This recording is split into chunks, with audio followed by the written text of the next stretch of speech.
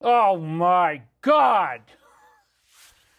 Yeah, this message is for Bobby. You have betrayed everything that I know to be true about your own goddamn party. How dare you? That man is going to ruin everything. And your brother John is rolling in his grave right the hell. Oh my God, I just burned myself. He's rolling in his grave right the hell now. I cannot stand the fact that you had the nerve to stand out there, oh my God, on that stage, and you told the world that you think that Dump is the good guy. I have had it. Oh my God, I just feel like there's bugs crawling all over my body. The whole nature of what I thought to be true is falling down in front of me. You are so out of line. How dare you? You cannot step across the line and talk to that man. Hold on. Okay. Whew. You know, I think I'm starting to have heart palpitations. I cannot stand this anymore. I've had too much frustration, and I'm angry all day long. I wake up in the morning and I start screaming. Ah! As soon as I wake up, I'm like, you've got to be kidding me. This cannot be happening to me. Bobby, what the hell have you done? This is the end of everything. My God, I can't stand it. Oh! Really? You think that you can stand on that stage and make all these stupid jokes and act like you betrayed you oh my God, hold on a second, boys. Hold on a second. Tell your mother that Daddy's having a little bit of trouble right now. I have had it. This is beyond anything I can handle. I watch television. I just want to turn it off because I can't believe what I'm seeing. You guys sucked all the energy out of the DNC. How dare you? All right, let's get serious. Opening with Angry Daddy, yeah. If you want to enlist crazies to your cause, it's a great job. Hey, come on. There's a lot of people really pissed off. We got to laugh about it right now. I think it's funny. It's so amazing that has happened. And there's a lot of people who are probably in a lot of cognitive dissonance right now. But again, if you try to get your information from the television, you're not really paying attention. You're not really aware of what's going on in the world. Man, that got me all hot. I'm all like sweating now. Angry Daddy creates a lot of sweat, boy. There's all these problems that begin happening physiologically because I can't handle the amount of stress that's going on right now. It's driving me out of my mind.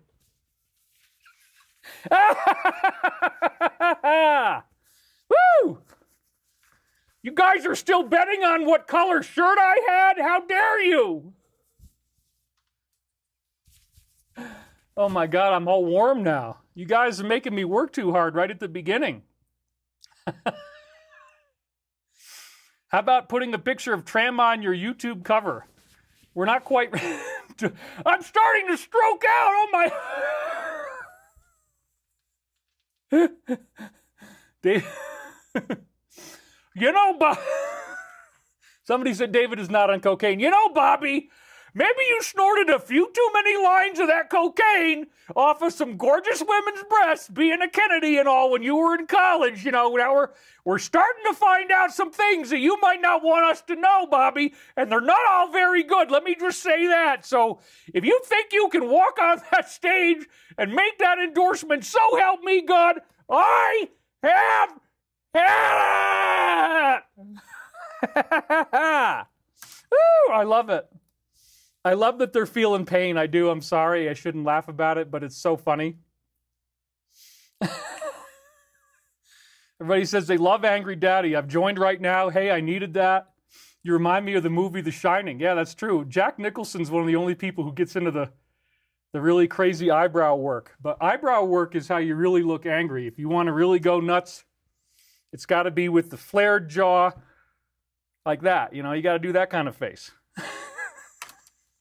then it's really authentic. That's authentic Angry Daddy, because that's actually what it used to look like. But that's classified information. Probably don't want to divulge too much about that kind of stuff. Woo, I'm feeling good, you guys. I'm feeling really good. I have had it, says Guided by Heart Song. David is cooking. Yeah, I'm actually too hot. I'm actually too hot now. Somebody's had too many martinis. Oh, he will not show your video to me no matter what. The channel won't. Even though I'm subscribed, I get notified that you're live. Then I have to search for your live stream manually to get it on my desktop, Norman Love. Well, you know what, son? When there's something this hot, you can't expect that it's just going to be handed to you. You're going to have to go searching around, looking as far and wide as you can to try to find the good stuff. Because, man, I'll tell you what, there's cheap, easy stuff. The propaganda is free. If you want the real high-octane juice, you're going to have to go looking for it, goddammit. A little more Angry Daddy for you. But I need to have the glasses. You know, without the glasses, it's just not the same. I mean, and they got to be way down on your nose. That's important because, you know, he reads down here, but then he looks at you over the top. And that's a very important distinction. Anger is not the answer, Scott Opper. How dare you say that to me? Oh, boy, this is great.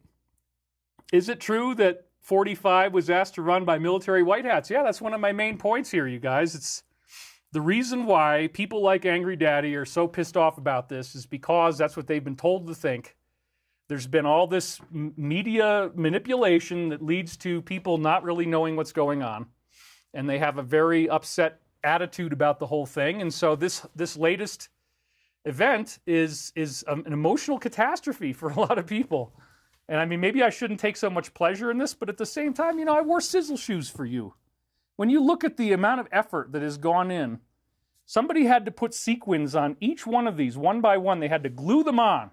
That is the level of dedication and commitment and triumph that comes when I am brave enough to stand out here and put a cigarette in my mouth and put glasses on my face. Hey, I'm your grandma.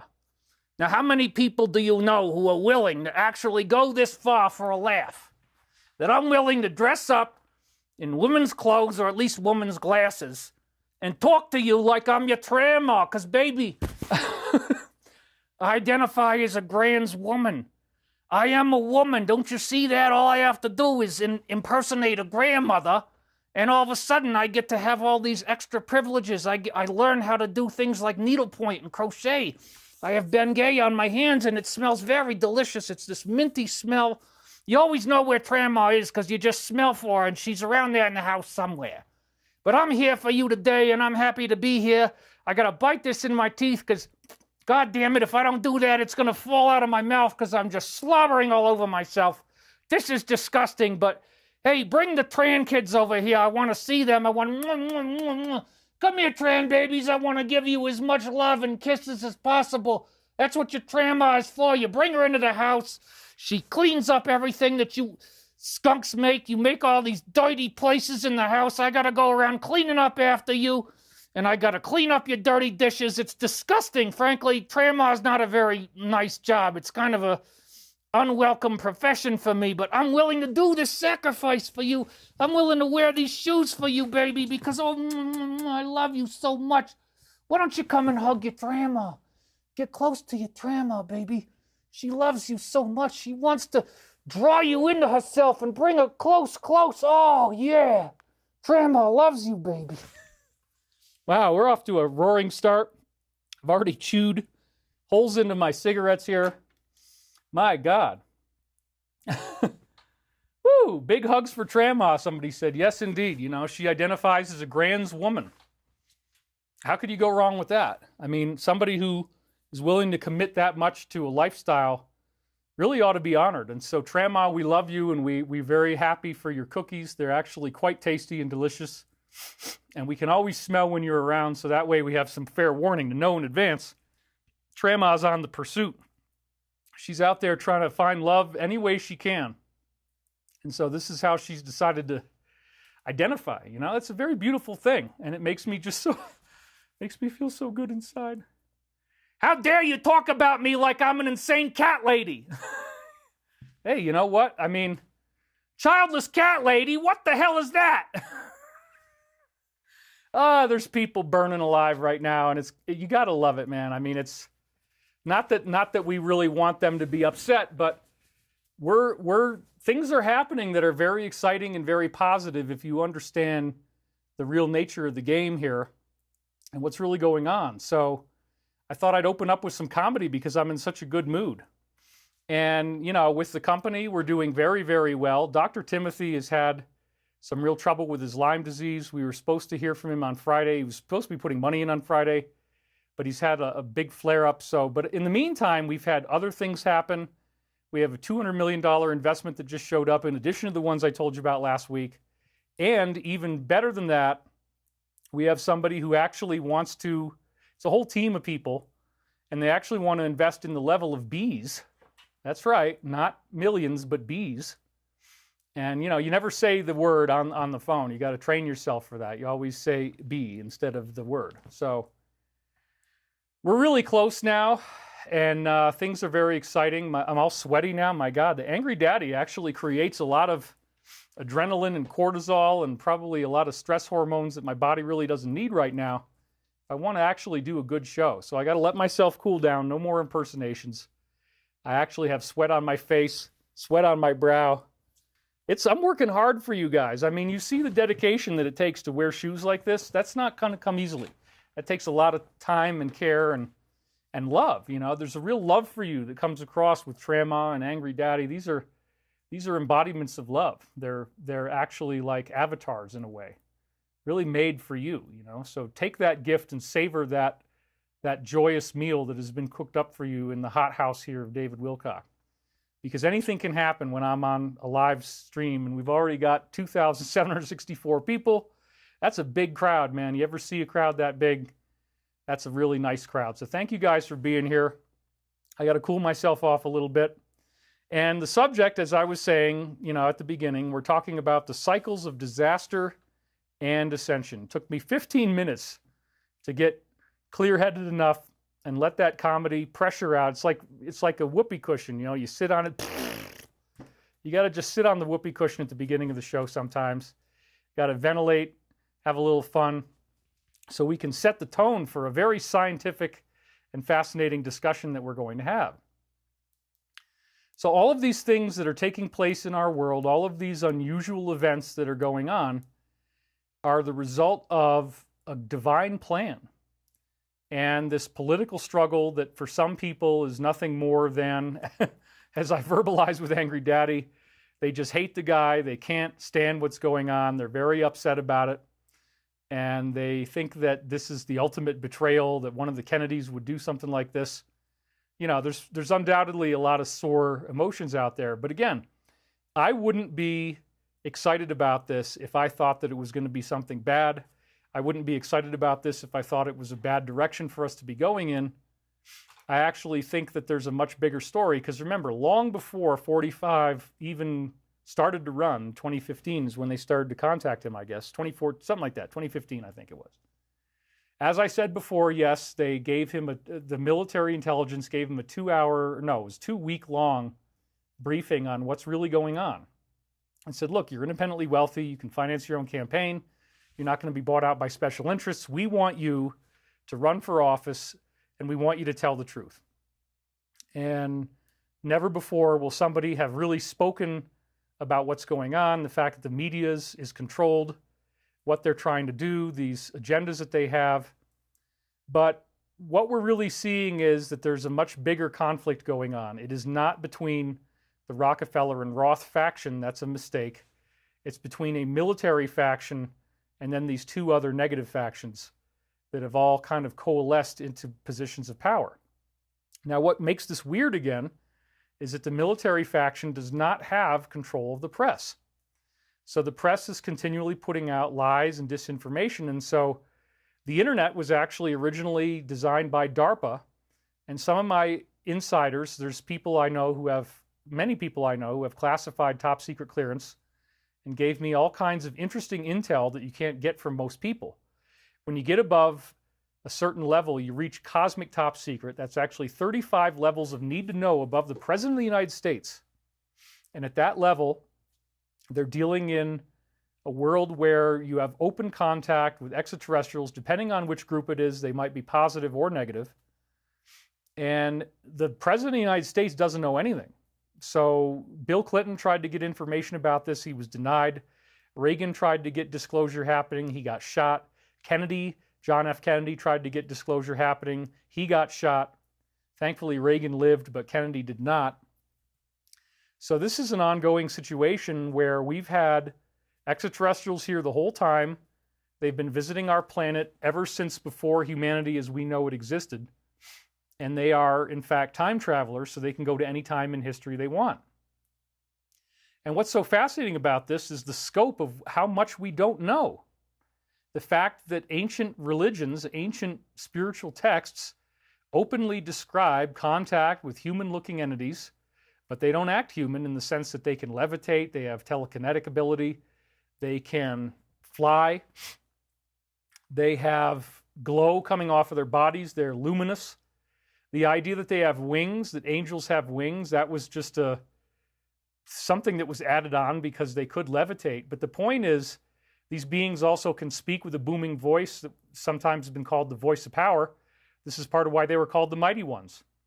And there has been a proxy war going on here on Earth for millennia between negative and positive extraterrestrials. The negative ones would include your Draco-reptilians, your insectoids, some of your greys, and certain human types. The positive ETs actually, for the most part, look more human, although there are benevolent reptilians in the positive group as well. That was what was called the Nagas in Indian mythology. So this goes back a long time. You can look at the Vedas, the Hindu scriptures, and you see mention of Rakshasas. These are reptilian, they were also called dragons. These were reptilians that had names, they looked like people, but they had a reptilian appearance. None of this stuff is new. It's just that it all went underground. The negative side creates an elite on Earth. They train people how to get maximum money, maximum power, and maximum fame. Whereas the positive side tends to contact people who embrace qualities such as poverty, chastity, humility, compassion, and they're not interested in money and power as much as they are interested in timelessness and foreverness and finding the seat of the soul. There is an actual identity in the universe, and that is a loving consciousness. Yeah, now I'm finally not sweating anymore. After the angry daddy came and went, I'm starting to feel a little better now. It's good. I didn't want to be too hot for the show, but apparently I'm going to be okay, so that's good. So anyway, we're dealing with a situation in which we have mythologized these past contact records that were very real for the people at the time. You don't form a religion because a bunch of people are bored and then some guy just says, hey, let me tell you a story. And I'm going to make the story really fascinating so that you'll want to believe it. No. The reason people believed this stuff is that the stories were actually being told right in front of them. These beings were appearing in front of them. They were seeing manifestations. They were seeing entities standing there with glowing light coming off of their bodies. They might be flying in the air. They speak with a booming voice, and they teach you how to be more loving and compassionate. And they tell you that there is a judgment day coming. There's a time in which we're all going to be counted, weighed, and divided, to use the Old Testament analogy. And so that those phrases came from a hand that materialized on the wall and wrote those words, and then the king that night was destroyed. So there's very interesting stuff that's happened. There's been ongoing extraterrestrial contact with our species. And it turns out that, as NASA has now pointed out, there's 40 billion Earth-like watery planets just in our galaxy alone. And those planets are, in fact, often inhabited with intelligent human life. And so we think that just because these extraterrestrial beings, which I would, on Ancient Aliens, they never let me say the word angels. I had to say extraterrestrials. We were completely forbidden from saying any other term except for extraterrestrial. So I couldn't say angels. That was just a reality. That was one of the parameters. I think they probably got it from the network, Wonder what that's about. Anyway, angelic human ETs, human extraterrestrials, are very real. They've showed up in many different cultures. Every president of the United States I don't know if this is true for Trump. I don't have enough information, but my Rothschild insider told me that every president in history in America was contacted by human ETs. They'd manifest in the room. They have a conversation with you. This is not anything new. So these human ETs decided to withdraw from our view. They decided to hide out and not let us know that they really exist, because spiritual growth is about finding a path when you're confused. Confusion is inherent in third dimensional reality. This whole reality that we live in is built for us to be confused. It's not built for us to have all the answers. It's not built for divine beings to just show up in your living room and tell you how things work. I mean, that might happen if you're the President of the United States, but it's not going to happen for most people. So instead, what happens is you go through your life, you have various clues about the nature of reality. You have things that you see that tell you, hey, you know, maybe karma is real. Maybe there is a law of cause and effect. And maybe when I do negative things, when I act in a negative, self-serving manner, maybe it comes back to me. As you sow, so shall you reap. And maybe when I do positive things, positive events happen in my life and I get greater positive energy. Well, learning about karma is sort of like the kindergarten stage of spirituality. But then there are some people who have psychopathy where their brains have been shut off. The whole frontal lobes don't work anymore. There's no electrical activity. The tissue starts rotting. There's a 20% reduction in gray matter volume, or GMV. And psychopaths are never, ever going to accept that karma exists. They don't like the concept of God. It competes with their megalomaniacal, narcissistic tendencies, where they want to believe that they get to make the rules and that they are the only one in charge.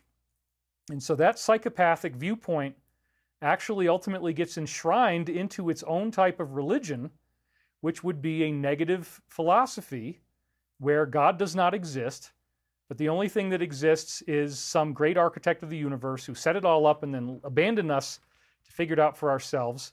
And in some of these traditions, they say Satan is the only one who actually cared enough about us to stick around, and he has dominion over the earth, and therefore blah, blah, blah.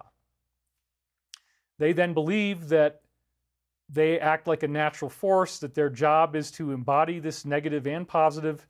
They look at it as a unification, ordo ab chao, order out of chaos, that they create negativity, and that in so doing, they're ensuring a stronger species. And so Charles Darwin's father was a 33rd degree Mason. And wouldn't you know that in the Darwinian philosophy, evolution is predicated upon who is the most effective killer, who has the most effective ability to destroy other lives, because it's selection, right? Selection bias, the survival of the fittest. This is what the Darwinian philosophy wants you to believe evolution is all about. The more violent you are, the more capable you are at killing and dominating and controlling, then the more that your species gets selected and you get to survive. And so this is also the analogy of like breeding horses, or also maybe purebred dogs, or, you know, developing certain types of flowers or plants or whatever, selective genetics. So they are into eugenics. They do believe that certain types of genetics should be promoted, other types of genetics should be pruned, much like you would prune parts of a plant in order to try to get it to grow the way you want. And this type of philosophy is evil, and it is not going to be supported by karma, but these people have a self-reinforcing group that keeps telling them that they're in the right, and they don't look at the obvious signs that these classic historically dominant civilizations they've created have all fallen into ruin.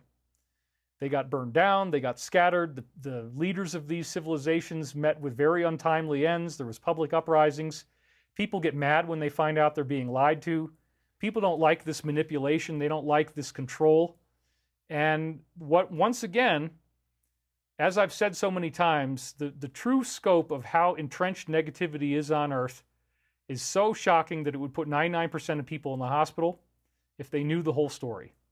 Because these people aren't just a little bit evil, they actually get really, really into it. And when you find out how bad it is, it's extremely emotionally upsetting, to say the least.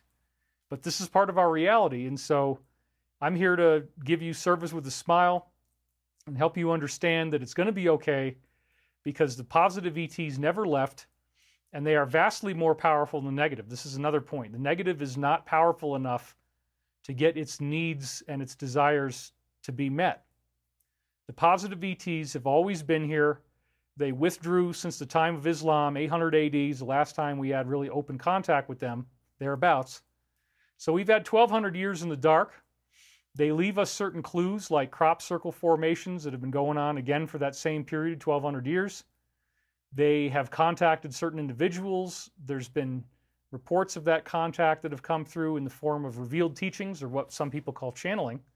Most channeling is really not that good, but some of it is incredible. Edgar Cayce being one example, the Seth readings from Jane Roberts being another example, the Law of One being another example, the Course in Miracles being another example that supposedly came from Jesus.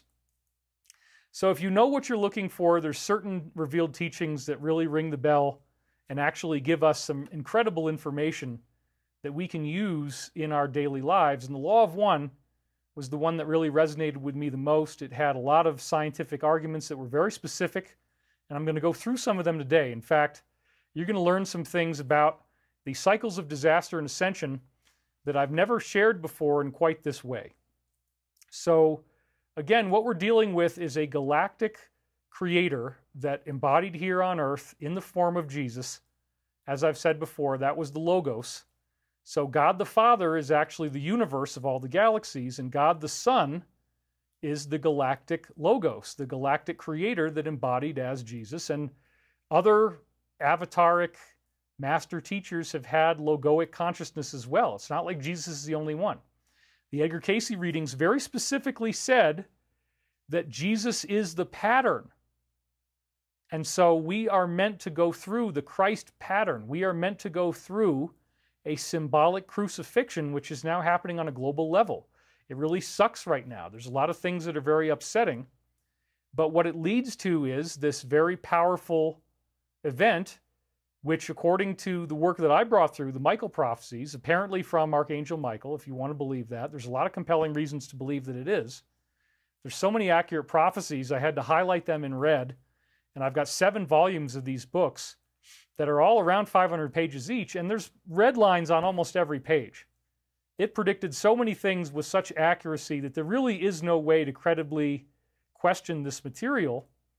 If you have an open mind, at least. The people who like to attack me, there's really only one, as we've been saying, but he's very, very dedicated. You know, I had to hire, it's about a total of 6 people altogether that we all have now on the job, so that when I post on X, I have to let them know beforehand I'm going to do that, because like the last time we did it, this guy attacked every single response. So if you responded to me on X, he attacked every single response with some type of hatred.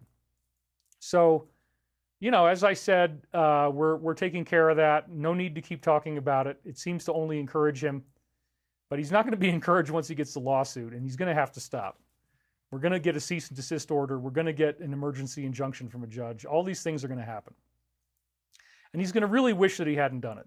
Honestly, it's very sad to watch somebody throwing themselves away like this, throwing their life away, because he thinks that I'm a fraud or a con artist or I'm disgusting, all these things. Anyway, that's a very, very minority viewpoint, and almost all of you are very supportive. There's hardly any trolls at all, and I really appreciate you for that. And so today what we're going to do is talk about some of the real truth about what evolution actually is. Evolution is not something that happens randomly. It has nothing to do with the Darwinian evil philosophy of might makes right. It's actually a programmed, intelligent template based upon a galactic logoic consciousness. And so I was given telepathic contact starting in 1996. I used the remote viewing protocols to get there. And at the same time that I was bringing in these readings that became the Michael prophecies, I also started to give readings to clients, and I had a 99% satisfaction rate. I only ever really had like 3 unsatisfied clients that I can remember. And each one of those had strongly political mitigating circumstances associated with them. Anyway, the point is that I was able to spend most of my time doing research. So I started to do this work full-time professionally beginning in 1998. And I started to have my own website in February 1999. I'd already been writing online things since 1996, talking about synchronicity, sacred geometry, the law of one, things I discovered that I thought were really fascinating. But in 1999, February, I began to have my own website. I started to upload the Michael readings that I had been getting. And now they're very apropos to what's going on for today. The ultimate message of the Michael prophecies, again, if you haven't heard this, is that we are not going to experience catastrophic earth changes, but we are going to experience ascension. That's a really mind-blowing thing that I hadn't even been prepared for. So some of the material that I'm going to share with you today, I did not ever talk about before because it got into catastrophes. And I believed that the only way we were going to get this ascension event was through a typical biblical type of catastrophe, like what most people think is in the book of Revelations, where we have some type of cataclysmic geological changes. We have land masses sinking, land masses rising. We have tsunamis, we have hurricanes, 200-mile-an-hour wind from everywhere. We have supervolcano eruptions. The sun gives off this huge flash of light and heat and matter. And essentially, it's an apocalyptic destruction of the earth. The earth is destroyed. And then you have some kind of cosmic Noah's Ark where certain ETs come along, human positive ETs, angelic ETs, and they rescue people who are going to go through this ascension process. And then if you haven't been following the good teachings and you haven't been a good person, maybe some of those people get left behind to have their Mad Max reality.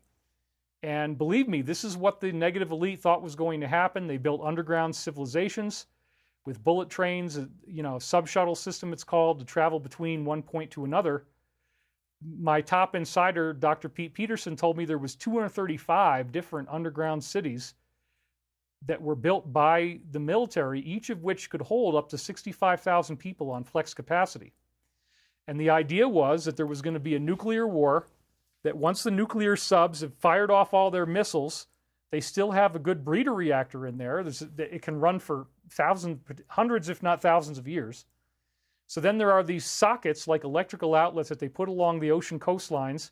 And after they fired off the nukes and ruined the whole planet, they would back up these nuclear subs into these sockets, and those sockets have long power cables that run these underground cities.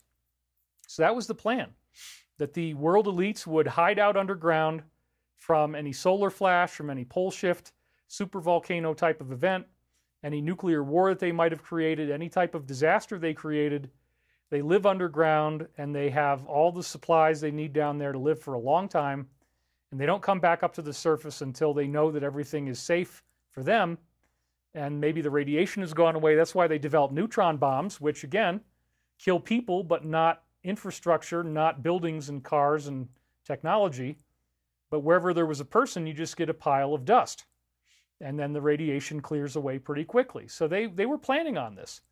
But we see divine intervention, extraterrestrial UFOs, such as cigar-shaped craft, showing up over nuclear missile installations, powering them down, and not allowing those wars to ever actually happen. So what we're seeing now is a game that's playing out on the global stage in which negative and positive are both out there. You can look at either one. You can choose to focus on the negative if you want to, or you can choose to focus on the positive. It's up to you. And the positive side is very exciting if you can embrace the truth of where this is really going, because we are going to have a mass arrest scenario in which we have seen people who were not working for the good, and there's already many of them have been, circulated out of the system in various ways by what I call the Alliance. But there's going to be a moment of truth where this is no longer kept hidden from us. It appears that it's going to happen in the form of some kind of mass power outage event in which you're going to have emergency messaging system stuff on your phone. It's going to be talking to you and showing you these videos that reveal some very dark truths about people that you thought were like your family, people you thought you could love and trust. And it turns out that they actually were doing things that were really horrific. And it's going to be a very big, sobering wake-up call. A lot of people aren't going to want to believe it. Do I think that the normal events for America is going to happen in November? It's possible. It's possible that we're actually just going to see an election. Maybe they're going to run it that way. I don't know. But I think it's highly unlikely. And anybody who tries to push that bias as if that's definitely the way this is going, I would say that's a very compromised third-party opinion, or they just don't know enough. They haven't encountered this information. But what I heard is, briefings from a long time ago, and we're reading through them week after week at the end of the show, telling you what is going to go down here so that you're not going to be freaked out when this happens. And again, once we go through this evolutionary uplift, if you will, once the military does its thing, it's going to be no more childhood for people on Earth. They're going to learn the truth that a lot of people didn't want to look at because it scared the crap out of them. But honestly, what should scare the crap out of you even more is if nothing ever got done. And that's why a lot of people were telling me, I did a show with David Nino Rodriguez on Thursday. More than one person told me that my work is the reason they didn't commit suicide. Actually, that's true. I've heard that many, many times. Once you start learning the truth, it's very difficult to put the genie back in the bottle. Once you learn the truth, you start to get really freaked out because you're like, wow, there is some type of organized negative stuff going on, and it freaks me out. But what I'm going to talk about today, again, is galactic level evolution. Evolution is not something that happens on a slow, random scale. Evolution suddenly takes place in massive bursts. And these bursts include mass extinction events. That's typically what happens. Certain species on Earth die out, but then in the aftermath, there's what they call speciation, which is all these new species arriving. It's pretty fascinating. So the ultimate point that I want to make is that human life appears on billions of planets in the galaxy. It's not just here on Earth. And so you got to take your mind out of the immediate struggles of the present moment and realize that there's a much bigger picture here, which is that humans are not meant to stay in third density, where we're confused and we don't know the truth about God. We don't know the truth about the universal intelligence. We don't know the truth about higher dimensional beings. They don't appear in front of us. They seem to be hidden. That's not going to stay that way. Every planet in the galaxy is ultimately going to go through the same ascension process that we're going through now. And these higher level beings are incredibly powerful. They have the ability to do just about anything they want to do, including, apparently, protect the Earth from a catastrophic disaster so that the sun is going to do its thing. We're going to get a frequency change, but there is a protective, what they called shroud of love. Yeah, it's a scientific term. In the Michael prophecies, they call it that, a shroud of love that surrounds the Earth to make sure that we don't get the pole shift, we don't get the floods, we don't get the hurricanes, we don't get the tsunami, we don't get the, burned by the solar flash or any of those type of things. The Earth doesn't suddenly shift on its axis really quickly. It might happen at a gradual speed. Anyway, this is something I keep talking about week after week. It's very exciting because we're now heading into the end of the year. We're past the midpoint. We're going into September, October, November, December, and then we're into 2025. And that's when this amazing angelic source that used me to communicate this message in the 1990s that wasn't really meant to be unsealed until 2022 is when I started to do this work. It's telling us that we're going to have a non-catastrophic ascension in 2025. This is how they do it. They like to tell you, they have to, by the rules. Positive beings have to tell you what they're going to do before they do it. There was only like 8 crop circle formations in this past season, and all of them were remarkably attuned to the messages that I've been guided to share with you. I've risked my life on a heroic level. I think nobody who's honest can deny that, especially after the shooting that we saw in July. Very traumatic event for me to watch that happen. But I'd had this dream that predicted the whole thing in advance. And it appears that, there's angelic protection in place. And so certain people who have jobs to do on Earth are going to be kept around, myself included. But I have to face fear all the time. It's very intimidating to do this work and to speak so boldly about what's going on. But this shows you the depth of commitment that I have. I believe what I'm talking about. Because if I didn't, I would not be fearless enough to continue to do this and to continue to share this message with you. But I actually do believe this. So we're going to talk now about how this all works, this idea of galactic ascension.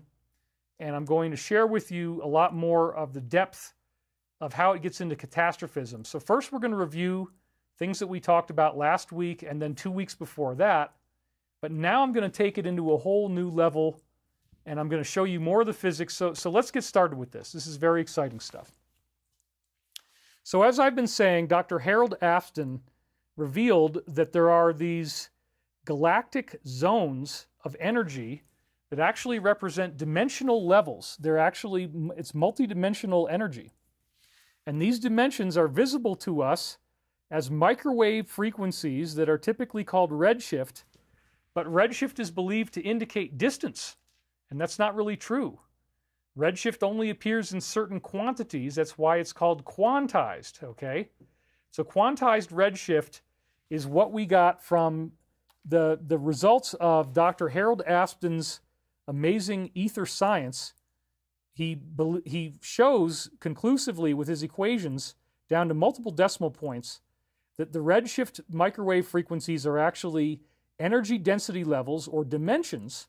They're called densities in the law of one in the ether, A-E-T-H-E-R. That is the old-fashioned word for the idea of some hidden energy that matter is created out of. And it's actually really true. So again, Dr. Aston is highly credentialed. He went to Cambridge. He got a PhD. He's got all these different fellowships that you can see here. And he's considered by many as a brilliant theoretical physicist, electrical engineer, and inventor from Southampton, England. And he got the job of being the director of European patents for many years for IBM, which is a very, very, hold on, let me fix my mic here. Very, very lofty position. I mean, you don't get to be the director of European patents when most of the scientific discoveries in the 60s, 70s, 80s, etc., many of them at least were coming out of America and Europe. So that means he was evaluating everybody's technology, anybody that had a technology that IBM might be looking to acquire. Because remember, they did a lot of different things, international business machines.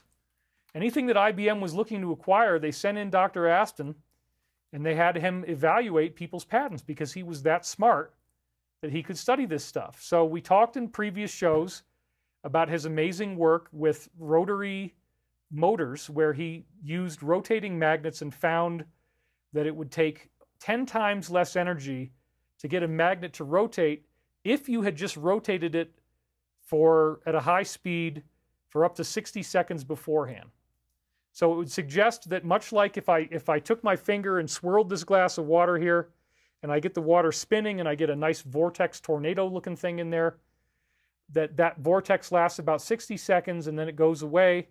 But if I try to spin the object again, it still has this gravitational inertial force that's going to be pushing in that rotational direction. So magnetism has a latent force. There's a latent magnetism. If you spin a magnet, there's still some type of fluid-like motion going on inside the magnet after it stops rotating, and that will greatly contribute to it rotating again. And ultimately, Dr. Aston needed a whole science to explain this. So again, on his biography, it says, during his life, he wrote many useful books, publications, and research papers that will be invaluable to researchers who are interested in a theory that explains all of the physical constants. That's something nobody else has done. Their derivation from first principles, meaning simple freshman year physics equations. That's very breathtaking. And he also delves into the field of what mainstream science calls alternative energy sources. So, one of the things that he talks about in there is the Maxwell equations. Now, James Clerk Maxwell was really in many ways the founding father of electromagnetism, and there were certain aspects of his equations that are still very commonly used for everything from radio broadcast, television broadcast, how would you design electrical equipment, etc. And the Maxwell equations require there to be an ether. It's built right into the equations. What happened was another scientist named Dr. Oliver Heaviside came in and boiled down a lot of the Maxwell equations to only 4 mathematical operations called quaternions. You don't need to know all this stuff, but I just wanted to give you an overview. If you do have a background in physics, you'll know what I'm talking about. Heaviside, quaternions, and there's 4 basic quaternions that they now use. And Heaviside just said, get rid of all the other stuff that Maxwell came up with. It's garbage. We don't need to throw it in the garbage. Well, that's not really true. the artifacts of all the other stuff that Heaviside threw away in the trash can are still in the Maxwell equations. And so what Dr. Harold Aston did is he goes back to the Maxwell equations and he shows you, hey, you know what? You can move this over here, you can move this over here, you can do this, you can do that. And all of a sudden, you now have a model that restores James Clerk Maxwell's belief that there was an ether, that matter and magnetism and electricity and gravity, all the known four fundamental forces, arise out of this hidden material that, again, Einstein would call space-time. But it's better, instead of some nebulous concept of fabric of space and time, it's better to actually see it as a vibrating, fluid-like substance. And vibration is the key. It has geometric properties. Geometry is the grand solution to the universe. I started to see this with the crop formations beginning in Richard Hoagland's book, Monuments of Mars. I read that starting in 1993. And he was showing crop circles in the book and saying that there's a new unified physics that we can get about geometry. Geometry is the solution to everything from the quantum to the macroscopic level. And he focused on the idea of the tetrahedron inside the sphere.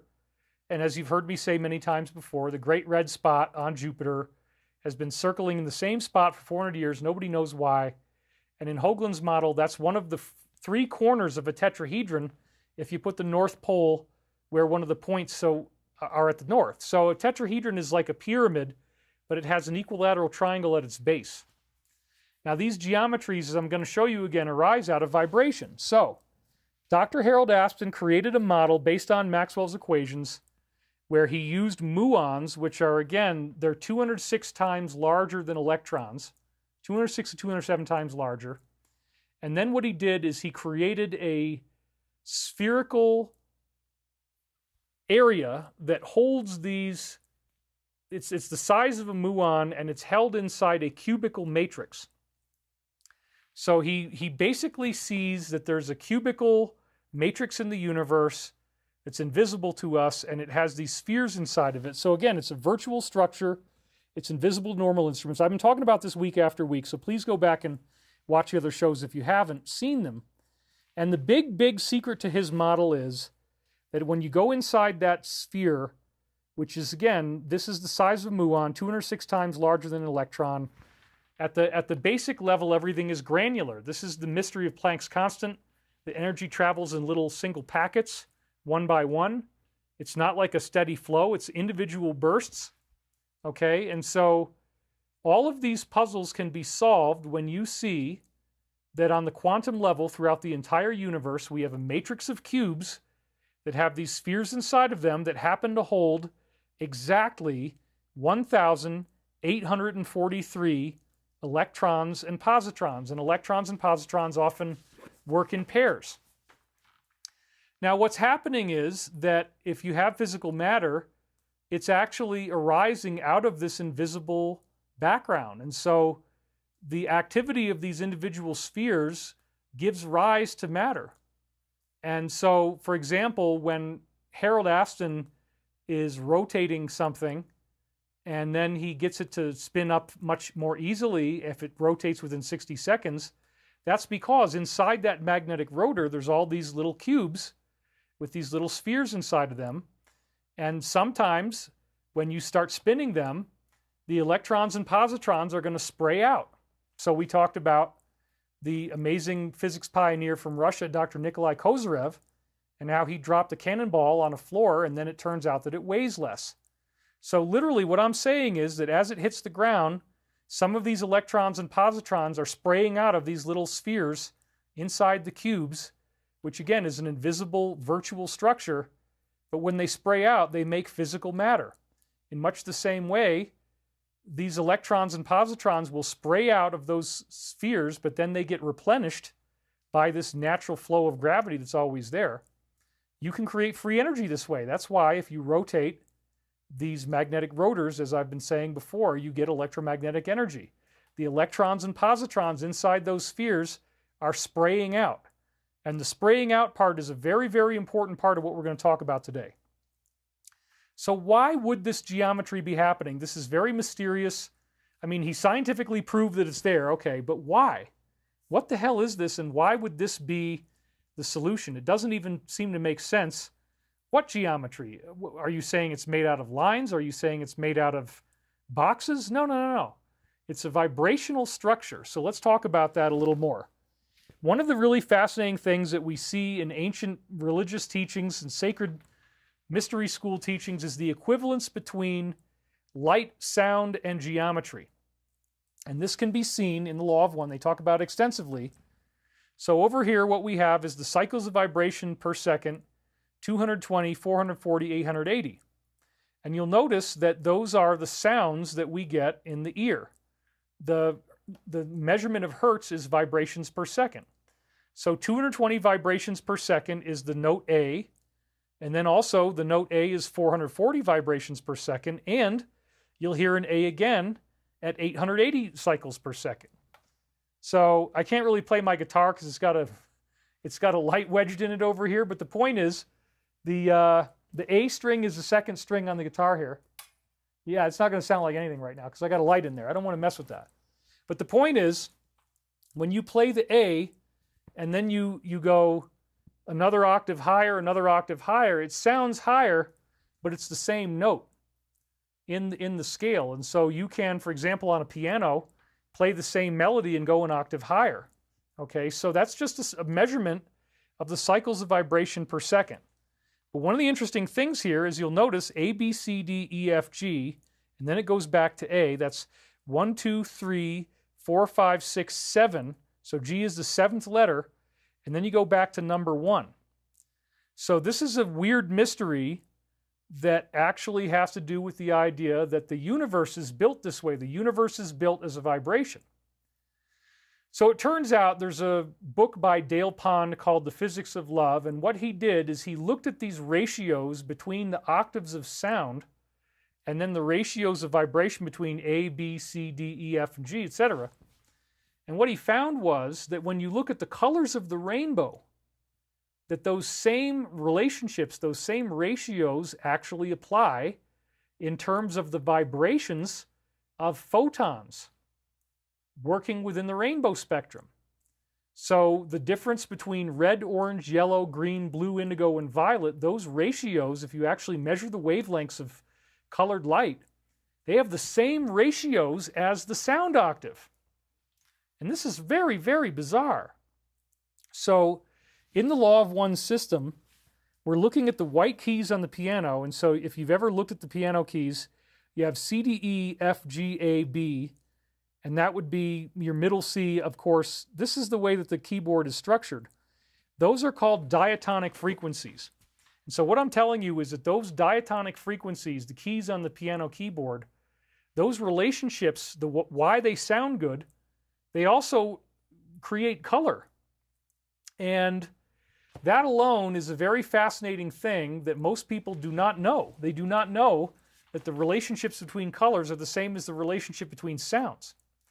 And this, again, perhaps suggests the idea of a divine intelligence that built the universe this way so that we would learn these things. You can compare the vibrations per second of sound. You can compare the vibrations of second per color. But then we get into another thing that's much more mysterious that far fewer people know about, which is that geometry also works the same way. And that gets us back into, again, cymatics, which is now going to make all of that stuff with Aspen and cubical ether make a lot more sense. The cubical ether is a vibration. Dr. Hans Jenny, even though it's a J, it's pronounced like a Y, he studied geometry and fluid vibrations. This looks tetrahedral. It's three-dimensional, like that pyramid I was telling you about that was at the core of Richard C. Hoagland's physics. And so, again, I was extremely excited when I started to stumble across this stuff because all you're looking at in this illustration is a drop of water that has sand particles in it, and normally it would look like murky, muddy water. All you have to do to get this incredibly beautiful, complex geometry to show up in the water, all you have to do, actually, believe it or not, is vibrate it at one of those pure sound frequencies like the white keys on the keyboard. The same sound frequencies that also show you the differences in color in the rainbow, and there's only 7 colors in the rainbow: red, orange, yellow, green, blue, indigo, violet. Okay? So there's an equivalence between the octave of color and the octave of sound, which is A, B, C, D, E, F, G. Holy crap. And so the law of one material, these channeled texts, which I believe come from authentic extraterrestrial contacts, tell us that the universe was designed this way on purpose. And it says, you know, let there be light. And there was light. It says in Hinduism, the Aum, the primordial sound. You have that same thing in Buddhism with the Tigli. And it's this rainbow-colored light that they give on those Tigli diagrams. So now what I'm saying is, this magical amazement that you get between sound and light also creates vibrational structure that's gorgeous. This is what you get in a drop of muddy water. If it's a spherical shape, that's the other key. It's got to be a spherical drop of water. And then you vibrate it according to what? Again, the diatonic frequencies, the white keys on the keyboard. I got a keyboard right here in front of me, okay? Maybe someday I'll play it if I can ever learn how to play. I mean, this is mostly for comedy stuff. I have some comedy sounds that I might be firing off in future shows. I got to get organized enough to do that. Anyway, this stunning geometry, this stunning pattern that you see right here, is the result of vibrating a spherical drop of water with particles in it at a pure sound frequency. And what happens is this structure stays consistent. As long as you keep playing the same sound, the structure stays consistent. All you need is liquid and particles. Now, it's also interesting, the particles don't stay still. They're moving through the entire structure. So as you see this structure hold its own shape, it appears like a solid, but all the particles that actually make it up are very much on the move. They're all moving around. None of them ever stay still. And so the areas of the corners of of the Star of David in the middle, where you see the corners of the Star of David, the corners of these triangles, that's where the most amount of motion is happening. The whiter it is, the more particles are in there, the more motion there is, and it's going to be a rotational motion. It's a rotational vortex motion. And so I'm going to propose that gravity actually works this way, that the universe is made of a fluid-like medium. It does behave like a fluid, and this is what you get when you vibrate a fluid. So the universe uses this clever concept so that you vibrate the fluid, you get particles on the move, they create geometric structures, and that's what you're seeing in Dr. Harold Aston's model. So don't get confused like, wait a minute, David, how the hell are there cubes showing up everywhere in the universe? That's because the universe is in vibration. It's a superfluid. It's called a superfluid because it has very, very even characteristics throughout its entire substance. But these patterns that you see right here are actually going to create gravitational currents, and I'll show you that in a minute. Now, here's another thing. What have we done here? What's the difference between what's on the left and what's on the right? Again, it's incredibly complex. Look at what's on the left. Notice that there are cubes within cubes, and there's straight lines, and it's all this beautiful, intricate geometry. All we've done is play one of the white keys on the keyboard. And we play that sound into this water that's just dirty water. Dirty water is creating all of this geometric structure? Yes, that's what I'm saying. It's incredible. And so what did we do to go from the one on the left, which stays stable, and the one on the right? All it involves is playing a different sound frequency. You go from one key on the keyboard to another. That's it. That's really, really bizarre, isn't it? That sound would create such complex, beautiful geometry. And if you've seen me do this before, then you know here's another image of all of these different shapes, which are all, again, from one spherical drop of muddy water, and all you're doing is playing different sound frequencies into it. But then it gets even more interesting, because when we actually have a pan of water, when we take a much larger amount of this muddy water, and we have it in a much larger area, and then we vibrate it uniformly, we immediately get multicellular vibrational structure. And sure enough, especially the one on the right, looks like Dr. Harold Aston's model. We're seeing cubes with spheres inside of them. Holy crap. Because remember, this is not a flat thing. This is a three-dimensional object. So again, the difference between what's on the left and what's on the right is simply caused by an increase in the sound frequency. All of these little guys suddenly rearrange themselves and they change their form. So again, if matter is created like this, then what happens if the frequency increases? Well, we might get dematerialization. So this is an ink blot that was actually done with Dr. Peter Arnold's incorporated company on behalf of IBM, once again, just like Dr. Harold Aston worked for. This is an ink blot, and they were looking at it to see, this is the closest view that anybody's ever had of atomic structure at the molecular level. What do atoms actually look like when they get together and, in this case, make ink? Well, they did not expect that it was going to be this geometric. This was very surprising. They didn't really know what to make of this, but you can see the red and the green represent different types of atoms, and they just look like fluffy little globs, but the point is they're very regularly geometric. That was not expected. They did not expect things like this to happen. And so a big part of this model, if we want to go further into Dr. Harold Aston's model, you know, the cubes are invisible. So don't forget, okay, the cube is really only a vibrational structure. As I was saying before, it doesn't really exist. It's just the flow pattern that happens when you vibrate a fluid. But the spheres inside the cubes could be thought of in some ways as these atoms, or the atom is the precipitation. It's the result of these hidden spheres. It emerges out of them. And then atoms actually have this hidden geometric background, which again makes them very regular. So the sphere inside the cube actually is not just a sphere. It has other characteristics. It looks more like a donut. It's a spherical torus. It's toroidal. And so a lot of times when you start playing around with toroidal energy fields, you get really interesting things start to happen. Some of the free energy stuff is based on these toroidal spheres. So I want to show you what this looks like. This is the result of the work of Charles Kagel, and he did some really cool stuff about, it says here, the electromagnetotoroid model. And when you understand that this is how electromagnetic energy really works, you can start to harness that power, and you can start to use it for exotic energy, free energy, that kind of stuff. And again, this is what it looks like inside those cubes, okay? It says here the archetype form, or the neutral macroparticle structure. And then you'll notice he's talking about the B field. That's the magnetic field. The B field is the magnetic field. So this is showing you, in some ways, the relationships between gravity, electromagnetism, and you'll notice another important thing is that the toroid has layers in it. There's an inner layer, and you'll see there's arrows in there, and then you'll see there's an outer layer, and he's cut away the outer layer so you can see the inner layer. So in fact, the torus is sandwiched inside of itself. There's multiple layers of the torus, and that's what I've been showing you is going on at the galactic level. Spheres within spheres that are toroidal, just like this, okay?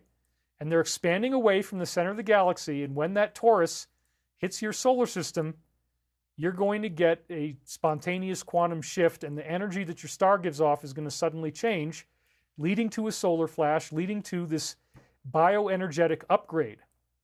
So certain crop formations and certain ancient mythological traditions seemed to point us towards the torus. Now, I also want to point out that within the torus itself is also geometry. So you're going to have it filled with either a cube, an octahedron, a tetrahedron, an icosahedron, or a dodecahedron.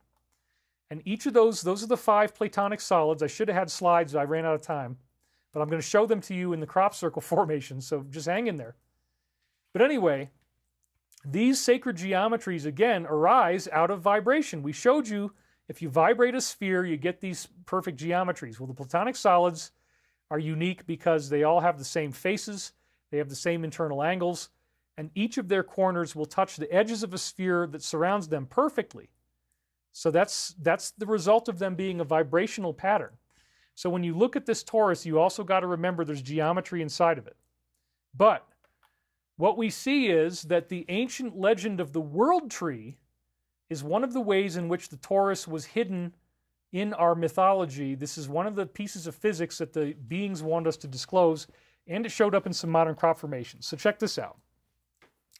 On the left, we have a crop circle that was very beautiful.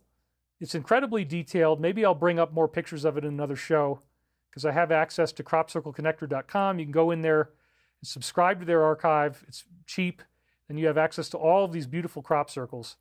This one came in at Chilbolton in the year 2000, and they didn't draw the central axis, but this is an energetic fractal world tree that is actually showing you toroidal energy fields.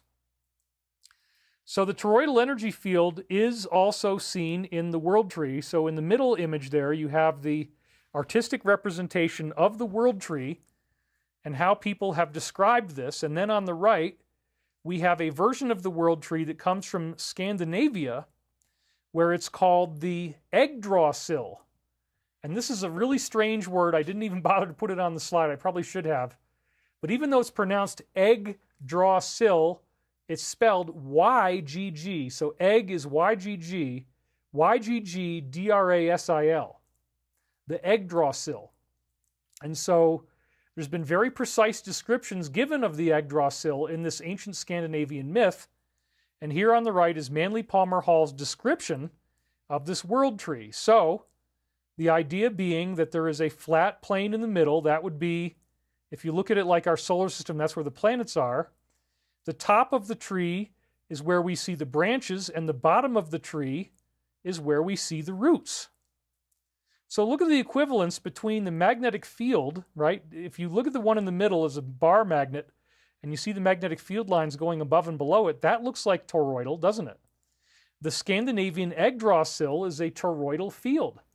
And this same legend with the world tree shows that it breaks, and then that creates the golden age. So it's actually another one of these ascension metaphors talking about the solar system and its transformation. So the central axis where the ground is around the world tree, that's where the planets rotate. And then we have this crop circle on the left that's remarkably showing us the same thing. It didn't draw the outside egg, it didn't draw the central axis, but it absolutely is a toroidal field. And yet another form of it comes from Hinduism and Buddhism, where we have these amazing illustrations of whoever this may be, probably Shiva. And you'll notice that all of his hands and everything that surrounds him absolutely is a toroidal energy field. It's the same thing. So this is a cosmic intelligence that speaks to people in various cultures, that shows them the intrinsic toroidal energy fields that make up our reality. And then they get it in the form of the world tree, or in the form of this diagram of Shiva with all of his arms. But my God, that is a toroidal energy field. And then many of these other mandalas I've showed you also have the geometry that shows up inside the sphere. And remember, all you have to do to get that geometry is what? Vibrate the sphere of fluid. That's all you have to do. So this new science of vibration and the idea that geometry is vibrating an invisible fluid, that's how you get Dr. Harold Aspen's cubical matrix. It's because, just like the ancient religions tell us, the whole universe is in vibration, everything is moving, and on the quantum level, we actually have proof that these vibrations do exist. So, imagine now that gravity is actually caused by that vibrational flow that can create geometry.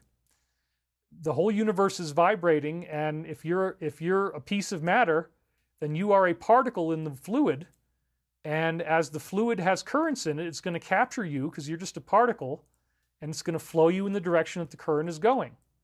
So on a microgravitational level, we actually see this working in the quantum field. This is what's known as the science of microclusters. Very, very fascinating. So check this out. Small groups of atoms actually will prefer to orbit themselves and cluster into sacred geometry. What does this mean? I found this book, we'll talk about it in a second. It was called Microcluster Physics, college textbook by two doctors, Dr. Sugano and Dr. Koizumi. And microcluster physics talks about a very strange experiment that they did on the quantum level. Imagine that you're in a tennis court, and imagine that you have a tennis ball machine that just keeps on shooting out tennis balls, and you whack at them with your tennis racket. Would you ever expect anything organized to happen to the tennis balls after they shot out of that nozzle and they're sitting behind you in the tennis court? No. They're going to be lying around in all these different places. If you do this on a molecular level, if you shoot atoms out through a nozzle, you do this with a gas, that's called an adiabatic expansion. So now you're shooting, instead of tennis balls, you're shooting atoms out through the nozzle one at a time. Instead of the atoms randomly lying around like you would think of in your tennis court, in this case, the tennis balls or the atoms, they actually cluster together into geometric objects. And I'll show you pictures of this in just a second from the textbook. There's something that is attracting them together that's causing them to cluster into geometry. And again, that's the result of this hidden fluid-like vibration in the universe causing this to happen. So they cluster together into individual pieces of sacred geometry that form into, the cube, octahedron, icosahedron, dodecahedron, and tetrahedron, based on the laws of close-packed spheres, how you pack spheres together when they're all the same size. Once they form into a microcluster, really strange things begin to happen, because the electrons inside the cluster orbit the center of the cluster, not the center nucleus of each individual atom. It forms sort of like a superatom. And this gets into the concept also of what you might have read about, if you're really into physics, the Bose-Einstein condensate. This is essentially their name for a superconducting material. And the superconductors, as you may know, have really strange properties. They conduct electricity very well. You're not getting stuck on each individual atomic nucleus. Current just flows through it very easily. And when you run current through a superconductor, you also get anti-gravity. So we know that you can cool down a superconducting material and then put a magnetic field near it and it starts levitating. Nobody really understands why that works, but the levitating magnetic superconductor is I did it for Ancient Aliens. I did that experiment for Ancient Aliens. I cut my own sentence off. I don't usually do that. Anyway, this idea that the electrons are now orbiting the center of the cluster, wait a minute, that completely defeats the particle model. In other words, we want to believe that an atom is made of a hard nucleus and hard electrons that orbit the nucleus, but you're telling me the electrons break away from the individual atom and now they're orbiting the center of the cluster? Well, this gets back into the idea that the atom is not really made of particles at all, and when they group into a microcluster, they behave as a macroatom. They group together on a larger level. It's very, very interesting. This absolutely agrees with the concept of the harmonic geometry, that we're vibrating a fluid to get geometry, the pure sound frequencies on the keyboard, the equivalence of light and sound, the equivalence of the rainbow of color and the octave of sound. There's 7 of each. This hidden ether described by our great Dr. Harold Aston as this geometric matrix. He was right, and it's all based on music and vibration. So again, the book is called Microcluster Physics by Sugano and Koizumi, and it's from Springer Verlag. It's a college textbook in the materials science category. So what we see here on the left is an image of a gold cluster of a certain number of atoms. I believe it's 460, or maybe it's 561 on the left, 460 on the right. I forget exactly. I should have this is an old slide that I brought in just for today. But that's what it actually does. So what you're seeing here is on the right, you have an icosahedron. That's one of the 5 basic platonic solids that has 20 faces that are equilateral triangles. And in this case, it's just a clump of gold atoms. They shot it out through a nozzle one by one. They all cluster together. And now all of the electrons are not orbiting the individual atoms. They're orbiting the center of the cluster. So again, this is perfectly in keeping with harmonic geometry. It sticks together with some type of microgravity that we don't normally understand. And then the one on the left is a cube octahedron. Okay, so that's the cube octahedron shape. And it's the same gold. Same gold atoms, just how many you shoot through. As you pump more atoms into this cluster, the cluster suddenly evolves from one geometric pattern to another. Wow. So there's nothing any different here except how many atoms you shoot out. One of them is 460, the other is 561, I believe. And then what kind of pattern do they make when you shoot them out in a certain number? And if you get more of them, they rearrange into a whole new geometry. So then this is a picture actually from the textbook, believe it or not. And it says right here, a series of electron micrographs of a gold cluster and how it changes with about 460 atoms. So as you look from A, B, C, D, E, F, G, etc., notice that you're seeing that it looks kind of like that cube octahedron that I showed you here, except that it keeps shifting in its shape. So this is important. Microclusters don't just sit still. They're always jiggling and wobbling and their geometry changes. So like, for example, look down on the bottom at K, and you'll see right there something that's going to become very important for the rest of the show, that it can appear as a hexagonal shape. The cube octahedron, when you tilt it a certain way, it is directly hexagonal. D up on the top right also looks hexagonal, and H below it also looks kind of like a hexagon, although the bottom is a little screwed up. So again, notice how regular the geometry is. These are individual atoms, and they are clustered together like this for no other reason except that you shot them out of a nozzle one by one. And they admit in the book they don't know what causes this. This is some kind of microgravitational force. They don't know why this would happen, but again, it's explained if these atoms are in a vibrating sea of the ether, and the vibration causes them to cluster together, which is a form of gravity. And the crop circles have suggested this before. This was the microcluster crop circles, I like to think of it, where it's basically the same idea. You have, again, what looks like this cluster of atoms, and there's this beautiful five-pointed star in the middle. And, it's not evil. I mean, the Pentagon is just a part of the basic geometry. It was co-opted by negative forces. But again, this is what atoms are doing. And so this was one of the ones that came out right when I was learning about microclusters. This is another one that shows fractal, five-sided geometry, very beautiful formation. Pentagons within pentagons, same idea, because that is what happens. And this was one of the very first crop circles that also shows you the five-sided geometry. This one was called the Bythorn Mandala, and I think it showed up in like 1994 or something. It was one of the earliest ones, really mind-blowing because of all the layers of it. And then this one showed up in 1999, and there you have the cube with the sphere inside of it, and then there's another sphere on the outside. Notice again, the edges of the cube perfectly touch the edges of the sphere, and this is again a perfect description of the physics of Dr. Harold Afton. You're looking at it right here. You got the cube inside the sphere, and then there's another sphere inside the cube.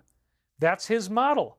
They're giving you that model very precisely, and this is another formation that showed the same kind of idea. In this, and I got to go back and get better pictures of it. This is from an old show. I just grabbed it today.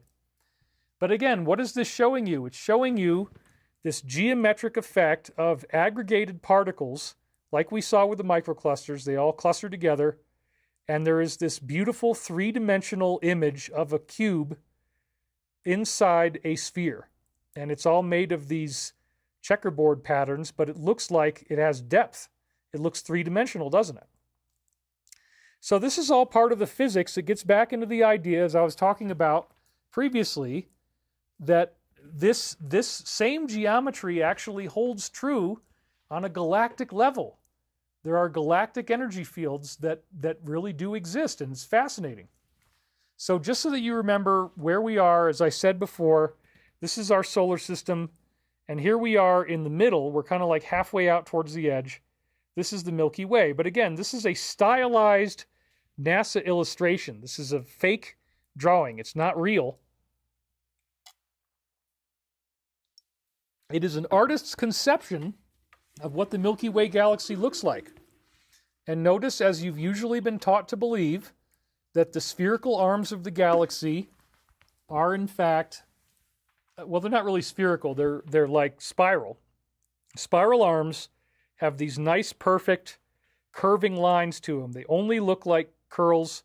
They don't have any geometry. But, as I showed you before, on the level of nebula, which is one step below galaxy, really, galaxies are a lot larger, but here's two examples. This one is HD 44179. The other one I don't have the name for, but they even say right on the NASA thing, red rectangle.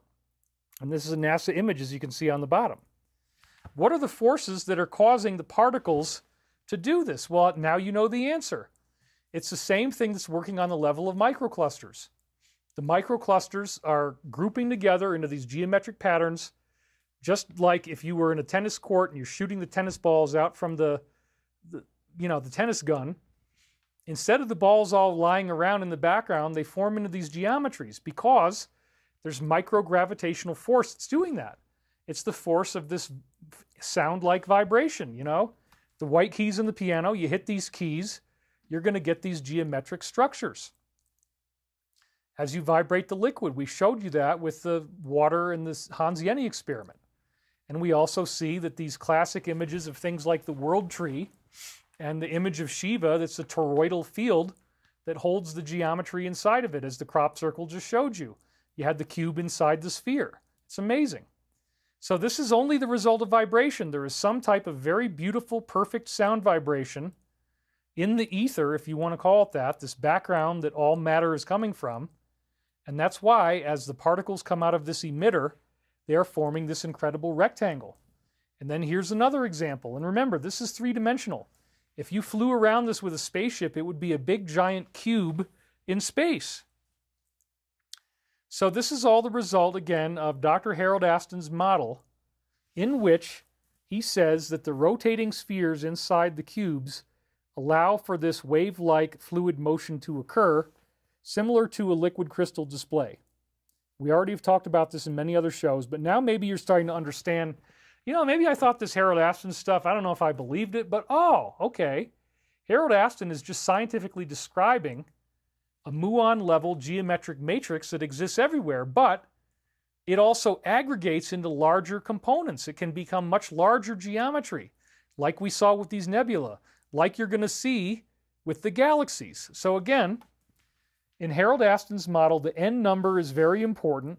That's how many electrons and positrons fit into the sphere inside each cube of space-time.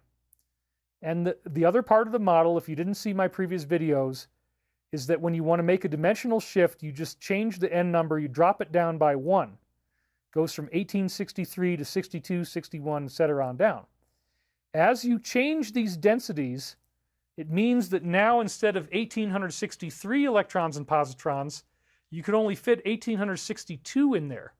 The sphere itself and the cube actually shrinks in size.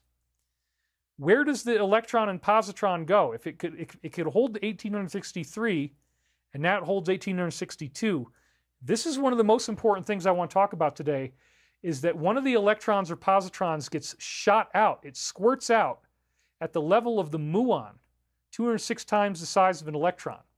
You get this electron that squirts out, and this is one of the secrets of free energy. If you rotate an object, some of those electrons are going to squirt out from the spheres inside, and they become manifested into our reality. When they exist inside that sphere, they're in a virtual reality.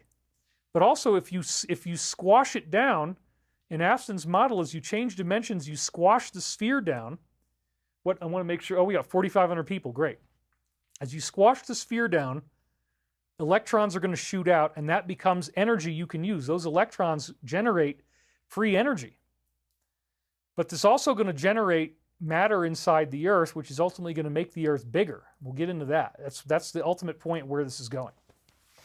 So each of these densities that he discovered, and again, somebody who wants to be sassy in the comments, you got to remember, this guy was the head of patents for IBM in Europe, which is arguably the hub of all innovation and invention. So if you made an invention, they sent Dr. Harold Aston in to figure out if your invention was going to work or not, because he was the smartest dude on Earth they could find.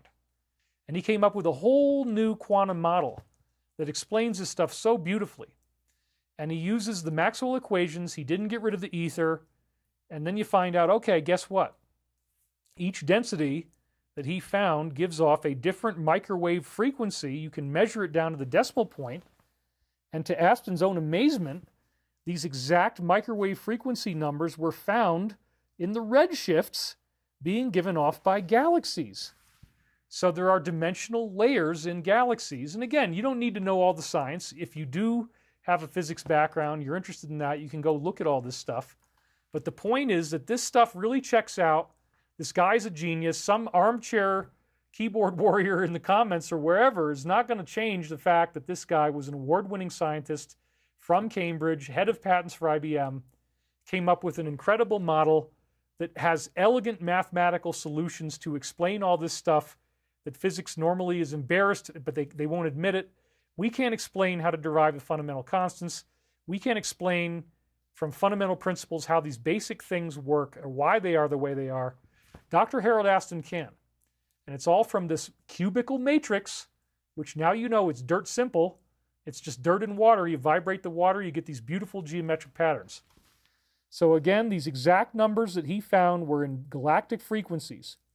So the level that we're at right now in our own reality, there's 1,843 electrons and positrons that fit inside this cube, as I said, and that's your N number.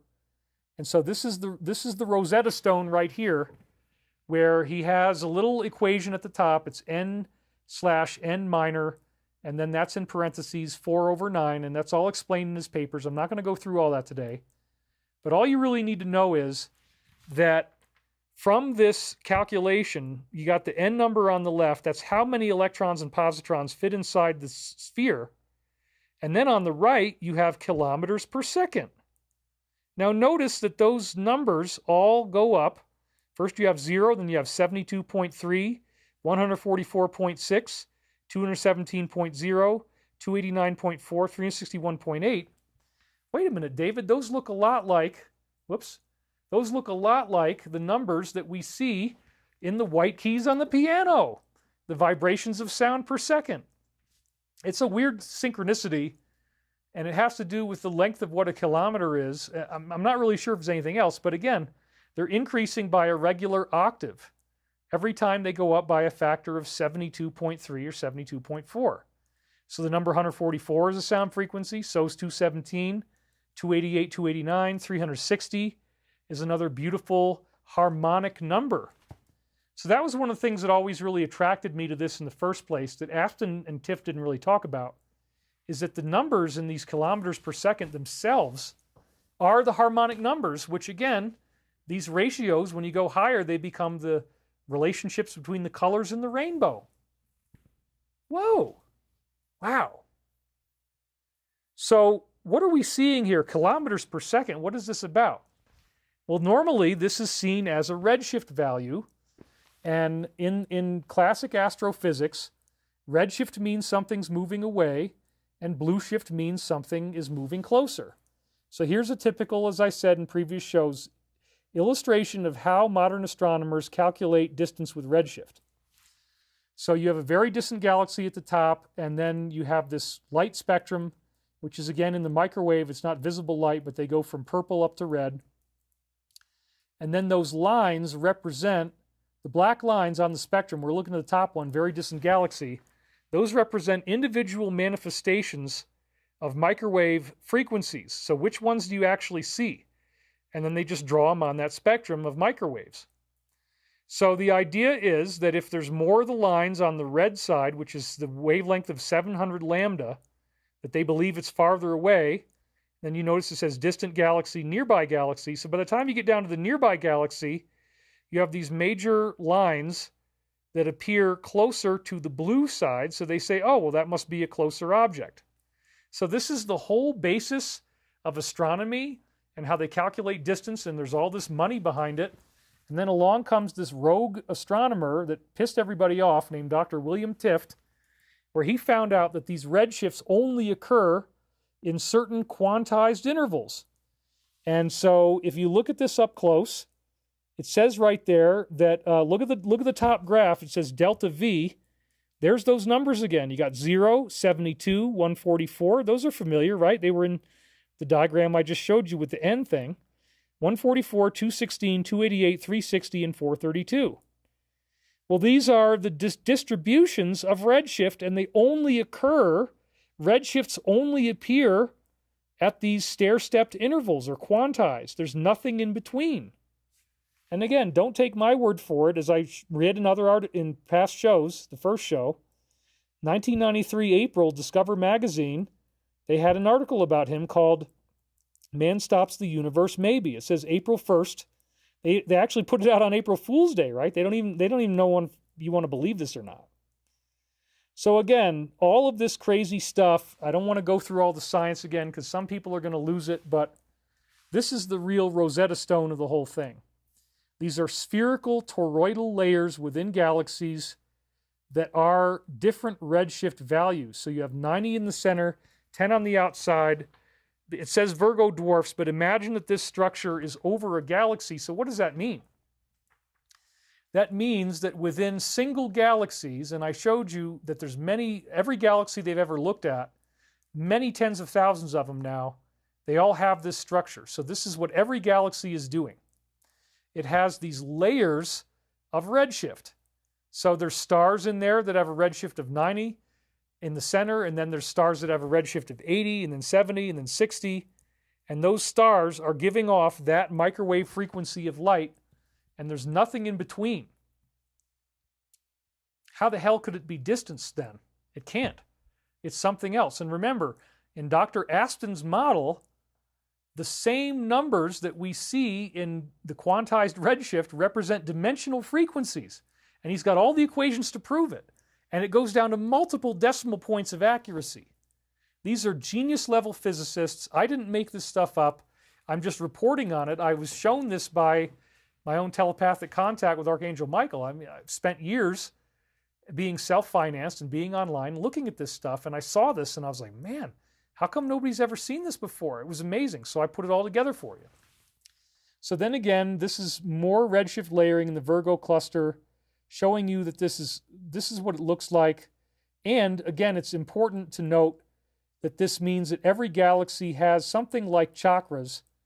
These areas are onion-like layers that expand away from the center. And when they hit the star undergoes a spontaneous quantized shift from one type of energy to another. And as this happens, it produces a solar flash energy release. So remember, the N number represents how many electrons and positrons are inside the sphere. And it goes from 1843 to 1842, 1841, etc. So as the sphere shrinks down in size, when that new galactic energy layer hits the sun, or whatever star it is, each of these spheres shrink down. And so one of the electrons or positrons has to spray out.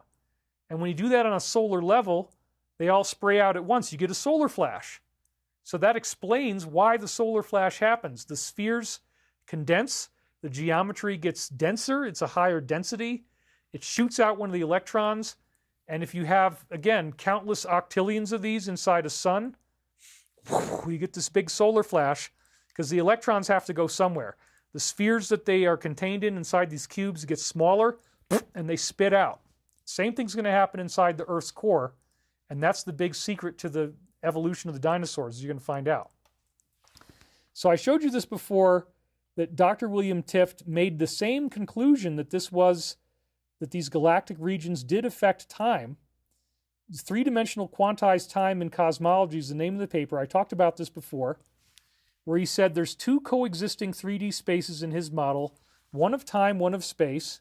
Quantum physics is happening in time-space, which he calls tau space. Yeah, you don't need to know all this stuff, so just bear with me. Conventional dynamics on a macro scale operates in space-time, or sigma space. Although there is no formal mathematical framework yet for this, there is actually. Dr. Dewey Larson did it. It was endorsed by the law of one, but he didn't know that. There's a wealth of empirical consistency with observations. So from this model, he was able to get masses and forces at the fundamental particle level, quantized redshift, and cosmic effects on the largest scale. And he said time as a three-dimensional quantity is a promising subject for investigation. So this is the main focus right here, the quantum leap that this produces. At a given cosmic radius in time-space, a galaxy occupies a specific temporal state, but this state of time, the state of the flow of time itself, and the dimensional level, as we see in Aston's model, must change in discrete, meaning separate and individual steps. That's the quantization. So here again, he's actually saying that time is going to change. The flow of time will change as you go through these zones. And again, we saw that they are expanding away from the center of your galaxy. They crash into your star system at a set interval. Each star's light will then undergo a spontaneous quantum shift. The N number goes down. It spits out a bunch of electrons. And these spheres that we see also contain geometry in them. The spheres and the geometry always go together because you have to have the sphere of fluid to vibrate, and then the geometry appears inside of it. So this is something very fascinating. Oh, I got my family of turkeys right outside the window, and they're hungry. They want food. Sorry, guys, I'm on the air, but I got a family now of 10 babies and 2 adult turkeys, and they're right outside the window. It's so cute. Oh, my God. That just happened. Okay, so this is very, very fascinating because what I did is to dig through galaxies and find out, sure enough, this same vibrational geometry that I was showing you in a drop of water and how you vibrate the water and the particles turn into geometry, this is actually, it's insane. It's happening at a galactic level. Galactic level geometry that actually shapes and structures the way that the stars are held in position. The vibration creates geometry on a galactic level. You can see it for yourself. So the first one I'm going to show you is M61. And here, the title of this article is called Galactic Hexagon. And you can see it. But I'm going to draw it in anyway to make it more obvious. But yeah, there is a frickin' hexagon right in the middle there. You can see it very easily. So notice where I drew the hexagon. Then I'm going to take it away again. And you'll see, oh my God, yeah, look at that. There's a frickin' hexagon. That's not supposed to happen, right? Notice that the arms of the galaxy are in straight line patterns. This is one of the ones that's really easy to see, M61. Most of them are not so easy to see. But yeah, my God, there's a hexagon right in the middle of that. And that hexagon is I showed you the cube octahedron on the quantum level, and that some of the shapes of the cube octahedron look like a hexagon. And also, if you have the 2 tetrahedrons together, it's 2 triangles. And if you look in the center of the Star of David, I didn't have time to stick this in there, but the center of the Star of David is a hexagon. You take a triangle going up and a triangle going down like this, and then in the middle there's a hexagon. So that's what we're seeing here. This is the result of these geometric vibrational forces. The vibration of sound and water is now vibrating the stars, and the stars are arranging in this hexagonal pattern. So this is the other one that's just incredibly striking. NGC 1232 is a pentagon. Wait for this. You can see it right away. If you look at it, you don't even have to squint very hard. You don't even have to work very hard. Look on the outside, and sure enough, there it is. There is a pentagonal shape right there. It's tilted a little bit. Because again, most of these galaxies don't face us directly, so it's a little bit off looking. It's not perfectly symmetrical because it's tilted. But when I take the lines away again, and now you look at it without them, you're going to see that pentagon there, no problem. Holy crap, look at that. It's right there. A pentagonal galaxy, my God. Yeah, this is NGC 1232. So there it is again. And then here's another picture of NGC 1232 from a different angle. You can again see the pentagon very clearly. And then what we're looking at now is an infrared image. And you can see a smaller one in the center as well. So there's actually 2 pentagons here. There's an outer one and an inner one, and they're nested together. That's one of the only ones where we get that, but it's really cool. So it turns out that in order to actually see this geometry and have it show up the way that it's most visible, you don't want to look at the actual visible light photograph, because a lot of times visible light is too weak to get to us through our telescopes, and the geometry is not as easy to see. But we know that infrared light is really just a function of heat. So if a star is there, it might not be visible to us, but it will give off a heat signature. And if you take an infrared photograph of it, the star will appear as a black dot against a white background. And there is a catalog known as the Shapley-Ames catalog. And this is where I took these images from, the revised Shapley-Ames catalog. This is by A.R. Sandage and G.A. Tamman from Carnegie. Okay, so again, this is high-level science. And what we see here is these different types of galaxies. And the Shapley-Ames catalog is the most easy-to-see galaxies that are closest to us. And then you see that it has different characteristics, SC1, SC2 and 3. And then you got Below that, you have SD4, SM4, IM5, SB1 through 2, SB2 through 3. And then on the right, you have some other ones. And then it also has intrinsic dispersion, SC, etc. Okay. You don't need to know what all this means. Oh, I see massive donations flying in. Thank you.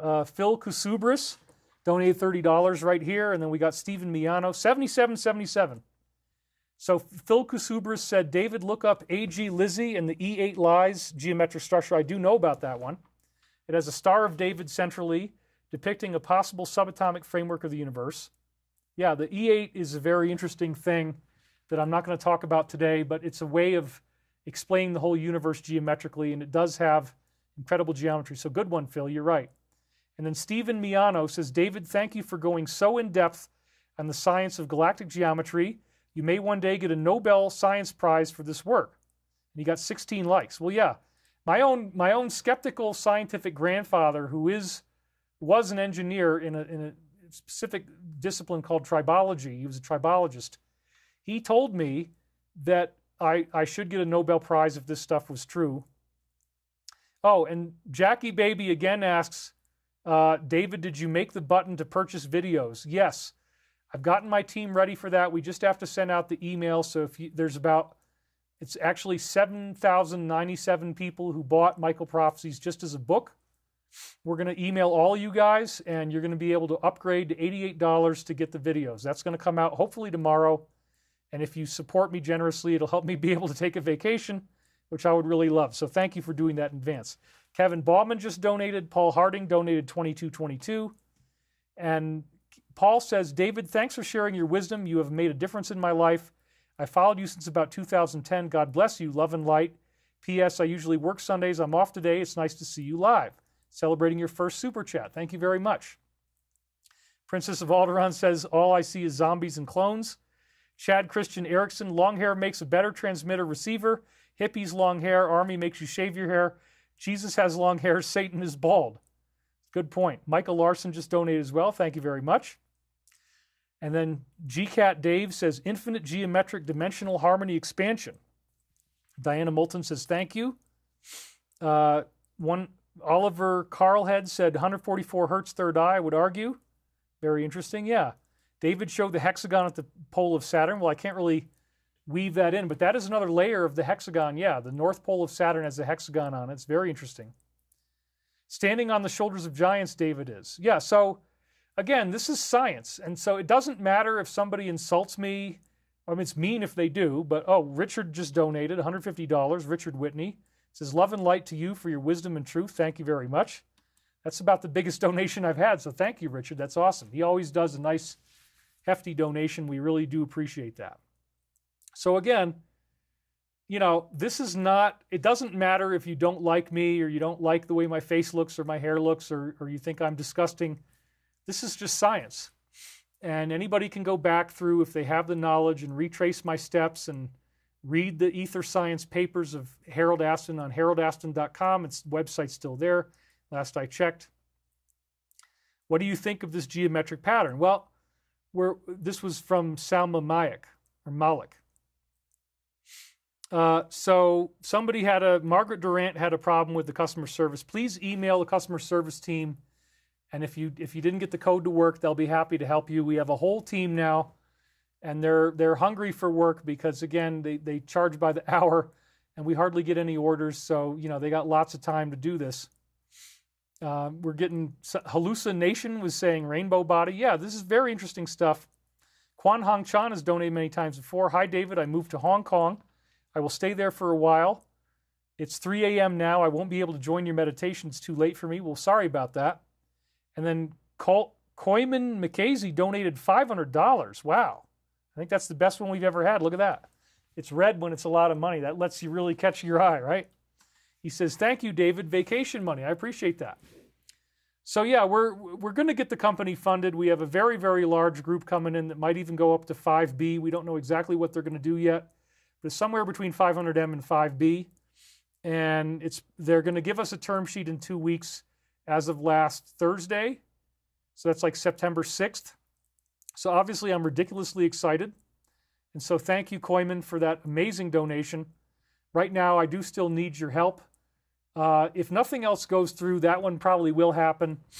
And, you know, it's going to be great because we're immediately going to get to work on this alternative technology, which is very dangerous to do. You know, this is the one thing that the powers that were really don't like.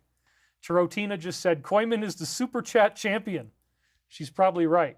She always gets a red one because it shows up as 5,000 Argentinian. But that's like $4, isn't it? But she loves to do that, and we love Tarotina. No judgment at all. It's wonderful. Thank you for helping us. So yeah, this is a very fascinating science, you guys, and I want to get back into this because there's many, many galaxies. Again, you go back through this Shapley-Ames catalog here, and these are the different galaxies that it shows you, and these are the ones that are the closest to us.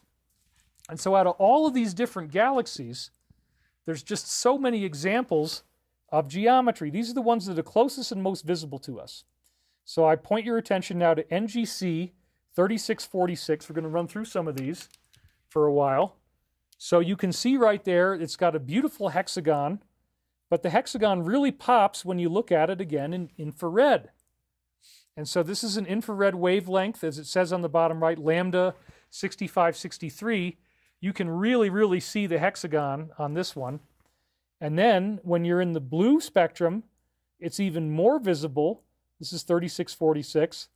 And then when you look at the actual positions of dust, it's like, my gosh, it's even better. I don't even need to draw anything in there. Then we have NGC 23 in the infrared spectrum. It appears to be one of the pentagonal galaxies. So I'm going to draw the Pentagon in now for you. Holy crap, look at that. Now I'm going to take it away again. So notice when I take it away that you can actually see the outline of the flat Pentagon. Remember, it's distorted in 3D space. They're never usually going to point perfectly towards us, but you put that Pentagon in, whoa, there it is. Here's another one from Shapley-Ames, NGC 5806. You can see the hexagon very easily. If you can't, I'm going to draw it in for you right now. Boom, there it is. And again, the lines are a little bit screwy because I had to do this inside Apple Keynote, which is the software I'm using to project these slides. The lines are a little bit squirrely, but just bear with me. You can see the hexagon, and now I'm going to take it away, and you'll notice all these stars are perfectly in that position. Oh my God, yeah, look at that. And then let's put it back in again, one more time. Boom. So the bottom of it is a little bit off, but the rest of the hexagon is very visible. Then we have NGC 1175. This is very striking because even on the visible light level, the hexagon is incredibly visible. And again, we're going right down through the list of all the galaxies on the Shapley-Ames catalog. Almost all of them have this geometry, but this one is remarkable. At this particular level, you can see the hexagon very easily. In this level, it's harder to see. So again, visible light can make it look harder to look at. But there it is. It's wow, man. It's just such a beautiful hexagon. I don't even need to draw any lines on that one. Then we have NGC 7217. This one is kind of harder to see, but I want you to look over to the far left now, and you'll notice that there's these black lines there, like down below the midpoint and then towards the bottom. You can start to draw in some lines here, and you've got part of what looks like it might be a hexagon, maybe it's even something else. Could be even bigger than that. So there it is again. And so here what I've done is to draw in more lines, and that's a potential view of what that is. It would still be a hexagon, but it's kind of a lumpy hexagon. Maybe it's something else, I'm not sure. This one's a little bit hard to see, but again, the left side looked fine with the geometry. Most of them are easier to see than that. That's one of the hardest ones. NGC 3351, look at this. It's got a beautiful hexagonal pattern. It's not hard to see at all. We'll draw the lines over it. You can really see that hexagon very clearly. Then I'll take it away again. Here we go. Now you can see, sure enough, there's undeniably there's geometry in there. There it is again. Wow. And we have NGC 3627. This one is a little harder to see. It looks like it might be a pentagon, but it's almost flat the way it's pointed towards us. But when you draw in the lines, oh yeah, look at that. It's a flat pentagon. Let's take the lines away. Sure enough, there's hidden geometry in there. Nobody, as far as I know, has ever done this except for me. But this is just a theoretical outcropping of the physics we're using. NGC 5005, once again, you have a beautiful hexagon in the middle. If you can't really see it too well, look at the top the top and then the left, you can see some straight line activity there. Then on the bottom, there's straight line activity. Draw the lines over it, boom. There's your hexagon. I drew this one before I was really figuring out how to get it to look good. But anyway, there's your hexagon. Take it away. You can see, sure enough, there's multiple straight lines, and that's not supposed to happen. This is not part of the science you get in high school or college. Okay, NGC 613 has a beautiful hexagonal diagram in it.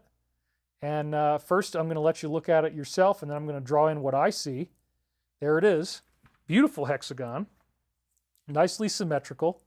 Some of the spherical arms, spiral arms go beyond it, but the geometry is there. So I'm going to take it away again, and now I want you to look at it without it. And oh yeah, sure enough, that is not regular curving spirals. They're geometry, and there's this nice hexagon in there. NGC 4725 is very easy to see. The bottom of the hexagon is very clear. As you can see, there's a nice point down there, straight line geometry in the spiral arms. You draw the hexagon over it, it's beautiful. There it is again without it, and there it is again with the hexagon in place. And so it's like every single galaxy you go through. Here's NGC 3504. This one is, again, pentagonal. I like to see the pentagons. I don't always want to find hexagons. This is one that clearly is pentagonal. If you can't see it yet, it's kind of pointed towards you. There's the pentagon. Okay, now I'm starting to learn how to draw these better as I'm going through this. I did this yesterday. Pentagonal geometry, pointed towards you. Pretty amazing. It doesn't look round at all. It looks very lumpy with these straight lines. That's because there's your geometry. Now we have NGC 7331. This one is harder to see, but it is hexagonal. And again, it's kind of flattened out. But you start to look along the bottom. You start to say, my God, yeah, there's straight lines in there. And when you draw in this thing, you got this beautiful hexagon. It's tilted on its side. So there you go. There it is without it again, and there it is with it back. Then we have NGC 6753. This one is easier to see because it's facing toward us. It doesn't really take much effort to put the hexagon in there. It's actually beautiful. It's a very nice shape. And so a lot of them are hexagonal, but occasionally they're pentagonal. But again, this one kind of rounds off a little bit, but then you look on the bottom and you see the straight lines there. Yeah, there's a point down there. Boom. Beautiful hexagonal geometry. Then we have NGC 2403. I'm literally going through them one by one, Shapley-Ames catalog, pretty much. And you see another hexagonal geometry right here. It's a little bit weird because of the tilt angle, but you can still see that the geometry is there. I'm going to take it away again so you can look at it without it. Oh yeah, look at that. There's your hexagon. Boom, there it is. Okay. Now this is a cubical example. This is Sextans A. It's not a regular galaxy. And because it's a younger galaxy, it actually has a cube instead of the hexagon. The cube might be a younger shape. Can you see the cube without me putting the lines in yet? You probably can. But in case you can't, here we go. Boom. Notice that everything inside the lines is nicely organized. And it does, in fact, form a big cube. It's a cubical galaxy. Holy crap, look at that. Let's put it back on again. Yeah, wow. And then here's another one that has a kind of a strange cubical shape. This one, again, is NGC 3059. Yeah, my God, you can really see that there's a square in the middle, which would be a cubical geometry on a macro level. And there it is. I just drew the square for you so you can see that. I'll take it away again. Oh my God, look at that. It's not round at all. It's square. Holy crap. And there it is again. Then we have NGC 1087. And in this case, you could argue maybe it's a hexagon, maybe it's a pentagon. I drew in pentagonal geometry, but clearly it's not round. So here would be your pentagon. And that looks pretty good, man. Let's take the lines away again. You can say, yep, okay. This actually could be pentagonal. There's other ways I could try to draw it to make it look like a hexagon, but I like the pentagon, so we're going with that. Either way, it's got straight lines on it. Then we have NGC 1058. This is another square one. First of all, before I put the square in, can you see it? The square is tilted a little bit. Look at the left-hand side. Notice there's a straight line going down on the left. There's a straight line along the top, straight line on the right, and here's your square. So wow, yeah, look at that. It's a cubical shape once again over this galaxy. Unbelievable. There it is. Now we're going to do NGC 2763, and this one is a hexagon. It's back to the same old hexagon that we've seen many times before. And if you can't see it, I'm going to draw it in for you right now. There's your hexagon. It's beautiful. And you can see it's very clearly defined. And again, the spiral arms are not in a circle at all or a typical curving spiral. They are geometric with this beautiful hexagon in there. In the year 2525, remember that song? Well, NGC 2525 is another one that might be pentagonal. I'm not sure. I'm just drawing the lines that I see. This one's a little bit off, but this would be a pentagon. Or would it be? No, I guess that would be 1, 2, 3. Yeah, it's pentagonal. So, I don't know. That one, a little bit harder to see, but most of them are a lot easier than this. But anyway, I take those lines away, and you can see, yeah, look at that. It's certainly not round, okay? There's definitely some geometry going on in there.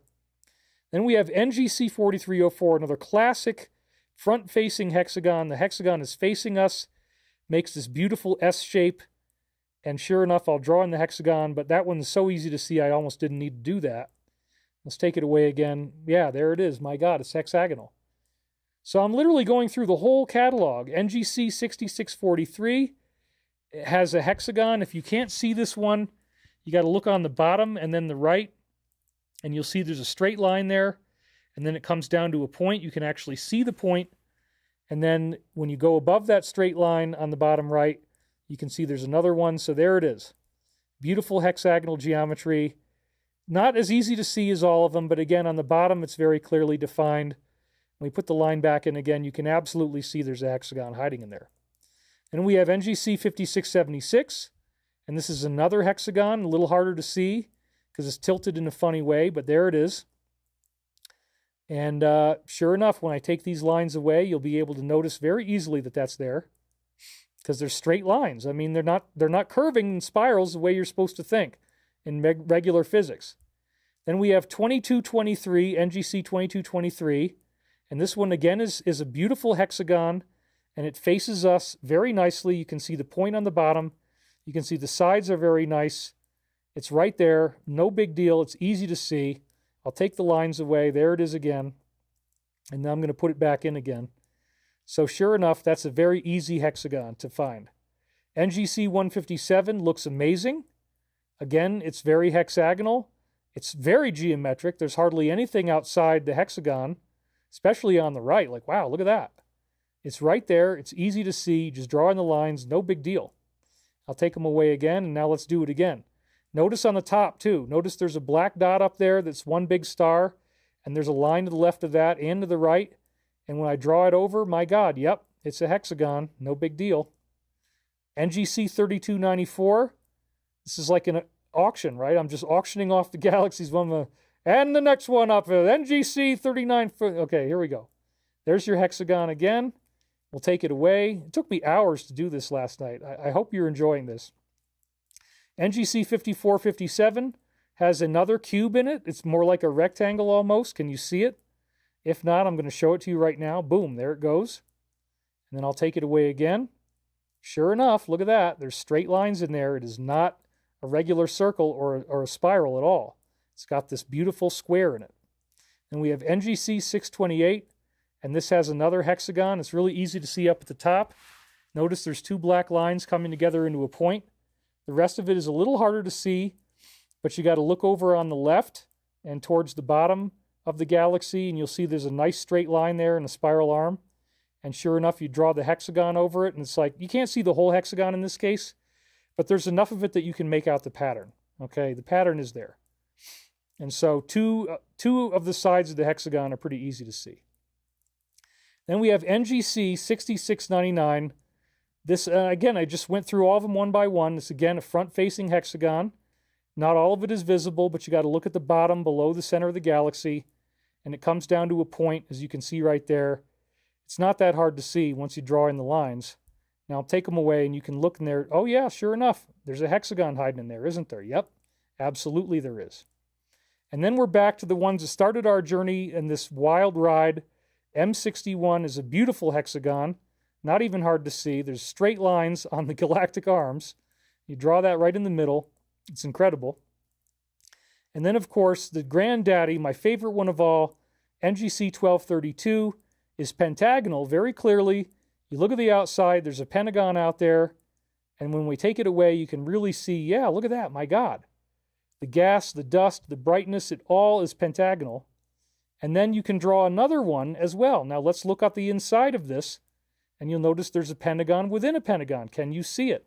There's straight lines in there. Let me draw it for you. Right there. So this is really amazing because you've got two pentagons inside of each other in NGC 1232. So this is very, very interesting. And to me, it's a very shocking confirmation of what we found with this corrugated velocity pattern that we see in galaxies, okay?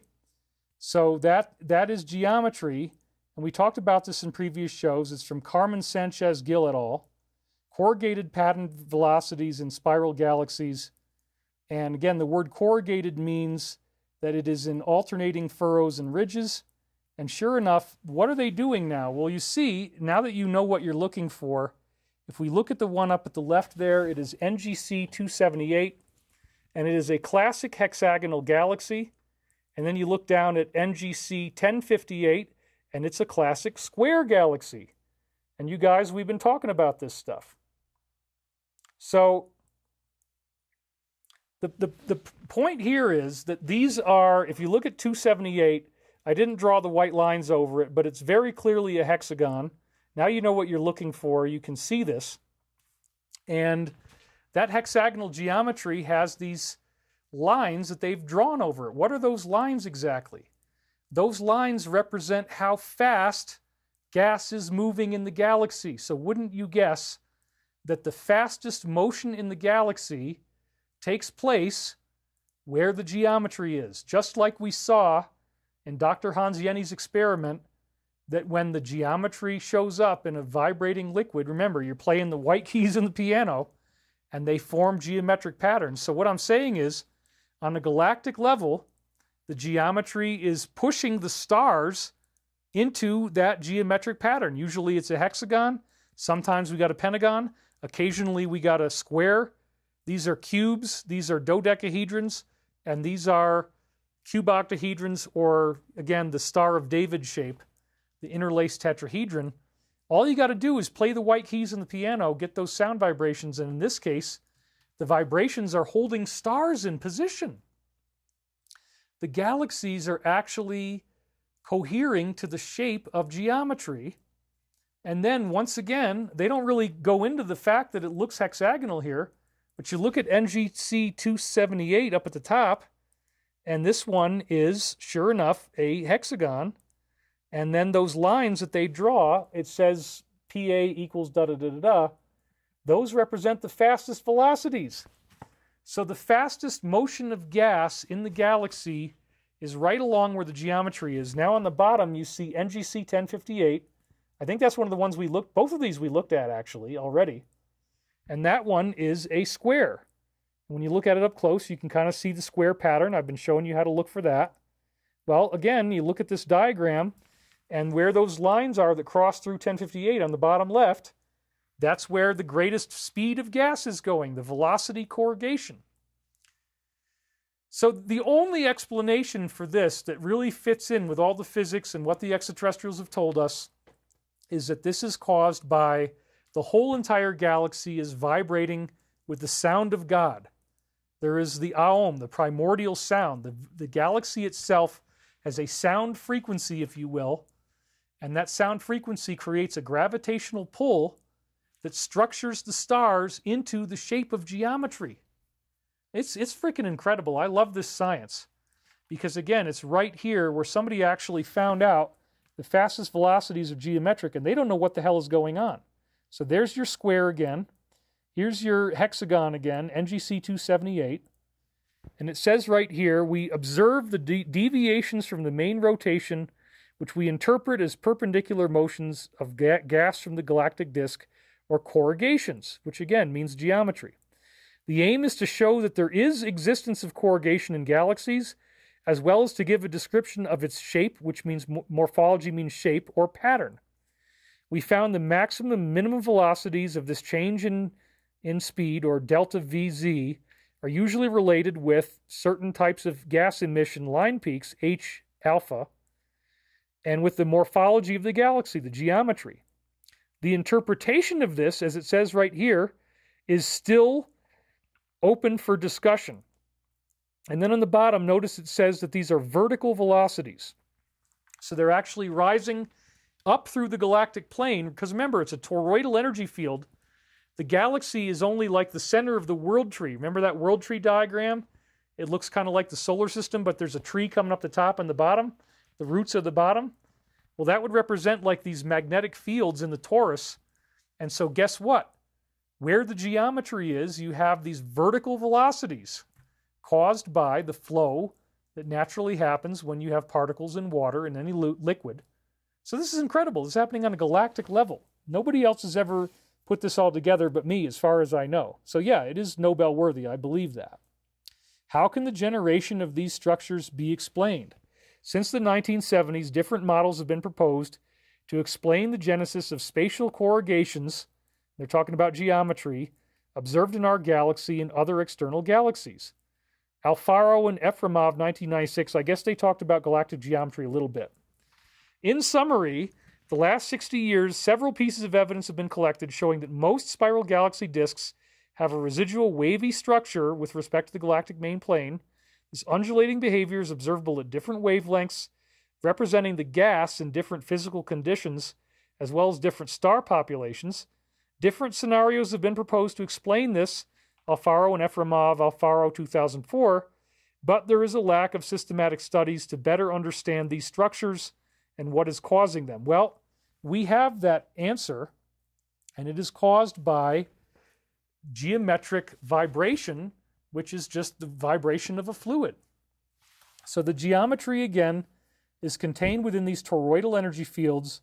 This is what I've been showing you. This is the visualization of spheres within spheres, expanding away from the center of the galaxy.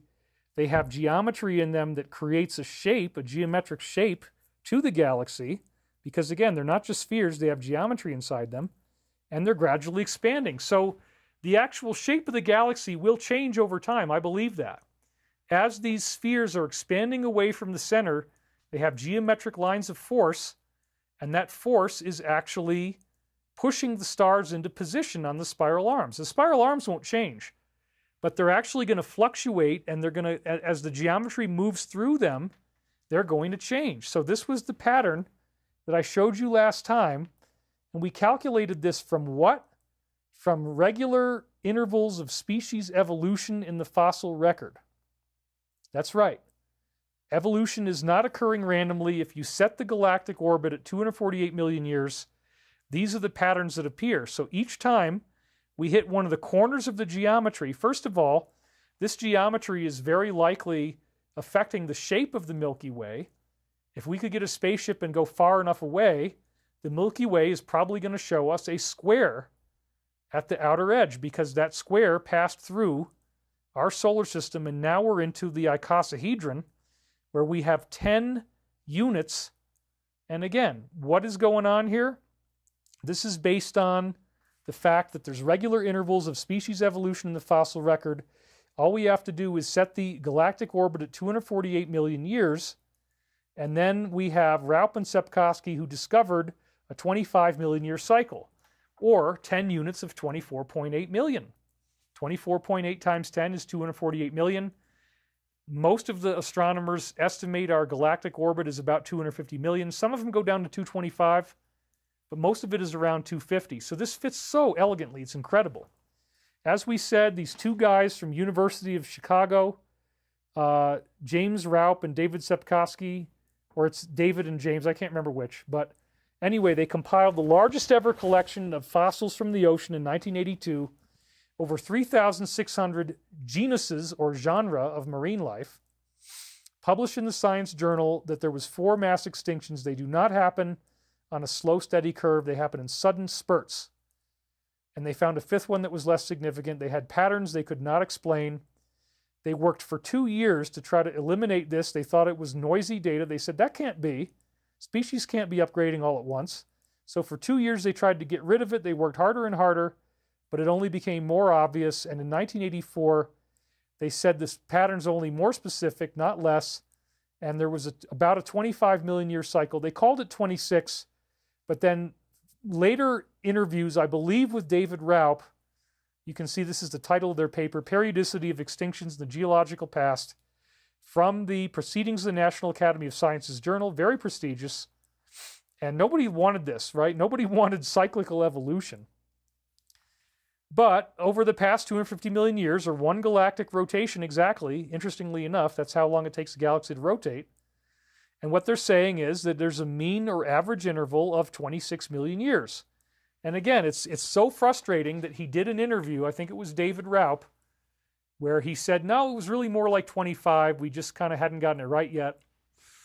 If you can ever find that, please email my customer service team at thedisclosure.com so I can get that into the show. I've tried to find it on Google, but it's very hard. But again, I saw something. I'm not making this up. Somebody will find it eventually, where he said, nah, now that we've done more work, it's more like 25 million years, not 26.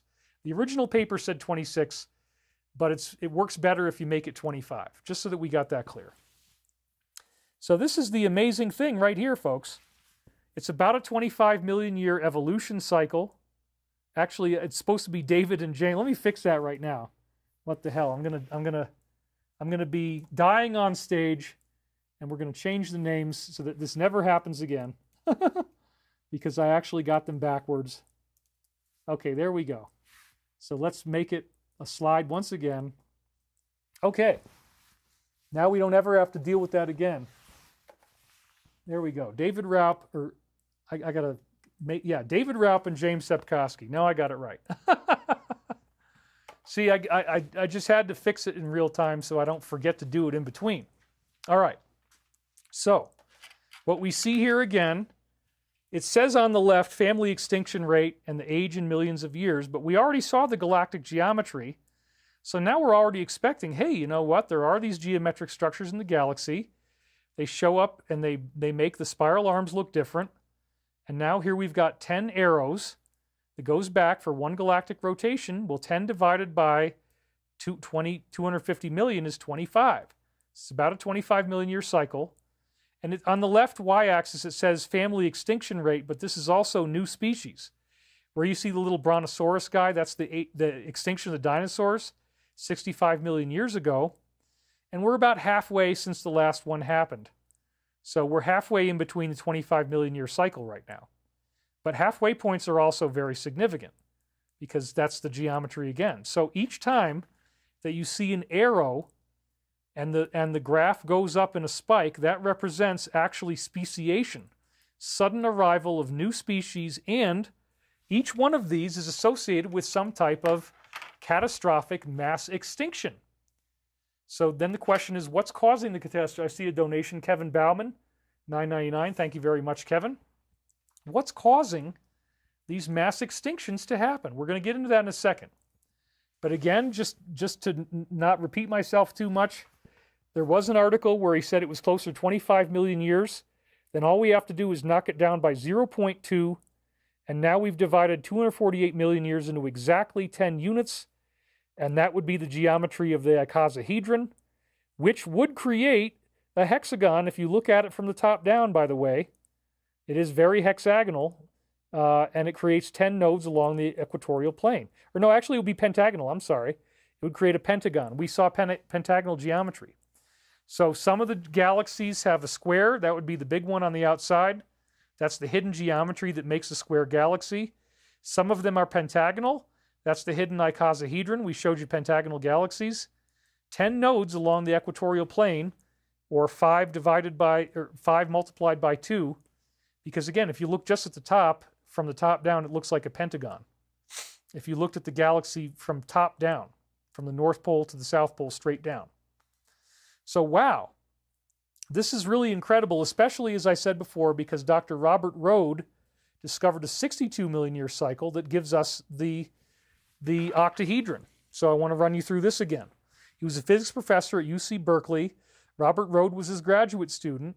They returned to this original Raup and Sepkoski data in 2005, and they found a new longer-term cycle, not 250 million years back, but all the way back to the Cambrian explosion 542 million years ago. And this cycle is exactly 62 million years in length, or 248 divided by 4. Wow. In a 2005 National Geographic article, Mueller said, "I wish I knew what it all meant. I'm betting that it's going to be some astronomy like a colliding nemesis object." That's not what it is. And he is betting that it will be something inside the Earth. He was right. Rode was right in this case. So it says, Berkeley scientists have discovered that marine life flourished and became extinct in unexplained cycles every 62 million years. The most recent example below, many types or genre of sponges grew most abundant and then vanished 65 million years ago. The same period when a monster asteroid or comet crashed into the Earth. No. Forget about the comet. The comets don't show up in cyclical regular periods of 62 million years. The key here is, again, you look at the graph, it goes back 542 million years on the x-axis. The hundreds of genre is the y-axis. It goes up to 10 on the right. You got trilobites, spine brachiopods, arthropods, sponges, and then on the top it says 62 million year cycle. And it has stayed consistent the whole time. So that big shape is still doing its magic. Both the shapes are working at the same time.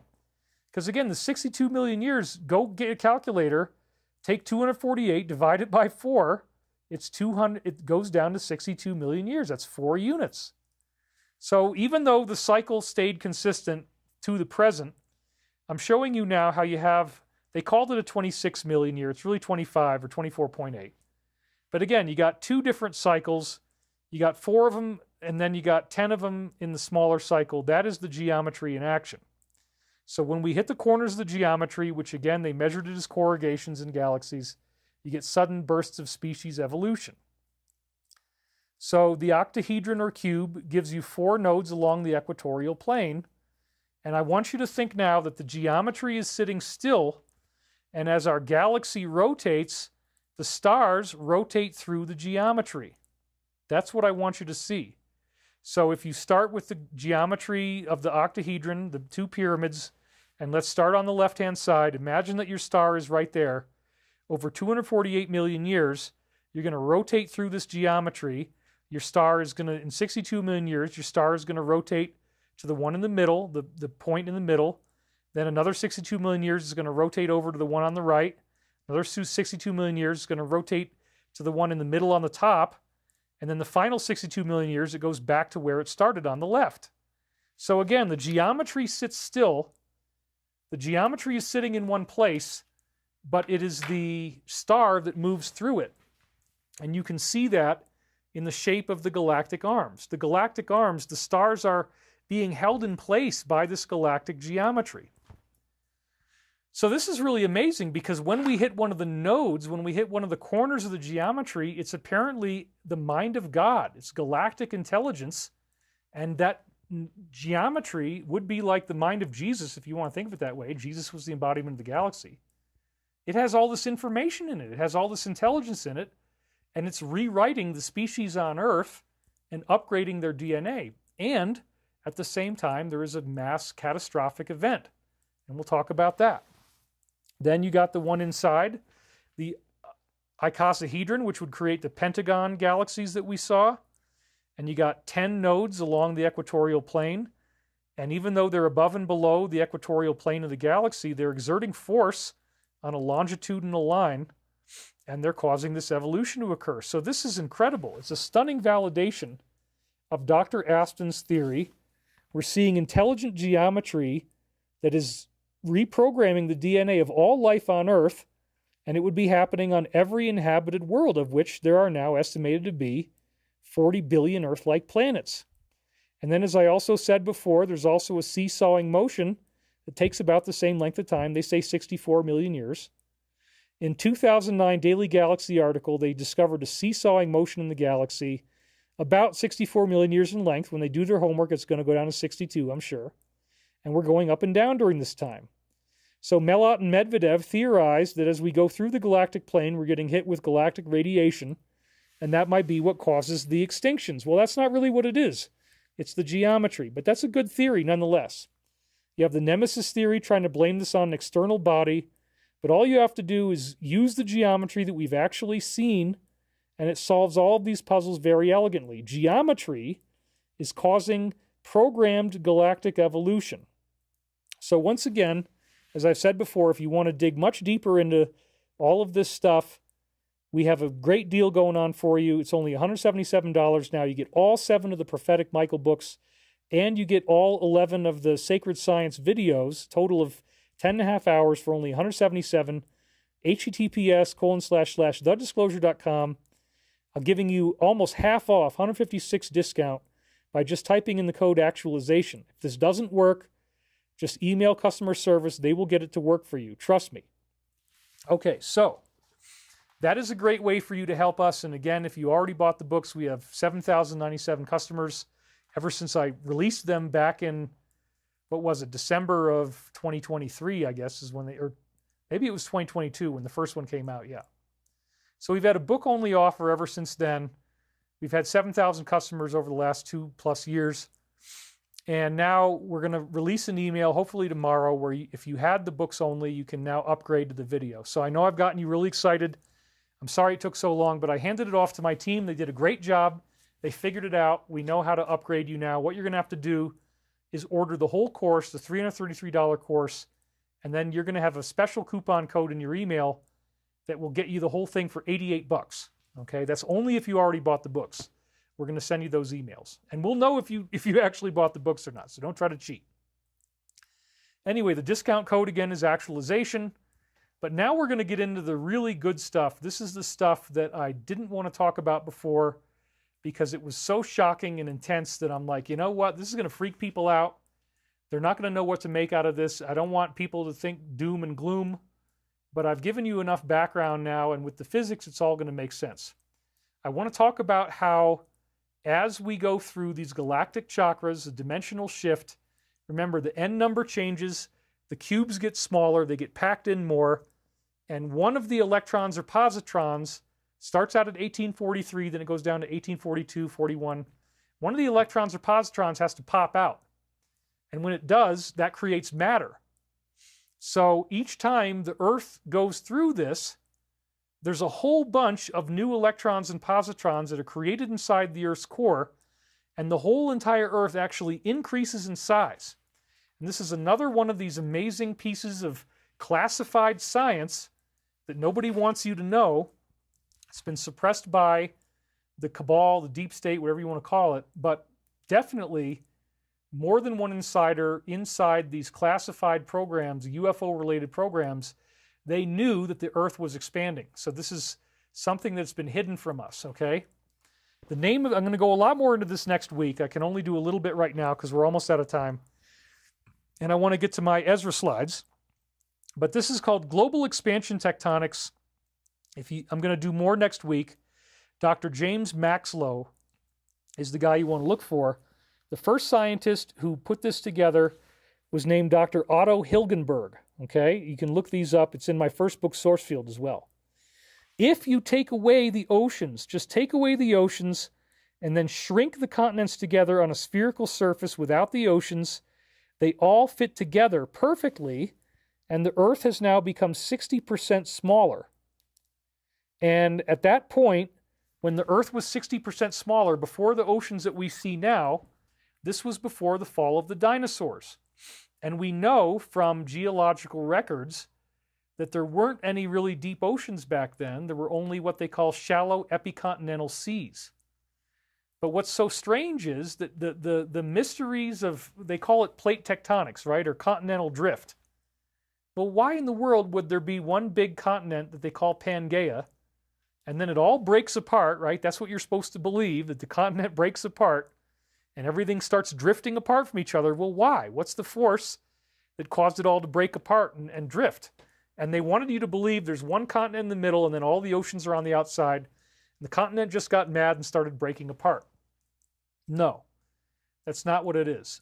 Back when the Earth is 60% of its original size, this is when the dinosaurs were here. There were no big oceans. As the continents start to break apart, that's because the Earth is expanding, okay? And as the Earth expands, all this water comes in from the sun in the form of rainfall, which creates the oceans that didn't even exist before. And I'm going to show you diagrams, so just hang on for a second. So this major expansion did begin with the fall of the dinosaurs, and this is from Dr. James Maxlow's paper. What's so amazing is, again, on the left, well, first of all, let me show you this too. So this is all the different expansion phases going back to the first one where all the continents fit together. So that's what we call Pangaea. So instead of Pangaea being a big continent that's just hanging out in the middle of an ocean, everybody in the classified programs knows the truth, because it starts out as an Earth that's 60% smaller. All the continents fit together, and then as you notice, there's 4 globes here. All you have to do is start putting the oceans back in, but it's so amazing because the continents perfectly fit together like a jigsaw puzzle. There's nothing overlapping. It's so amazing. They all fit together beautifully. That's what continental drift was about, but they didn't solve the whole thing. So let's again go to this, because this has some very stunning data in it.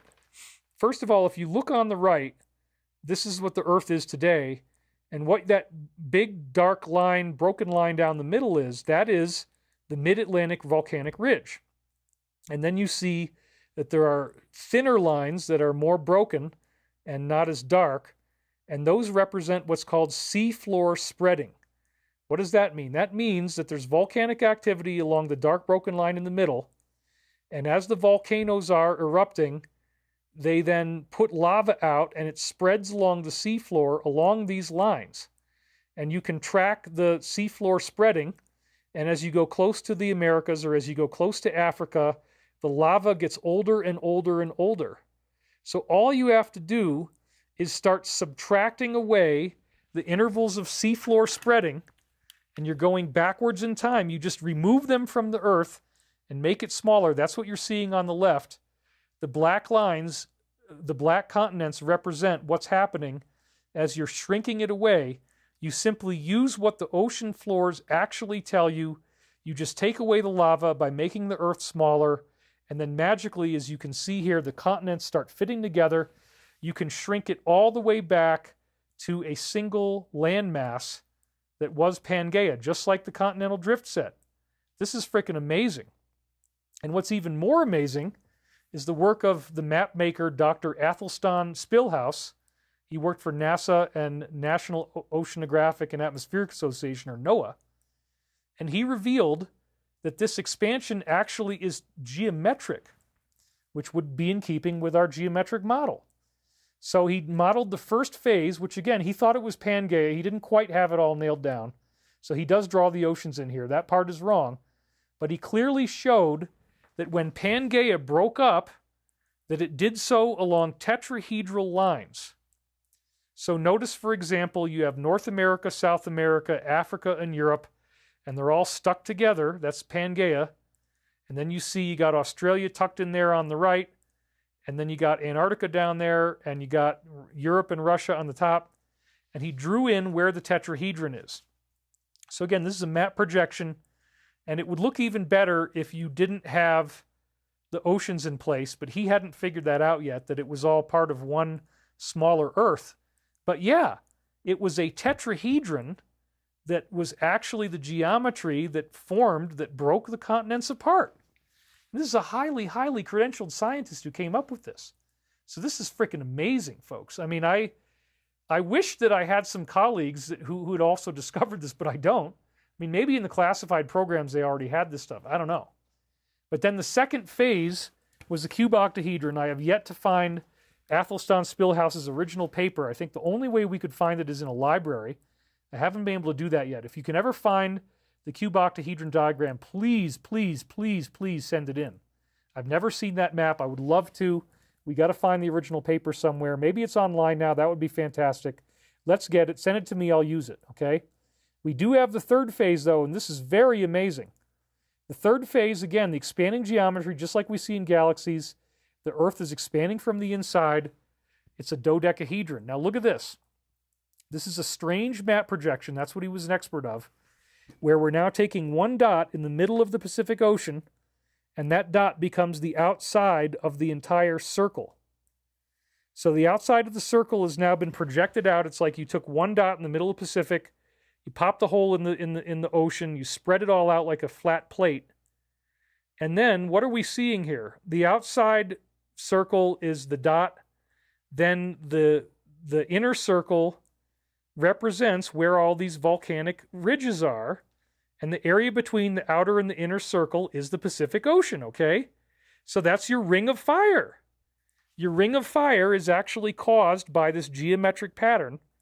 And then what we see in the middle, obviously you can see there's a pentagon in there. That represents the volcanic ridges in the ocean. So look at this. You see Africa is in the center. There's a pentagon around it, and notice the broken lines. Notice that the broken lines represent, like, for example, the Himalayas over India. These are mountain ranges on Earth and undersea volcanic mountain ranges in the oceans. And sure enough, all of these mountain ranges represent a pentagonal dodecahedral shape. So that is how the Earth has been expanding. It's expanding through these geometric phases. The Earth is growing. And again, Dr. James Maxlow said, all you have to do is subtract the undersea volcanic ridges, and then the Earth shrinks down. But wait a minute, the undersea volcanic ridges are geometric in the shape of a dodecahedron. Holy crap. This is so amazing. It's one of the most beloved parts of my science. I love talking about this. I've never done this before in so much detail. I used to always charge for this stuff. And again, it started out as a tetrahedron. That's how the original landmass broke up, when it was 60%. And then it goes up to where it is now. It goes through a cuboctahedron phase in the middle, and now it's in a dodecahedron phase. So this, to me, is like my favorite part of my science, the sacred science. The crop circles, all their references to sacred geometry was what got me on this path in the first place. I said, you know, geometry is amazing, and it shows up in the expansion of the Earth through these different phases. Yeah, well, okay. In the original view of the universe, the Big Bang Theory, right, all the matter was created at once. You're not supposed to have matter being created inside the Earth. But what I'm proposing is that as the Earth goes through these phases of expansion, it's caused by these zones of energy, these galactic chakras hitting your sun, and now the number of electrons and positrons inside each cube is shrunk, and so it spits out an electron or a positron. And in the secret models of the Earth that are in these classified programs, they talk about that the Earth has a plasma core. They believe that it's made out of plasma. Dr. Bruce Perret called it a white dwarf core. It's similar to the white dwarf stars that we see.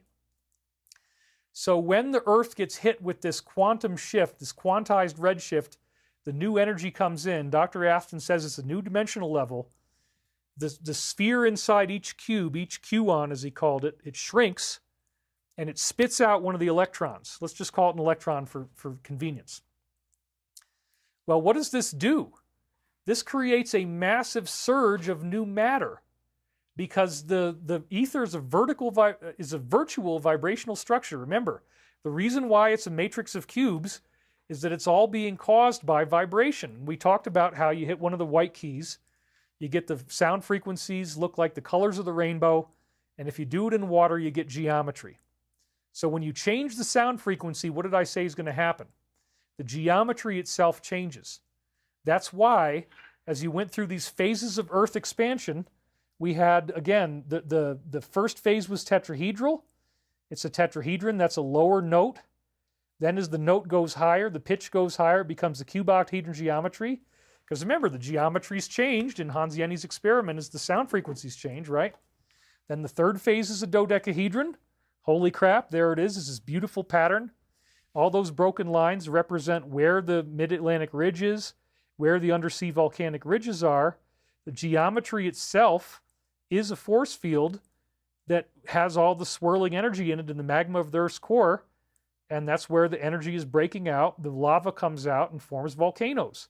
The geometry is causing the volcanoes. That's why these volcanoes are in these beautiful geometric positions. As the Earth expands along the ridges, it gets larger and larger in size because matter is being created inside the Earth. The Earth is growing like a living being.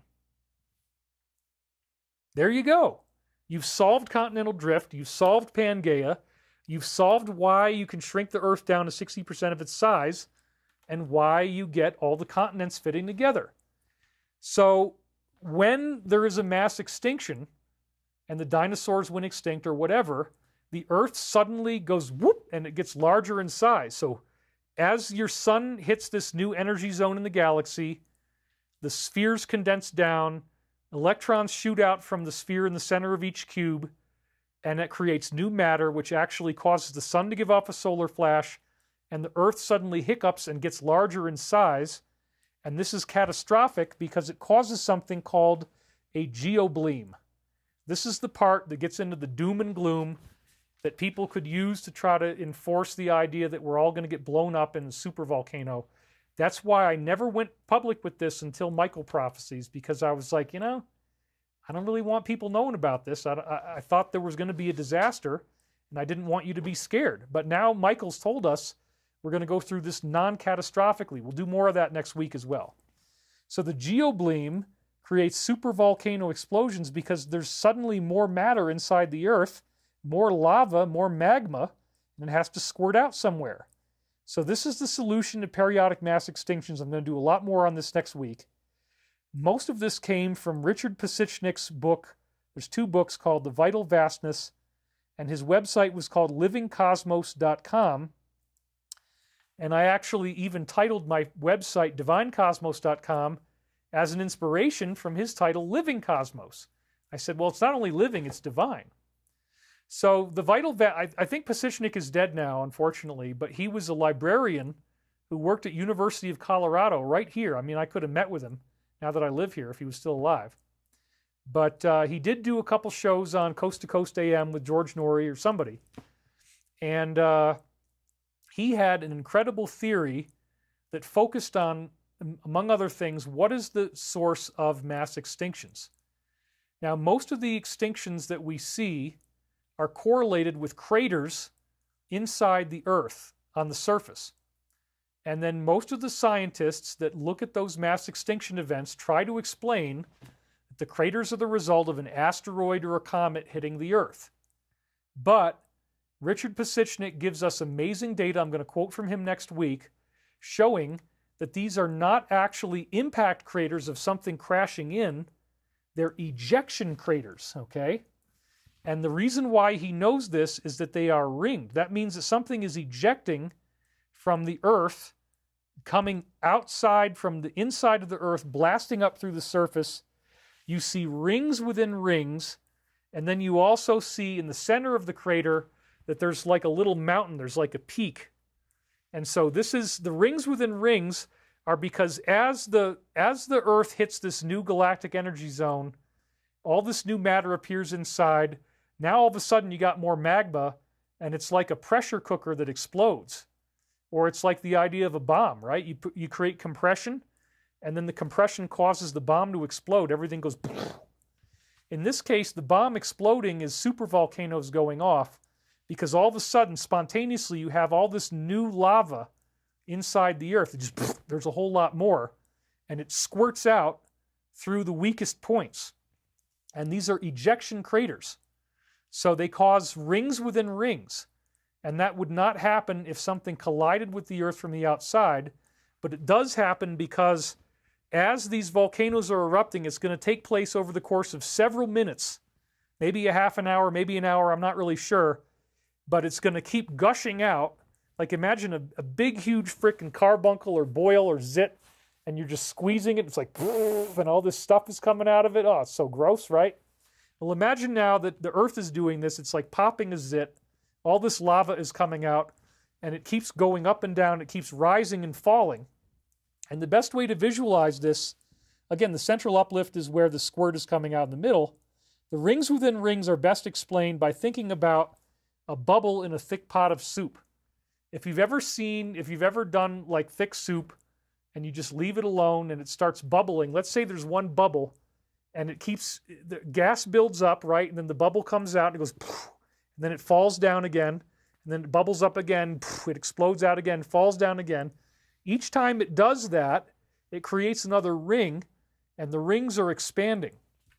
So next week we're going to go through the ringed craters and how many of the mass extinctions have ringed craters associated with them, which are much better modeled as ejection craters and not as impact craters. We also see that the craters on moons and asteroids in our solar system are better modeled as ejection craters and not impact craters, believe it or not. So this also is interesting because when we're dealing with the global grid, we're going to get more into that next week as well, what we see is that these catastrophes are selective. They don't happen all over the world at once. It has to do with the consciousness level of how people are thinking and feeling and acting in a particular part of the Earth. So, for example, the most recent mass extinction 25,000 years ago, the Neanderthals went extinct, but the Cro-Magnon man didn't, and the Cro-Magnon man is anatomically modern. The Neanderthals had the big furry brow, and they don't look the same, and they're probably very handsy creatures as well. They probably didn't have the highest spiritual vibration. And so if you have a lower vibration, that's where the global grid is the weakest, because the people are violent, they're raping each other, they're killing each other, they're fighting, there's weaker energy there, and that's where the grid will allow these explosions to occur. So this is part of the biological universe and how it has a self-correcting mechanism where it will create disasters in the areas where the vibrations are lower to essentially wipe out the parts of the planet that are not in the highest vibration. And so again, as it says here in the slide, the areas of low vibration will attack these catastrophes, attract them. And we will be discussing this next week as this galactic energy ports over into the 25,000-year cycle. So once again, each cube sphere that we talked about condenses down from 1843, and each time that happens, they kick out a positron or electron, and this creates a surge of new matter, which causes the Earth to expand along geometric lines, and you can get it down to 60% of its size, fit all the continents together, and this is from insider data. So, for example, Montauk Daniel, whose real name was Dr. Bruce Perrett, now that he's dead, he'll let me say that. He didn't want to say it while he was alive. He said that they found ancient ruins in Antarctica, and that one of the things they found in there were models of Earth expansion that looked just like this, but they were made out of some sort of unbreakable, impenetrable material, and they showed the Earth expansion through these different phases. So that was part of how our secret military guys got hip to this idea of Earth expansion in the first place. Again, it's not only the Earth expanding, it's also the sun bursting out a whole bunch of energy, causing the solar flash. But one of the things that Pasichnik points out is that not only do you have these ringed ejection craters, but many of the fossils that we actually find, dinosaur fossils, are highly radioactive. And one of the most disturbing things out of his research was he talks about two Tyrannosaurus rexes. They're locked together in a fight, and then something much bigger than their fight killed them because they both died in this position of like total agony where they're arched in their backs, and the only way that the body would get hit that bad and shrink up like that is from radiation, like if you put them in a microwave oven all of a sudden. So he argues that the solar flashes cause this highly radioactive material to appear in fossils. And so again, this is the really kind of shocking part of that galactic geometry that I'm showing you that causes cyclical evolution. We can focus on the ascension part and say, yeah, isn't that great, they're ascending, but there's also a catastrophic release of radiation, and the Earth suddenly gets larger in size and supervolcanoes go off. So the arched backs was the result of the solar flash, and then these supervolcanoes particularly appear in undersea ridges. This is one of the things that Jacob, the guy that was working for the Roths, told me, this insider that was working for that faction. They knew that there was going to be supervolcano explosions at the end of each of these cycles, okay? That's what would happen. And he said most of them happen from undersea ridges. Another thing that hardly anybody knows, has all been suppressed by the classified community, is that most of the Earth's surface is covered in large amounts of ejected rock. So the catastrophe may be more like Sodom and Gomorrah. Remember what it said? It said what? That the city was covered in what? Fire and brimstone. Brimstone is like molten rocks. So actually, when the Earth goes through this experience, there's a sudden increase in the amount of lava inside the Earth. It sprays out through supervolcanoes like a bomb along these geometric lines, which is where those volcanic ridges are. And as this happens, there's this tremendous amount of rock that gets blown up into the air. It's still molten. It might cool off to some degree, and then it all comes back down. And this can bury things under a significant amount of material. So this is why, for example, many ancient cities have gotten buried up in multiple explosions like this that the Earth has done, and they can end up deeply underground. So this is why you dig down into the Earth and you can go a mile or two down and you'll find very ancient cities, because they built those cities back when that part of the Earth was on the surface. But each time we go through one of these galactic evolutionary bursts, there's a massive amount of lava that gets blown out and then lands on the Earth as rock, and it creates an entirely new surface. So this is something I didn't really want to talk about, because this is the metaphor in the Bible is the word harvest. And the Law of One uses that term. And what do we do after we harvest the crops? Well, we till the soil. So this massive worldwide supervolcano eruption is the equivalent of the tilling of the soil. Almost the entire Earth is covered in new material. So all the stuff that we see around us now, once this happens on Earth, the skyscrapers in New York, the Statue of Liberty, the Sears Tower, whatever architecture we think we've got, the Great Wall of China, that stuff is going to be buried under probably a significant amount of material. And this is an intelligent cosmos did this so that planets are recycled, they are harvested, there is the tilling of the soil, and when the new civilization shows up, it's not going to find the remnants of the old civilization. So that's why, as I've been saying in previous episodes, what did I say about the Sahara Desert? You remember? I said that if you go to the Sahara Desert, you go under the surface 40 to 400 feet down, you find the remnants of an ancient civilization. That is partly buried that way because there were these supervolcanoes and everything got buried in volcanic rocks and dust and dirt and lava. So again, this was such a kind of a fear scenario that I'm like, I don't really want to talk about this. I kept it secret for a long time. But now that we know there's not going to be a catastrophic end this time, it will happen after 700 years when everybody's ready to be in their light body. We won't be here, and we're going to watch the Earth do this whole volcanic thing. And it's like flushing the toilet. All of the stuff that we've polluted the Earth with, the radioactive pollution, the buildings that we've created, it's all going to get buried.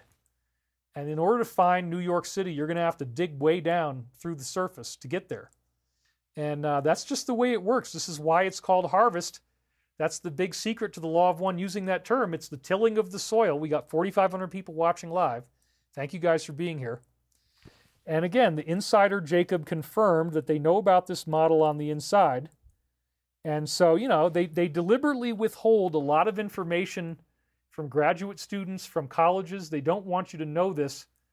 And he used to joke about the fact that college graduates wear, you know what people wear as a graduation hat, right? You got this funny hat that nobody would ever wear for any other reason because it's got a square on the top of it.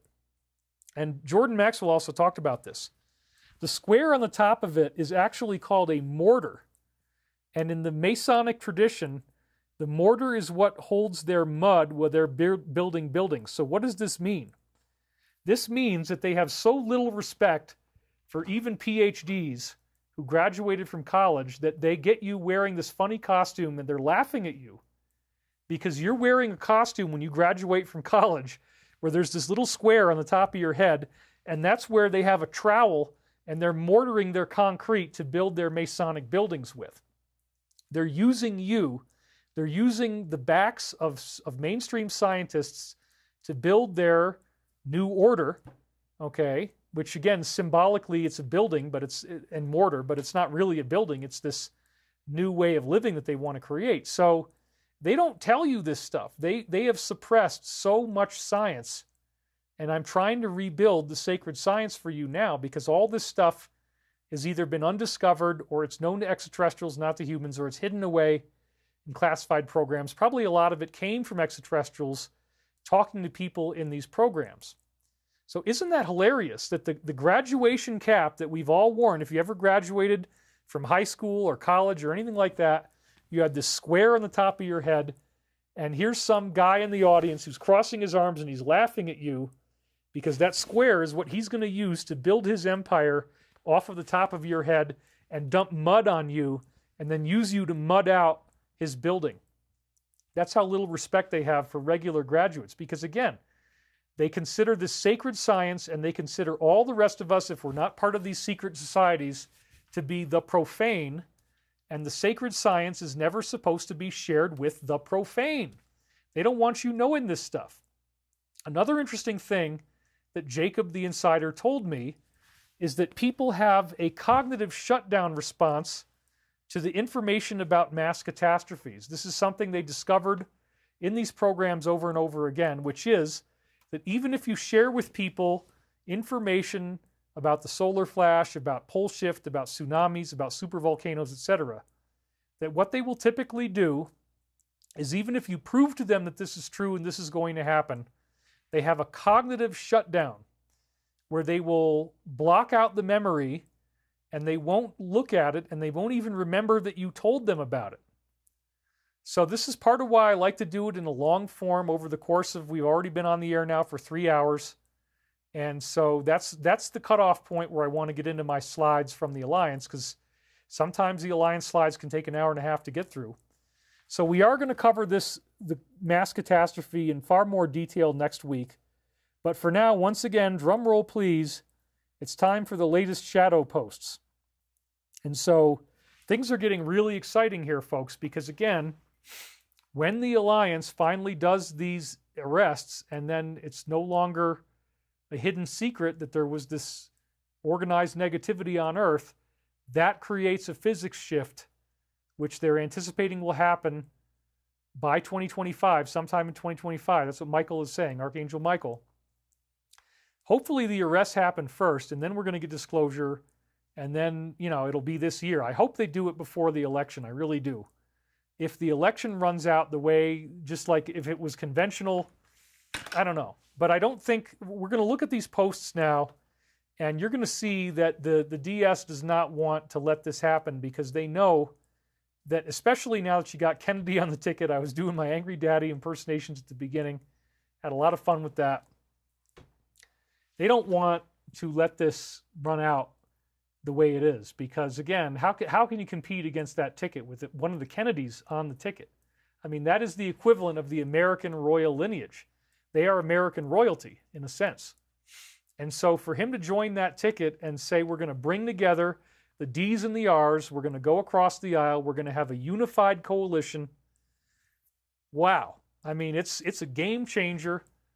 And here you got somebody right now on the other side, the D side, who doesn't even want to take an interview. And cognitively, I would say she's below average. I mean, I hate to be rude, but I'm not the only one saying this. It's like, I feel that the average person would probably do better in terms of being able to remember information, to talk about various policies, and to be verbally articulate. And so what we're seeing is somebody who was picked for this because they're easy to manipulate, like the perfect pawn, the perfect puppet for the puppet master. It's not hard to figure out. And then the running mate is a guy who's so far off to the side that he's very easily compromised, and there's probably all kinds of blackmail they could bring out on the guy. So he's going to do whatever the hell they want. Whereas you have Kennedy, who's speaking very openly about the dangers of various things that have been put out there from institutions that claim to be credible. They want to make you healthier. They have remedies for that. He's out there saying, wait a minute, there's something wrong with all this. So this has been a mind-blowing change. It's very exciting. It apparently was building up for a long time.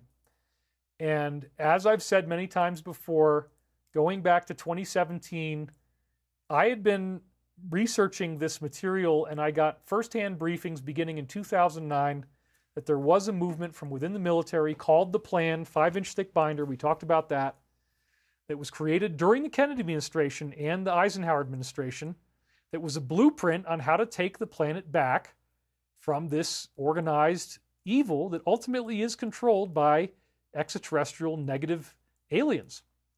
As crazy as that sounds, it's only, we only really have one hater, and he's the one that's always trying to say I'm discredited. And one of the things he used to try to do is claim that Ezra's posts don't like me, and that they don't believe in extraterrestrials or UFOs. The material that he created was acting like that was all dubious. And so I wanted to go back because, again, last week we got a stunning endorsement. I created a 2-part movie. I uploaded it on Vimeo. Then they censored the first half because I used the theme song from 2001. Da da da da da, bloop bloop bloop bloop. That's the Viennese waltz, right, from Wagner. Now you can only watch it if you actually buy Michael Prophecies, and then I have the links in the show, in the books, and then you can watch Spaceship. But I was talking about this in this beautiful movie that I made in 2021, finally uploaded it in 2022 in the spring, before I even got done with Michael Prophecies. And it talks about our hover cars, and it talks about how Niagara Falls is a broken down city, and we're going to rejuvenate the city. We have this Wheatfield Business Park just north of Niagara Falls. We're going to build a whole new city there. And we talked about how that's going to create jobs. And we talk about how we're going to have free energy and anti-gravity and hover cars. And I believed back then, and I've been talking about this before the movie too, that if we did this on a large scale level, that's enough to rejuvenate America's economy. If we start building high technology products that nobody else has, that everybody wants, a box that's $5,000 that you put in your garage and your house runs off of it forever, and all you do is pay $5,000 and now you're off the grid. It's like having solar, except that it always works and you don't need solar panels anymore. That's freaking amazing. Or you could power your house off of the power supply in your hover car. Just to have personal hover car transportation is amazing. I've been watching the Paramount Plus television show 1883. I'm almost done with it. It's got Tim McGraw and Faith Hill both having major roles. Sam Elliott, the classic cowboy guy, he's wonderful in that show. It's an amazing show.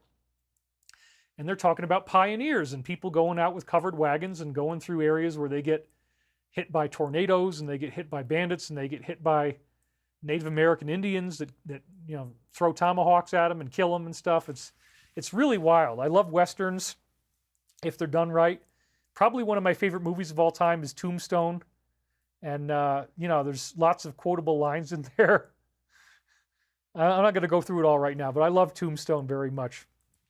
And so if you haven't seen that movie, I really recommend it. It's great. But anyway, the pioneering spirit is something we've lost. We don't have new land to explore. But I had talked about in these shows that if we could explore these lands, that we could get, with hover cars, you can go to all these parts of the country that are undeveloped. They have no highways going into them. There's vast amounts of this stuff. And so just last week, 45 announced something that in the past he'd called Agenda 47. And now, because the negative has created Project 2025, has nothing to do with him, and they're loading it up with all this scary sounding stuff. They try to confuse you. Oh my God, Project 2025 is so evil. Oh my God. It has nothing to do with him. Okay? But he did have Agenda 47, so please don't get those two terms screwed up. Now he's not calling it that, but the point is, it was all of the same stuff that I laid out originally in the movie Spaceship. We had a big donation come in. Beverly Adams, yeah. She says, on the General's Tent, I read to you my dad's deathbed prophecy. You requested my contact info from Nino. Please make sure you get that. This is my screen name. I am J.A. from Wisconsin. Thank you, David. Yes, Nino actually sent me the video. I already downloaded it. And I am going to transcribe your dad's deathbed message, and we are probably going to read it next week because it is very, very... Oh, yeah, Branham. I'll be your Huckleberry. That's one of them. We have Val Kilmer, who plays Doc Holliday, and he does an absolutely amazing job. There's another line where the evil guy, they say to him, did you make a deal with the devil? He said, well, I already did it. That's another one I really love. Kwan Hong Chan says he donated $250 in Hong Kong. He says, don't worry about your video going overtime. We will watch the rest later. I'm sorry about not joining the meditation. Have you seen Ashiana Dean's content? She said, the only way to ascend is through evacuation as Earth's ascension mechanism has fallen. Well, Ashiana Dean, to me, is not a credible source. I've had a lot of people try to turn me onto this stuff over the years. If you read her stuff, it's basically like negative. All the ETs are negative and they're all warring with each other. And we'll leave it at that. Serious as a heart attack. That might be another one that comes out of the movie. So Colt Browning says, in 12.5 million years, the Earth will release this energy. I've got it. How is it the sun can release all this energy at the halfway mark and the Earth will not expel it? Well, the point is, it's not just a galactic cycle, it's also an interstellar cycle, and that's where we get into the 25,000 year cycle. So next week, I'm going to show you how the 25,000 year cycle fits in with all this, because again, in the law of one, they use the term galaxy to mean not only a galaxy as we think of it, but also a solar system, and they say there's perfect equivalence between the two. So there's a lot more ahead where I'm going to link in all the galactic stuff with the local solar system stuff of 25,000 years. So anyway, I don't want to end up having to pee so badly. We're at the 3-hour mark right now. So the point is, getting back to the Agenda 47 thing, last week, as I read in the show, 45 came out and read this speech that was so amazing, because he's saying that America is going to rejuvenate the economy. This was my idea. I said, you know what? If we build these products, it's going to create so many jobs. It's going to create revenue for America. If everybody starts buying these power plants from the government, and then you can buy it on a loan, and maybe it costs $10,000, that means that if the original cost of making it is like, let's say, $1,500, then you got $8,500 profit for the government off of every sale. If you get a loan and you pay back the $10,000 for your power plant. But now you're off grid. Okay, so that's a stunning thing. And normally the retail price would be like $5,000. So if we start making, the only reason why we have an economic problem at all is that we're not making things. If we start making products and then we do a markup on them and that money goes back to the federal government, we rejuvenate the country and everybody gets into the space age and everybody's happy because now you're free from the tit. You don't have to drink off of the tit of paying for your energy anymore. Now you have a hover car. Now you can take your hover car, and what he was saying in this speech, 45 was saying is, they're going to open up new federal lands. Go back to my last week's show, you'll hear the whole thing. Open up new federal lands, 10 new cities will be developed based on who has the best proposals. And then you're going to be able to travel there without any roads. You use your hover car. We're going to build new houses, new buildings, and I already talked about that, nano-concrete, papercrete. You're going to be able to 3D print the materials out of local stuff nearby. You don't even have to bring in new building materials. And you have a hovering machine that can do the mining for you. And you do it right on site. And you build the house inexpensively, but it's a beautiful home. And it's actually a lot more resilient than regular houses because it's built better. Build back better. And so this is the future, man. This is the way in which we save our country. We're going to generate massive amounts of profit right away that'll reverse the national debt, get us to a cash-positive economy, get us creating high-tech products that everybody wants, put people back to work. You'll have a hover car. You'll have freedom like you never imagined. You'll be able to have a beautiful home with lots of land, nobody around, find your own little nestled space in the mountains by a lake, lakefront property. You can then use your hover car to go back to your house.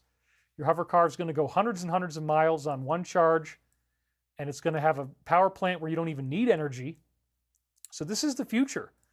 And the administration is fully on board with me. And actually, I think it's funny because as this one hater keeps attacking me more and more, it just makes the alliance support me more and more. So he's actually helping me in a way. I mean, we're still going to go after him because he's done some very bad stuff, but he's created a lot of sympathy and a lot of support. And so again, that support also showed up in the latest posts where we're now getting these warnings about UFO activity. So this, I'm going to just read a couple of them again from the past. This was from August 17th, where they're talking about 6 sightings near these military bases outside LA. It said the skies over Palmdale, in Lancaster lit up like a cosmic rave, with residents pouring in reports of not one but 6 UFO sightings. Witnesses saw flying saucers zigzagging across the sky, and that would be like the benevolent ETs, and it looks like police lights. It flashes blue and red. Just 60 miles from Los Angeles, near some of the largest Air Force bases in the U.S. Aliens, drones, Project Bluebeam, or is it secret military technology? Well, they already know the answer. These are leading questions, and probably all of the above are correct. Aliens, drones, Bluebeam, and secret military tech. So this is a scene from the video.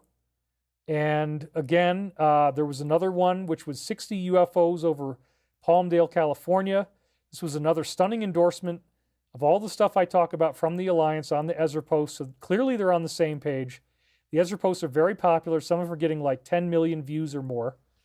It says additional footage from Palmdale shows UFO sightings where over 60 small orbs hovered over a family's home for more than 15 minutes. That's incredible, right? Wow, 60 objects. A few of their neighbors were also watching and recording, all equally perplexed by what they were witnessing. Is this going to be an FF event to cancel what would happen in November? Yes, the last card at play was always Project Bluebeam. And I have to say, the videos are so funny. This woman is going, "What the hell is that?" and using profanity. And that's the classic, the funniest UFO videos were always the ones where people really freak out and yell and say really crazy, funny, profane things as they're looking at it. And you got to bleep the sensor bleeps, beep, beep, beep, beep, as they keep saying this stuff. So these videos are like that. It's really, really funny. And she's got a Latino accent, and it is just so funny. I mean, I don't want to imitate it because people would call it racist, but it is so funny. You got to watch it. So what are they saying it's going to be? They're saying that they're actually now walking right over the line and saying, yes, folks, these guys do not want to have the elections run. And so before November, they might actually do this. They're already starting to do it now, apparently. They're using holographic projections, which would be Bluebeam, and they're actually getting us ready by doing these mass UFO sightings. And it might be their own craft. It might be drones that they have, their anti-gravity machines, getting us ready for some type of Bluebeam thing, which again, that's a hologram program where they would try to convince us that there's an alien invasion and get everybody scared and say, well, we're in such a crisis, nobody can vote, we can't have an election, we're going to have to just hold the whole thing off, keep her in power because Joe's already handed it off to Kamala, we got to just keep Kamala in there. Sorry, everybody, you don't get to vote for her. She's just the president. That's what they're trying to do. That's apparently what this is about. And then, as in previous shows, I had Carol Rosen, who was the secretary for Wernher von Braun, or admin, I guess. You don't want to say secretary, right? Said that their final card, when they run out of all other options, would be this fake alien invasion. So here's a picture of her from the video. Here she was at the Disclosure Project. I met her at the time. We had several great conversations. I talked to her more than anybody else, actually. And because I was there back in 2001, and very intense experience. So here she is with Wernher von Braun, and he also said to her on his deathbed that their final move, when they're running out of time, would be to do the fake alien invasion. And so one of our big crop circle synchronicities was when I wrote this article, I wrote the graphic for Richard C. Hoagland, and I published it on August 7th, 2008, 878, the day before 888.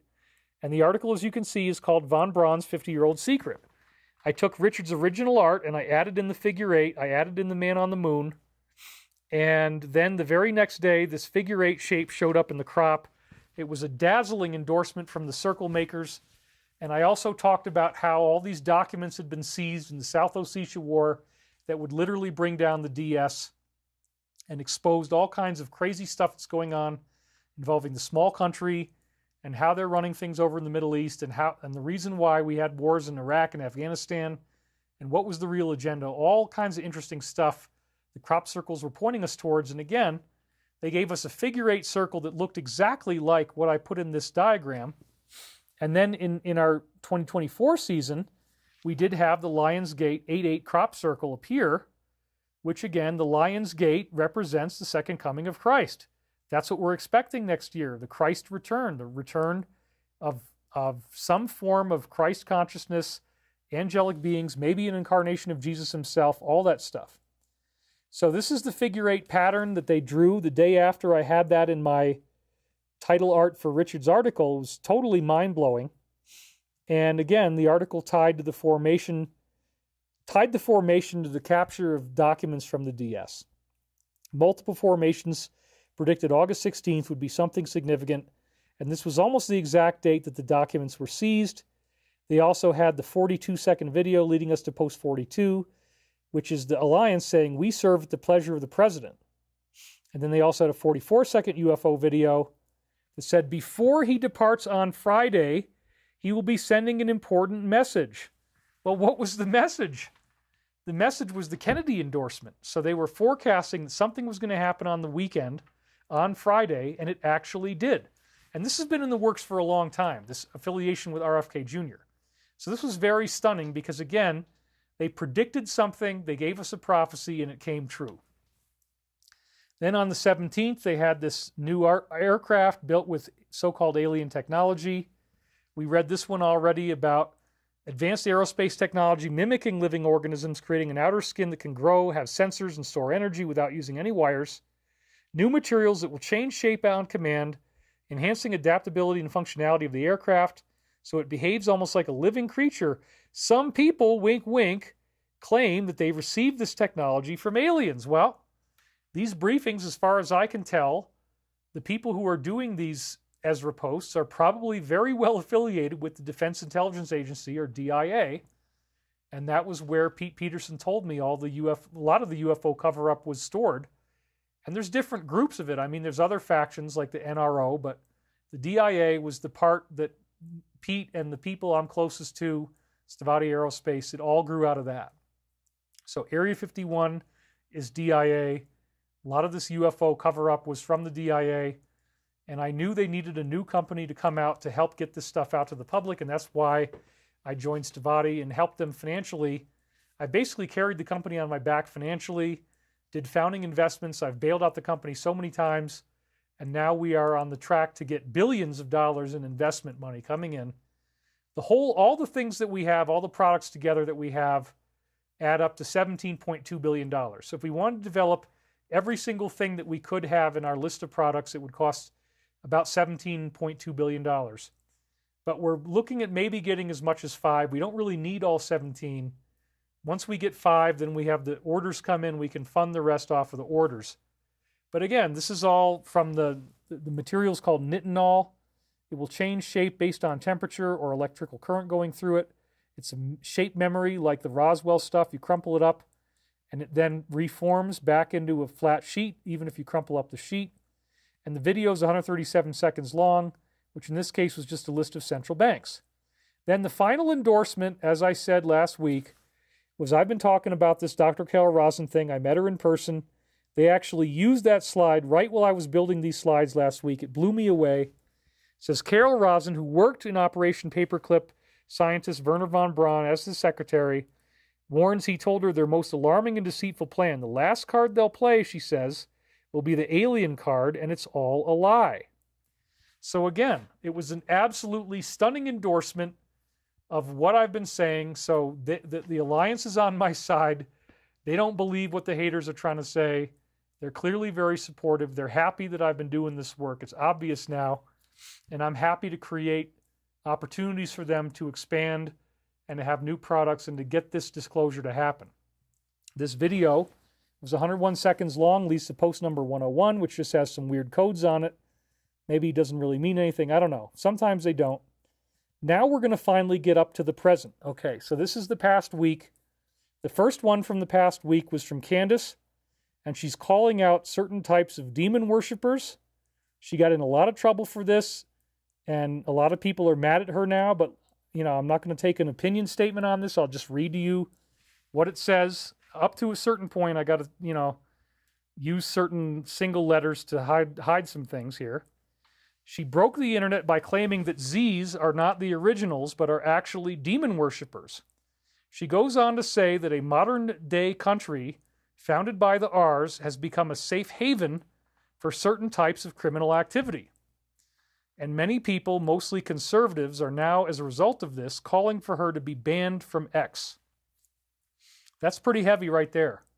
And again, I am not at all against this small country. Most of the people in the small country are rising up. They're terrified about their government. There was actually a protest last week, 2 weeks ago, where a bunch of Jewish people got out on the street in California and LA, and they blocked the 405, and they were specifically blocking it because they are against what their country, the small country, is doing, and they want the wars to end, and they want all these people to be set free, and they don't want any conflict anymore. So that was, they openly took credit for doing this thing where they shut down the highway. They all got arrested, and they were Jews. And so, you know, I have a whole bunch of friends who are Jewish. I grew up in upstate New York, so it's like a third of the population. And again, we're really only talking about a very small minority who has had this corruption going on. It's one of the factions, and it's the faction that's still clinging, whereas the other faction is more surrendered. That would be the European faction, but that faction is completely different from this third group that comes out of the military that created the plan and that has been doing these posts. So there's three groups at play here at least. And the military group has nothing to do with the European group, just to make that clear, because somebody was saying otherwise. So there she is, and that had, look at that, man, 7 million views. Holy crap. That is amazing. So many people are looking at this stuff now. The video is 117 seconds long. I'm just going to read you the end because 117 shows up again. So it says, what does money laundering mean? What is the single biggest event that can generate many nation states to pay out billions? That, of course, would be a war. Who audits where this money goes? That would be, you know, agencies they control. $15,000 for a toothbrush? Reconcile. Why did we attack Iraq? Well, that's near the area of the Middle East, which is right where our little country is located. Halliburton, who are they? What do they specialize in? What is oil field service? Why is this relevant? What senior political officials are affiliated with this company? What is their primary goal? Remember, they were getting oil money. What is the primary mode of influence that drives corruption? That's the whole Rockefeller faction, right?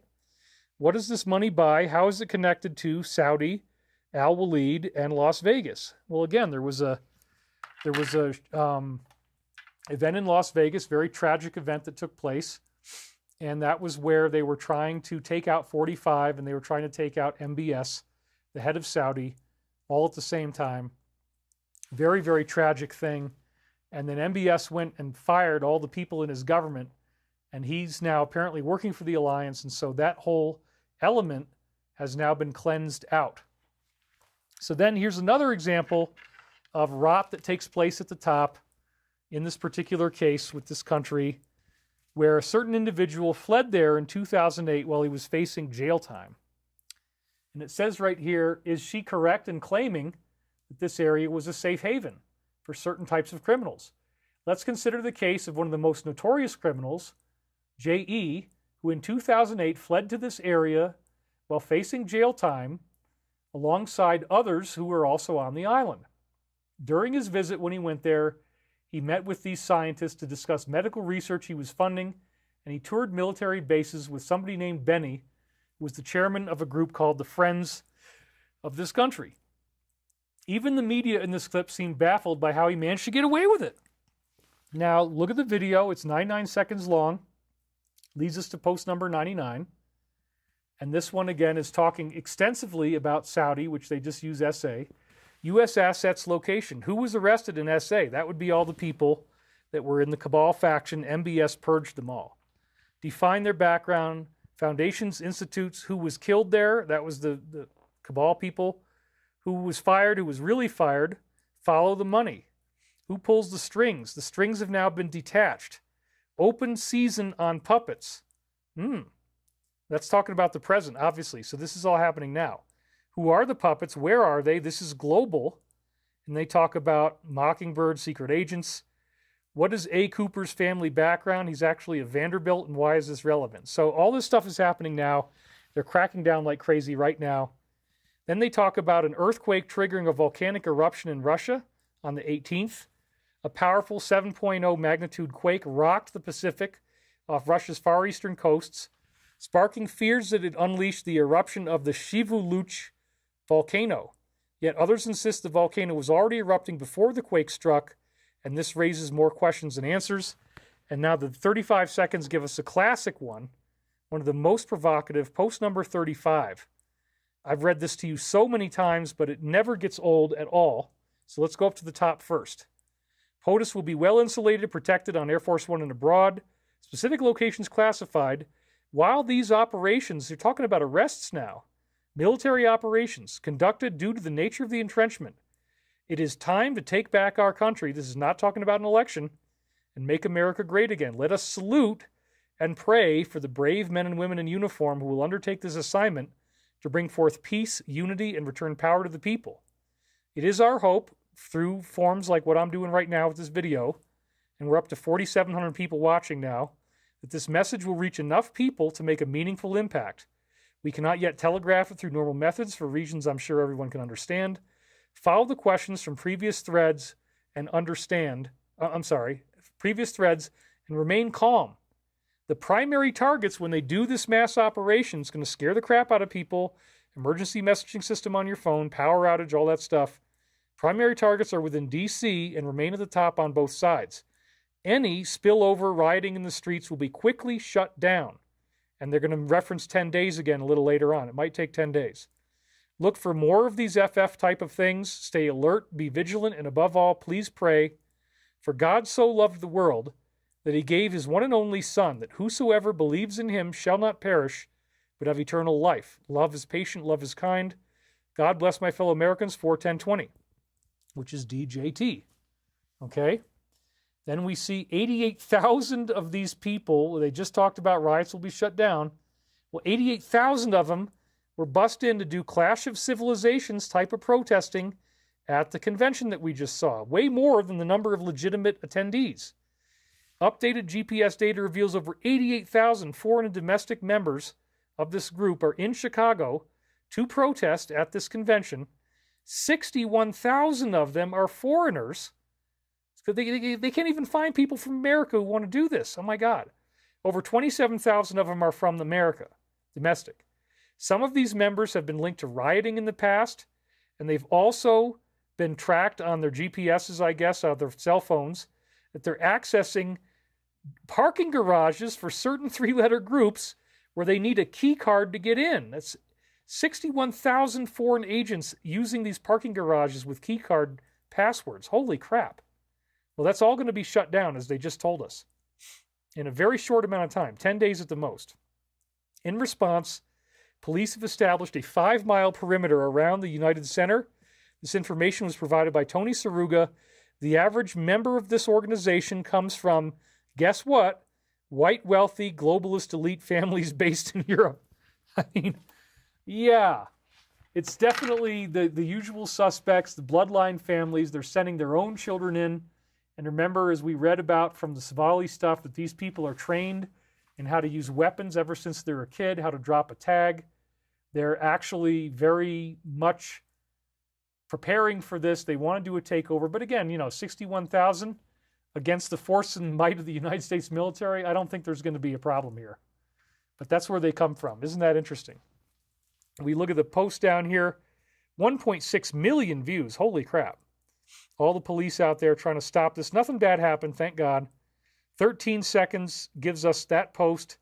And again, we read this last week. We need 11 and 12 first for context.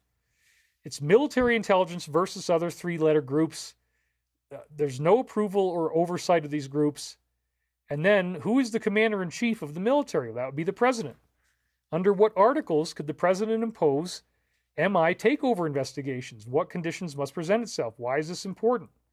They, meaning the negative, lost this very important power, the one part of the government that's not actually corrupt, directly serving the president. Then we see 12 says this is the absolute biggest inside drop on military intelligence that you've ever received. Think about why this group plays right into their plan, because they're trying to use these people as soldiers to create, useful events where they could shut down and not have an election anymore. Always ahead, the good guys are winning. And then 13, now think about the timing of him traveling to China, South Korea. I've said too much, God bless you. So there you go. It's all very interesting stuff. Everything is coming to a head. They're telegraphing that they've already bussed in 61,000 people. They're using keycard identification. They're in these weird 3-letter agency garages. They probably have weapons. And all that stuff is going to be immediately shut down over the course of 10 days. But don't expect that things are just going to be conventional leading up to November. I don't think they will at all. They're constantly telling us it won't. So don't be afraid when this stuff starts to happen, as I've always said. So then they're saying there might be a civil war within the Ds over who it's going to be. They're not all agreeing, and that might have been part of what this was about. It says hundreds of protesters are now gathered outside a Hilton hotel. They said 88,000 actually, right? But then this one hotel, I guess, there's hundreds of them, where the delegates are thought to be staying. This video could indicate that a civil war is unfolding within the party regarding the choice of their nominee. There is a chance that KH could be publicly removed. Wow. Wow. I mean, that would be a major, major shift, wouldn't it?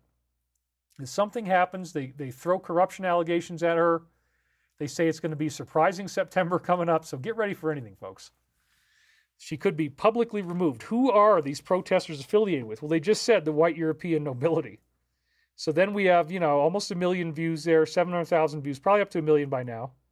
And then we got 117 seconds leading us to post number 117 again, which I already started to read to you before, but now we're going to do more of it because I only read the bottom. Why was the arrest of Al-Walid and others so important? How are they tied in with BO and Huma? Why did he finance BO before politics? Well, you can start to see where this is going. It's the Saudi influence on politics. And what book was BO caught reading? Why was this immediately disregarded as false? Well, again, he's got this Muslim connection. What is Post-American World by Fareed Zakaria? Why is this relevant? Why would the president of the U.S. be reading this book? Yeah, Post-American World. That's pretty stinky, isn't it? What church did he attend before he became the head in charge? And who was his mentor? How are they connected with HRC? And who was her mentor? And how are they connected with the Bushes? What occurred after the event in 2001? What war did we enter into? Oh, that's right. Iraq and Afghanistan. Whose interest did it serve? Well, partly it would have served SA's interests. What was the purpose and disclosures given for the justification? Who financed what happened in that year? Why recently are these classified pages being released? And then what just occurred in SA? There was mass arrests there, as I said. What FOIA docs are now being publicly released? And this was talking about all this stuff so we can learn about it. What information is contained in these classified releases? And what's the importance of Ray? And then we're back down to the bottom again, which we already read, so I'm not going to read it again. Money laundering, $15,000 toothbrushes. What's the single biggest event to create payouts? So they're saying there might be another war. And that's obviously, we're right on the verge of potentially an escalation. So they're warning you that might still happen. Then we see that customers in a particular convenience shop in Pennsylvania were kicked out to make way for these paid actors. It's unbelievable. Unfrickin' believable. Everything about this campaign is fake. Watch this video, people explaining how customers were kicked out of a restaurant in Pennsylvania to make way for some of these 88,000 paid actors when they were doing a photo op. Everything is staged. You watch the video, it's crazy. There's this huge line of these white Sprinter vans. I showed you the main part of it there. And they're all just filled like clown cars with these people. And there was people on the other side all mad because they got kicked out. They were having a nice meal in the restaurant. They were told to leave, and then all these weird Sprinter vans show up, and there's all these people. Many of them aren't even American at all. They're coming from other countries, and they bust them in to create the illusion that they knew that they were all in support, but actually they're just manufacturing support. It's not even true. It's so crazy, you guys. So crazy. Video's 28 seconds long. Let's read post 28. And it says, 45 had the military intelligence infiltrate these groups. So that's why they know they're going into these underground garages and stuff. They got to type in keywords to get in. All these messages are very internally consistent, right? and all of the dissenting local groups. They're always 5 steps ahead. Please be true. And then they answered him and said, well done. The picture is being painted. So all this stuff is going to collapse. The revolts will be shut down. They're not going to have a chance. Then we see a very sad thing, kind of stuff that chills me enough that it shrinks my manhood right back up into my body. Let's just put it that way. All this kind of stuff. But I'm still going. I'm still talking. A whistleblower from Britain who was very wealthy died in a very suspicious accident involving a yacht. And again, even though they call him the British Bill Gates, it doesn't mean he was evil. It's just that he was a prominent tech entrepreneur. His name is Mike Lynch. He was among the missing after a luxury yacht sank off the coast of Sicily. He was the former CEO of Autonomy, was acquitted of criminal charges by a San Francisco jury in June following a 12-year legal battle over the $11 billion sale of his company to Hewlett-Packard in 2011. And it was a software company. Striking coincidence that just as he was cleared of these charges and then became a whistleblower with money, speaking out against U.S. influence over the British government and legal system, all of a sudden, man, he just suddenly goes missing. And he'd only just returned to the UK with plans to advocate for Britons who'd been wrongly convicted, and he's got lots of money to support that. His yacht had 12 guests and 10 crew members, of whom 15 were rescued by Italian Coast Guard. He spent 13 years defending himself against fraud charges related to the sale of Autonomy to Hewlett-Packard. That's the kind of thing that's just like, man, you can clearly see. And again, Jacob the Insider told me, mate, we like it when people get killed like this because it scares everybody away. Nobody wants to talk anymore. They're all so afraid of us, mate. These are very useful events when we do something like this. Yeah, that's the kind of testimony I used to get when he was talking to me all the time. So this is pretty wild. Then we see 4 minutes, 50 seconds. I said, what the hell, potluck. Let me add it up and see what that is. Okay, that's post number 290, 209 seconds. And this is a funny one because you have the Pope visiting the holy site on the Sermon of the Mount, but behind him is very clearly an upside-down cross. Oh my goodness. Then we have at the bottom, we have Thor fighting with his hammer, which also is a lot like Archangel Michael. And so that's really funny because, again, there's the... My God, why would they use this iconography? But there it is right in your face. It says Thor's fight with the giants, painting from 1872. Very similar to Archangel Michael with the light sword and all that kind of stuff. Then this was just so freaking crazy, you guys. U-Hauls parked in front of the White House and they made a statement on TG that was so mind-blowing, and it's very exciting. They've taken a huge risk by some of the stuff they just said. Okay, look at this. U-Haul moving trucks are currently parked outside the WH, coinciding with so-and-so's farewell address as the nominee. Is someone moving in or moving out? And you can see there's like a little U-Haul trailer there. You see that little orange thing? And then there's actually the whole U-Haul truck. It's like a 10-foot truck. So is he moving out? Is he never going to be back? Well, then look at this. They don't say certain things on X. They save them for TG. And it said in very stark terms, you will never see him again. That is a very, very amazing thing to say. And they must have some intel because remember, when he spoke at the convention, they put him on so late that if you were on the East Coast, you wouldn't even see him until whatever it was, like 11:40 at night or something. And then he didn't even mention some of the key parts of his speech until after midnight. They knew everybody would be asleep. A lot of people are watching the convention, but they gave him the refrigerator pick spot. Then there's U-Hauls in front of the White House. You're never going to hear about this publicly. But then they actually said right here, you're never going to see him again. Well, that's, again, probably because he's senile and he's embarrassing everybody. We'll find out if this is true, but you notice he hasn't been around since then. So they may end up handing it over to her next. They may dub her, the president-elect. And then if that happens, aliens are here now. We can't do an election. Sorry, everybody. You're just stuck with her. That's probably what we're looking at. Or they might take her out and bring in somebody else. That's also what it looks like is going to happen. And we have Tim Ballard, the legendary Tim Ballard, who actually did, some great stuff for us. But apart from his wonderful movie and everything, I think he's the guy that did the movie, right? He was defending this country. And so they're not too happy about that. He responded to Candace by claiming that the United States should ally with this country, downplaying various things that we know and citing other evidence. He goes on to repeat Fox News and other types of talking points, stating this is the only functioning democracy in the region, but he ignores the following. You can read those things. Certain individual being an agent, certain people dancing in 2001, and truths about certain murder events that took place. He cites the State Department as a source on various things, the same State Department that covered up for other things. Do you agree with him? Obviously they don't, or they wouldn't have said that. So again, it's only certain people at the top, and it's all going to be solved, so don't worry about it. It's going to be fine. But again, post number 89 is where it goes to. It says that military intelligence and another group currently has an open investigation into the CF. Why wasn't this dropped?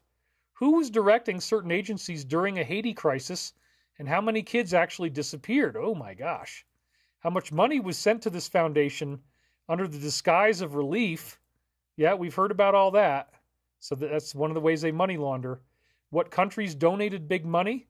Was SA one of them? And why is this relevant? And then Snow White. Snow White appears to be a name for them and part of their intelligence gathering apparatus and how they get all this stuff. But again, SA had a whole change and everything's okay now. So it's not a bad situation over there anymore. So they say.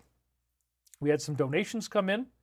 We had Brendan Ha donated $50 Australian. Thank you very much. He got 15 likes as well.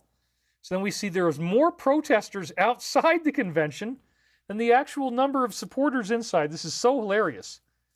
There are more protesters outside than the actual audience inside. You look at the stands. I mean, this is a disaster, folks. They want you to believe they're so popular. They were using AI to pump it up. But you look at this picture, and it is almost entirely empty seats with just some people crowding in around the front. But my God, that looks like 3/4 or maybe even 4/5 empty. And then you got 88,000 people outside and 61,000 of them from other countries.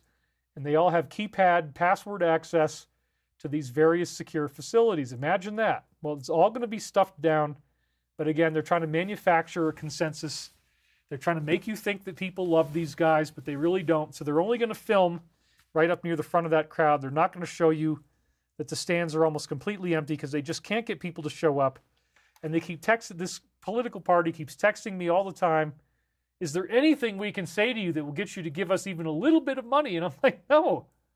I mean, yeah, I donated to Obama. I think I donated twice, a few $100s, but not now. I don't feel good about this at all. So that's very, very revealing how thin the crowd is. There's more protesters than actual attendees. Then they say that this individual showered her father with praise, obviously tongue planted very firmly in cheek on that one. But again, the real key is, why did she do this? Was she threatened? Did she have to do this? And she walks right over the line. I mean, she starts to say something that sounds like she's going to blow the whistle on something, and then she walks it back. So what's really going on here? Well, they go back to post number 10, and this one is very sad at the bottom. It says, good people were forced into bed with this evil, quite literally in this case, under personal and family threats. So she was out there under threat. Could you live with yourself, helping to cover up such evil, despicable acts if you had a safe way out, which the Alliance is giving them? These people worship Satan, and some of them openly show it. Yeah, so that's what that was all about. Very sad. I feel sorry for her. I honestly do. Then we have the WEF giving warnings to us that before November, there's going to be 3 different events, and it doesn't even include the alien false flag. We can add that one as well. But they are warning there will be destabilizing events, shock events, between now and November, and their warnings include, let's go through it up close, a cyber event, which is intentional, I won't say that word, the emergence of a new global extremist group, so the cyber event would shut down all the power, and they could suspend everything that way. A new global extremist group, well, that's going to be something they fabricated.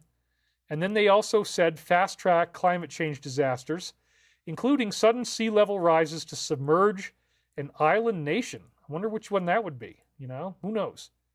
There are 77 days left until Election Day, and that one doesn't even include the false flag alien invasion they also warned us about. So, yes, if you look at this, and I don't just rush through this slide in a matter of like 10 seconds, but we take our time a little bit, we breathe a little bit, we're like, okay, what the hell is this? Don't expect a normal September and October. Expect the unexpected, expect massive, unpredictable change, expect alien events. Anything and everything can happen. That's what this says, folks. And then we're going to go back to the slide again. Let's do that right now. And it had 733,000 views. That's quite a number. And it goes 80 seconds long, which gives us post number 80. We need to get organized. Things need to be solved to understand what is about to happen. So again, that's what they're telling you. Something is about to happen. You need to get organized. This is not going to be a normal November. Please don't buy into that. There's going to be very disruptive events. It's not going to go the way you think it will. Let's start with Alice in Wonderland. Then they say HC in Wonderland, so that's what Wonderland means. It means her. And so Alice probably also means her as well. And then they say this country, SA, is the bloody Wonderland. Snow White, again, is their surveillance system, so it appears. Wizards and Warlocks is their name for themselves. So what is about to happen? Those are the key words. Something is about to happen. It's going to be disruptive. Let's go over here. It's going to be disruptive. It's going to be intense. So buckle your seatbelt and get ready for anything, because we're not going to have a normal November at all. I don't believe that. I really don't. They've got so many messages week after week telling us the same thing. So then we have good old Uncle Bill, who brings up a very unpleasant subject while talking to these little girls. This is really, really creepy. He shockingly brings up this subject during a conversation with them and also asks them what would they do if they found themselves on this site. Well, are you aware that the name of his production company is called Child Love Productions? Yeah. I'm sure that it's just because he has such love for... Okay, that's all we're going to do there. So 18 seconds leads us to post number 18. And this one, again, is pretty surprising. Why did Mueller meet with POTUS one day prior to this announcement if he could not have been offered the directorship due to the term limits rule? Well, he was trying to do blackmail, probably. Why is a certain individual begging for a new lawyer, special counsel? And what is their net worth? So this is talking about how people get paid for keeping their mouth shut. How did she get this money given her normal salary as a career official? Why is her memory going? Because she doesn't want to be asked about this in a future trial.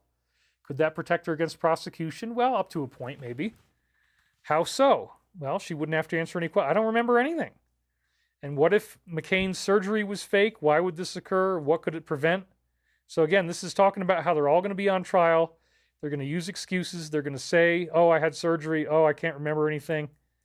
And so, yeah, very, very interesting stuff here. And we have yet another case of somebody going missing. There's all these people dying, and all this inside fighting is going on. A top New York City lawyer, Christopher Morvillo, has been missing since the yacht sank off the coast of Italy. And we already lost another guy who was a whistleblower for the UK and sold his company for whatever it was, $11 billion or something. He's a former federal prosecutor who worked on the criminal investigation of something that happened in 2001, and he specializes in insider trading and corporate fraud. Obviously, he had a very big case. He was getting ready to go forward with it, and they took him out. Before the event in 2001, substantial bets were placed against major airlines, American United, one day before. It's probably just a coincidence that he's missing, right? Well, again, this is the DS doing their best to clean house. It's not going to work. But this was probably a case that would have affected them very dramatically, and they got rid of it by getting rid of him.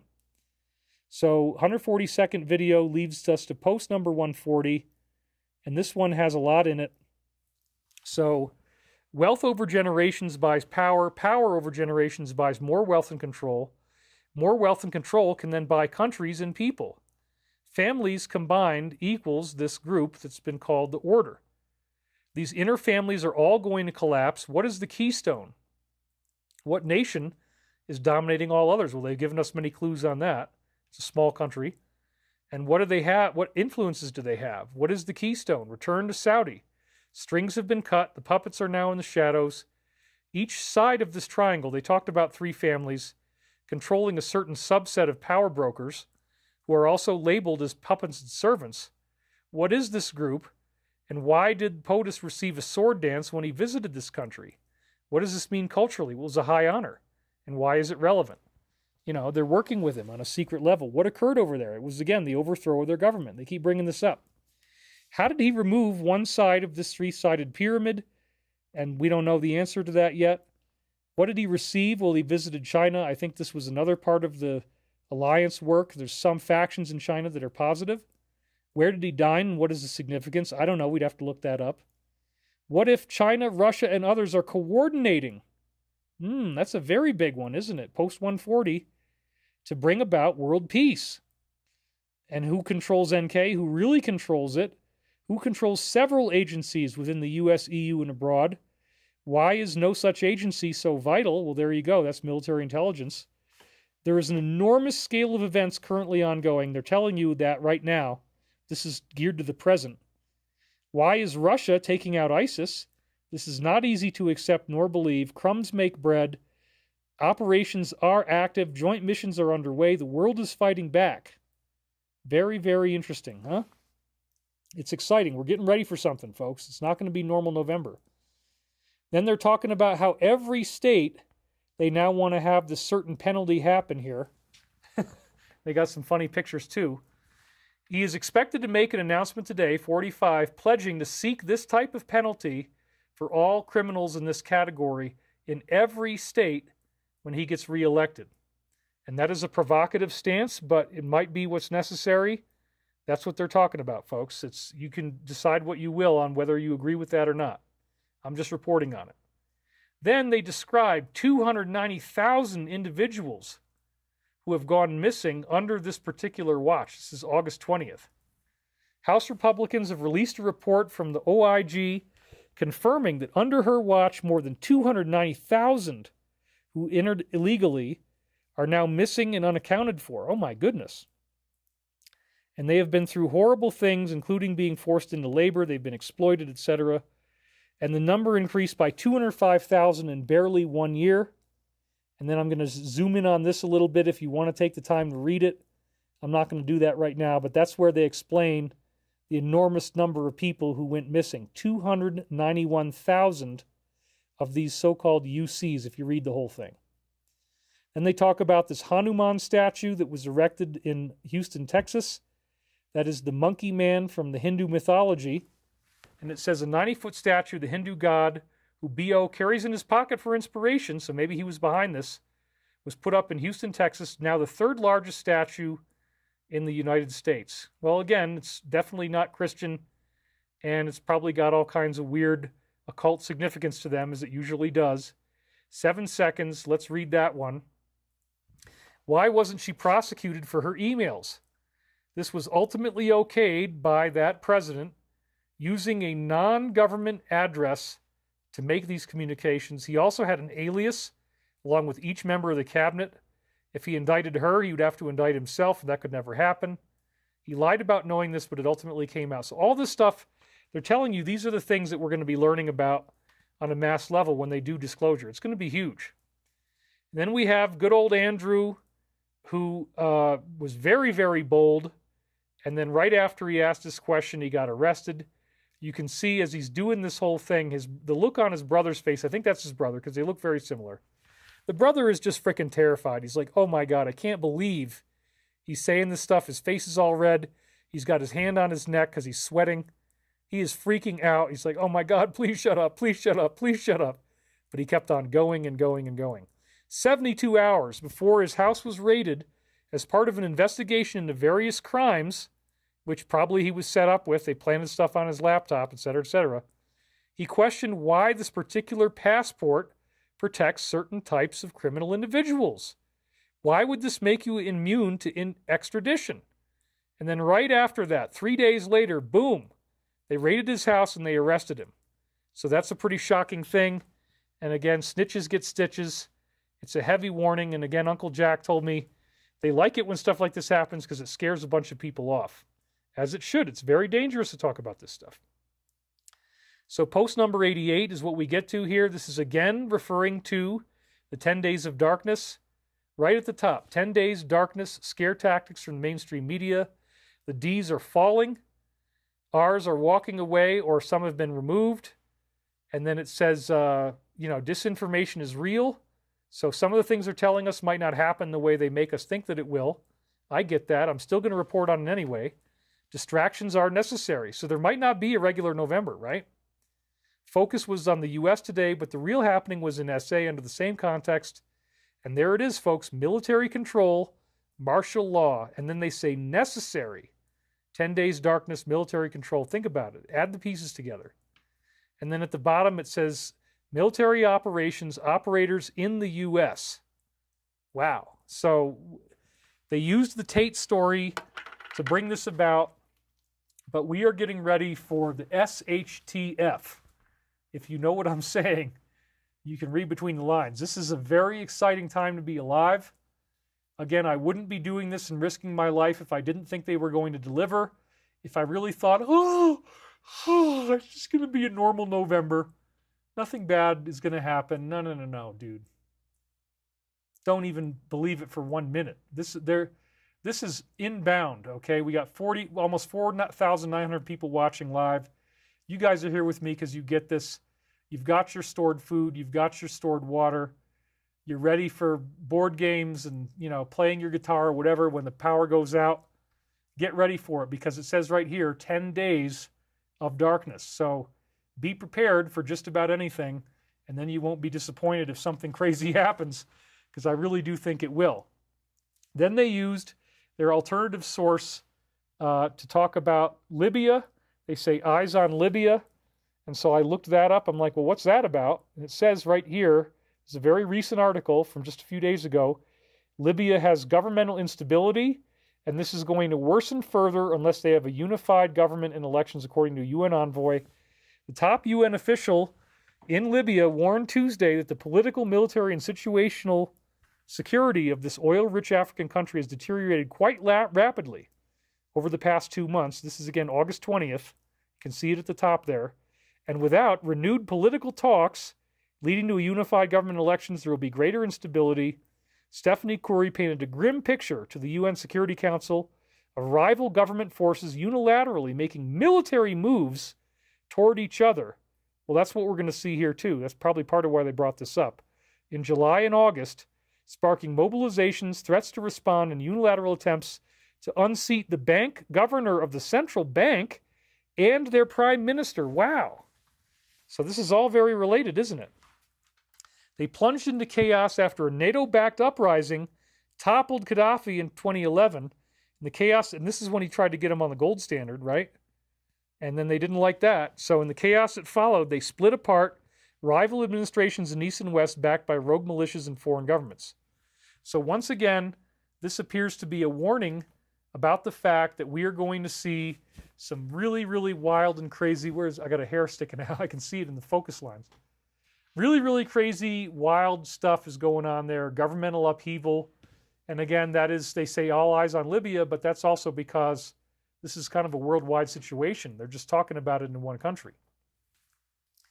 Then we have RFK Jr., who may be put in charge of one of the intelligence agencies, as they said here.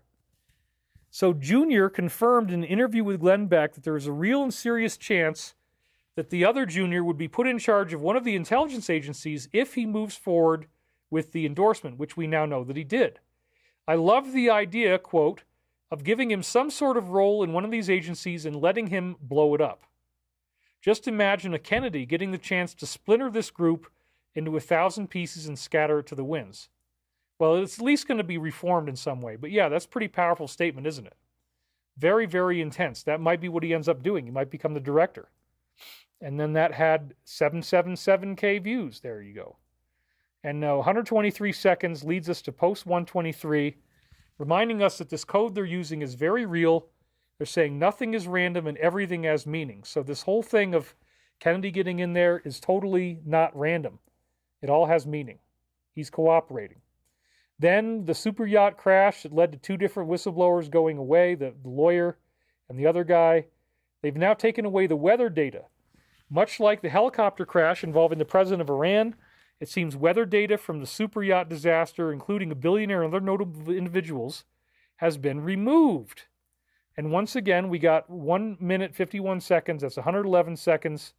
We read this one before. It's an amazing endorsement because the day before they did this, I had been writing in my own journal, and I'm going to show you this, and I had remembered that quote from the posts that said that if the truth came out, 99% of people would be put in the hospital.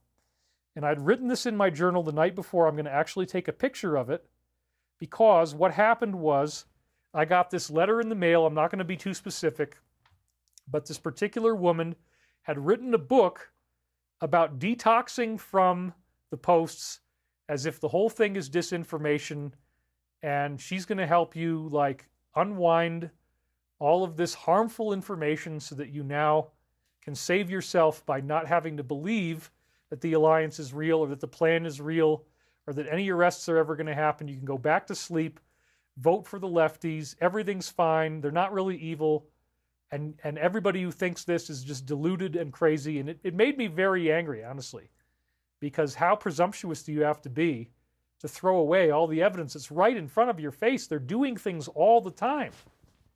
Look at the running mate. Look at what he did in his own home state. Look at what they're trying to force down your throat. It's right in your face. We better hope there's an alliance. We better hope that there's a pushback. But no. She's like, go back to sleep. They're all good. There's nothing evil about it. It's all fine. And I just want to give you the tools on how to unhypnotize yourself from these horrible posts, the 17th letter.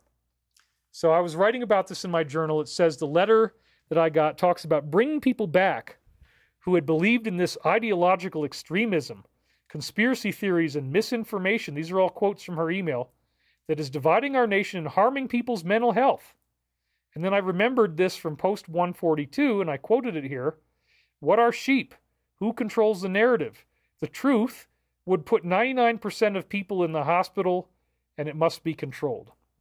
So that's something that I had written in my own journal, and this was the big alliance endorsement of the week, because they obviously, through the no such agency, they can read what I'm saying in my laptop. They know what I'm up to. And then that was the night before, and the very next day, we had a donation. Tia says, thank you, David, for your hard work and dedication. Thank you very much. We'll go back over here now. So the very next day, after I put this up there, which again says the truth is going to put 99% of people in the hospital, that was from post number 142.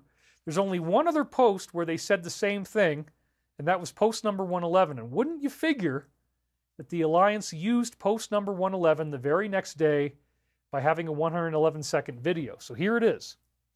It says right here, is the U.S. political election system corrupt? Absolutely. Who owns the poll machines? Well, we know the answer. Why is this relevant? They never thought she would lose. Fantasyland. And then look at that. Oh my God. Thank you guys. Thanks for the endorsement. I really appreciate it. The complete picture would put 99% of Americans in the world in the hospital. POTUS is our savior. Pray. Operators are active. We are at war. Good night, B.O. So yeah, that was even more shocking than the original 142. And again, thank you guys very much for the endorsement. I'm really happy to get those kind of things, so I really do appreciate it. Then they talk about how RFK's announcement is going to be huge. This was his VP-elect, Nicole Shanahan, stated that their announcement on Friday would be one of the biggest events in American election history. Now we know what that was. I had to bust out some Angry Daddy for you at the beginning, got me all hot and sweaty. And then we have a 27-second video leading us to post 27. Not everything can be publicly disclosed because so much ties back to foreign heads of state. Much will be revealed. We want transparency, but not at a cost that we cannot recover from. So there you go. They're not going to tell you everything. And so when they do these arrests, you're only going to get part of the story. You're not going to get the whole story because they want to be able to recover from this. And they got to have government still running. That makes sense. Then they talk about this Skinmedica cream promoted by Oprah, and it has an ugly secret to it. She's going to be speaking at this convention tonight, And maybe she's using her favorite cream, said to be made from certain types of products. Oh my God, you can see that. The company claims that they use these fibroblasts to grow and cultivate new cells, and that just one sample can produce decades of these cells. Well, that's, again, very creepy, isn't it? Very, very creepy in light of what we now know. Okay, yeah, enough on that. 50 seconds leads us to post number 50, and so we'll start from the top here. Big drop. How did NK obtain this magic substance? How did Iran obtain this substance? Why did BO send billions by cash and wire to this country? Why the cash component? Was the hostage component a cover? Apparently so. For what? Well, you know, we can see what it is. They're doing a buildup. Could any of this cash have been handed off to others? Apparently yes. How many planes carried the cash? I don't know, but it was $400 million and 14 pellets. I remember that part. Did all of it land there? Did all of it go to the same location? Why is this relevant? You can speculate on that. Who really controls NK? Don't think of a single person. Think of a powerful entity. It would be the DS itself. They're using it as an agent provocateur. Why is this important? Why are wars so important? Who benefits? They already had another post talking about that. What does a hostage refer to? Who could be held hostage and controlled by this country with miniature weapons? Where is he today? And where is VJ? Alice in Wonderland. So yeah, again, you know, we may still see some type of nuclear scare. That could be another part of this. They're warning us for that. And they're again talking about how wars are used to make money. So then we see that 45 is declining certain types of briefings because he knows better. So it says right here, he confirmed that he's declining these briefings to avoid potential sabotage. And then again, we got 18 seconds. So this one we've read many times before, and we already read it before. It's again talking about how people are making a lot more money than their salary. Luis Diaz donated $20. He says, thank you, David, for your help, sharing all of your notions and your knowledge, celebrating his 5th super chat. Thank you very much, Luis. We're almost done here. We're at the 4-hour mark. Thank you guys for hanging in there. You're not going to have to wait for another half an hour. We're really close to the end now. I'm trying to get this done pretty quick. Okay, so back to the slide. The next one that we see is that good old Chuck might be about to bite the big one. I feel sorry for him. I mean, God knows what he's been through, stuff that we don't even know about him. And why does he have cancer? It's all pretty sad to me. Buckingham Palace is making key arrangements as concerns grow that his death may be approaching sooner than expected due to declining health, a very short reign. Remember the figure that looked like the Grim Reaper walking by last year when he was crowned? You bet. You can see it on the bottom right there.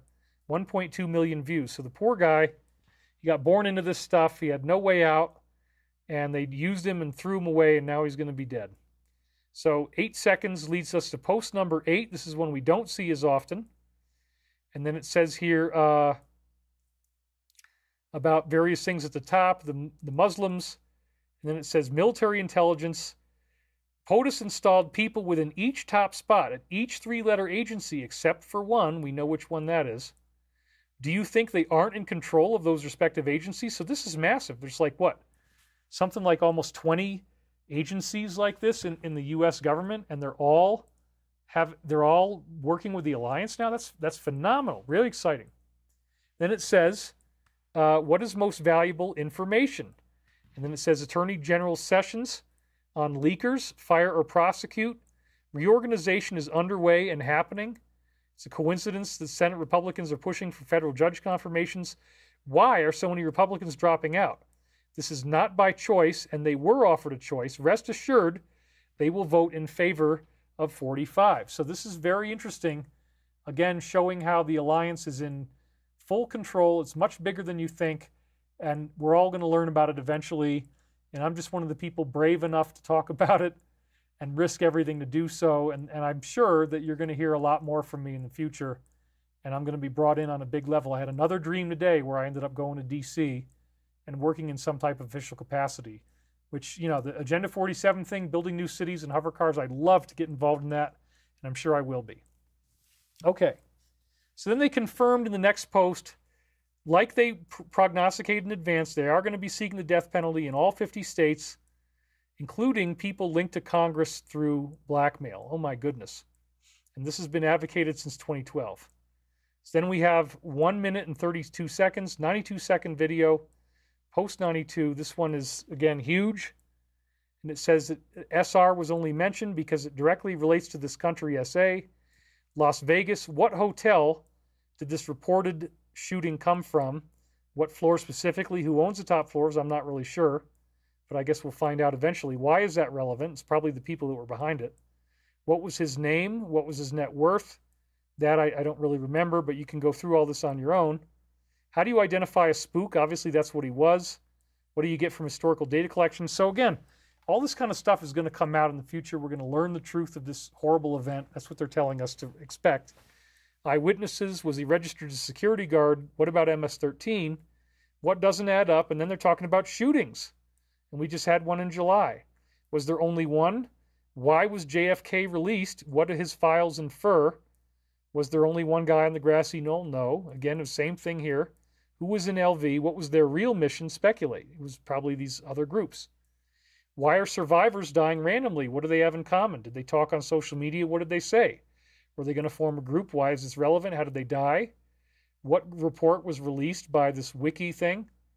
And what could control a car? You can drive somebody's car remotely if it's newer than 2006. How did 2 of these survivors die? With a car crash? Yep. That's why I don't drive anything newer than 2006, guys. Never have. Never will. How does this connect to SA? What just happened there? They had this overthrow. Who owns the top floors of the hotel? Maybe it was them. I don't know. What happened today? This was, again, where they had this big overthrow. And who specifically? Was POTUS in LV that night? They wouldn't ask it if it wasn't true. So obviously he was. And this was another attempt to take him out. Why was he there? Who did he have a classified meeting with? Oh, that's right, MBS. Did Air Force One land at McCarran? They wouldn't ask you if it didn't. What unmarked tail numbers flew in that night? There you go. Trace it the entire day. What do you notice? This is all classified. So again, we've had a lot of briefings on this, that there was an attempt on 45 and MBS. That's what the whole thing was staged for, and it didn't work, thank God. Okay? So that one has a lot to read, but we got through it. Flagrant hypocrisy at this convention, 24 hours after this particular ex-president who was involved in various activities, the speaker is calling on everyone to unite in support of survivors and hold perpetrators accountable. How pathetic are these people? Well, the people on stage probably have no idea what's really going on. Let's give them the benefit of the doubt. But anyway, 9 seconds leads us to post number 9. And it says here, the D's cannot lose control over the black population. At some point, the Great Awakening will occur, and these false local and national leaders are corrupt and paid off to help keep these people poor and in need. They formed Confederate States. They formed this other group. Who is her mentor? We already know that one. What will happen if we find out about Haiti? Will they lose the vote? You betcha, and expect that before November, folks. Through the Looking Glass, that's the name of their time viewing technology. So that's an interesting reference, too. They rely on mainstream media to keep this narrative going, but if something like Haiti comes out, it's all going to collapse. Tech is now entrenching on this control. They missed the boat in 2016. They're desperately attempting censorship now, and it's going to fail. So I don't think we're going to see a regular November. Now they talk about the normalization of shootings on the 22nd. A man in Philadelphia tragically was shot at least 40 times riding his bicycle. They described it as an execution. And if this event happens and she gets in there, this is going to become normalized. It's a very, very sad video to watch. No blood, though, ironically enough. You can't really see anything. But 28 seconds leads us to post number 28. And it says, again, that 45 has military intelligence infiltrating these groups at the top levels and all of their descending local governments. He's always 5 steps ahead. Please be true. And they said, well done, you're painting the picture. So then we have a really amazing thing. We're getting near the end now. 7 suns appeared over the Chinese province, some sort of atmospheric refractive effect, unusual light phenomena attracting the attention of many. Several suns were observed in one of the provinces of China. And then we're going to look at that up close, where you can see all 7 of them. 1, 2, 3, 4, 5, 6, 7. Sure enough, there's 7 of them. So, this is one of the things that I like to talk about, the idea of synchronicity. And that this kind of an atmospheric phenomenon would be a divine intervention. And again, we have 7 notes in the octave, 7 colors in the rainbow, 7 densities in the universe. It's a spiritual phenomenon.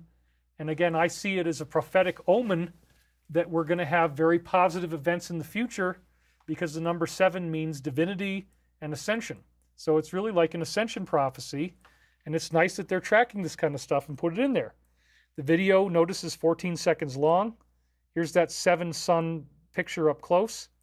It's a very cool effect, probably because there's so much pollution, oil in the air, but it caused something very nice in this case. So let's read post 14 again. And we've already seen this one many times before. What is he in control of? What is the one organization left that isn't corrupt? That'd be military intelligence. Why do they play such a vital role? He's surrounded by highly respected generals. They guard former presidents. And then, you know, go on and on from there. You can read the rest. We've done this many times before. What authority does he have over the Marines? Why is this important? Well, that's what's going to be used. And he was asked to run for president with assurances made that they would not be able to mess with the result. There you go. He was brought in to be part of the plan. How is he always 5 steps ahead? That's because of the plan. Who is helping him? Again, the military. So very exciting. Then we see that right when RFK drops the point, they cut away from him and validated him 100%. They quickly cut away from him as he was speaking truth about the war, thus validating his statements. 45 seconds gives us post 45. We just read this one before. And again, we don't need to read it again because it's been something they pop up a lot. But look at the bottom. That's the main part of it. I think the only part we needed. Who is attempting to change the narrative and soften the acts that are forthcoming this weekend? Well, we know what happened this weekend. They got the official Kennedy endorsement. So that's all I think we needed to know. Roger Zubarik has donated many times. Says, David, will October be safe for travel? Thank you. Lots of love from Florida. I personally would not travel in October. I mean, if you're going to do it, I would do it by car or train, but not airplanes. And maybe you just want to be home because, again, I mean, even September I'm a little squirrely about. But I'm going to get all my vacation done in September. I'm not going anywhere except right here in October, just to be clear on that. Okay. So, again, that was the key at the end there. Who is attempting to change the narrative and soften acts forthcoming this weekend? Well, then we got that amazing endorsement, the source of my Angry Daddy comedy at the beginning.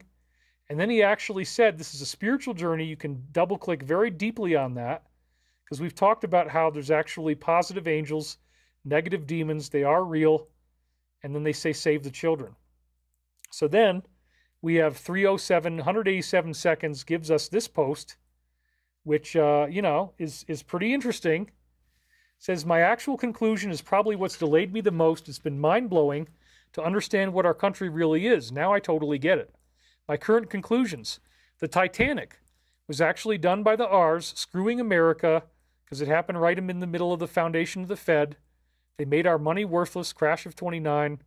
Tons of new government, which doesn't fix the problem they created, but a war would help. Everybody is being blackmailed. The media is consumed. The country is being forced hard left. We're seeing that now. Population has become their puppets. People don't realize what's really going on. Causes an uprising by certain patriots like Kennedy. Reagan and T. Oh, yeah, look at that. That's what's happening. There's an uprising by Kennedy. While they managed to kill him and outlast Reagan, enough lessons were learned that we are now finally ready to clean house and become America again? Yes, that's the point. First time in about 100 years. Wow. So yes, they directly reference Kennedy in this. Obviously, this was intentional.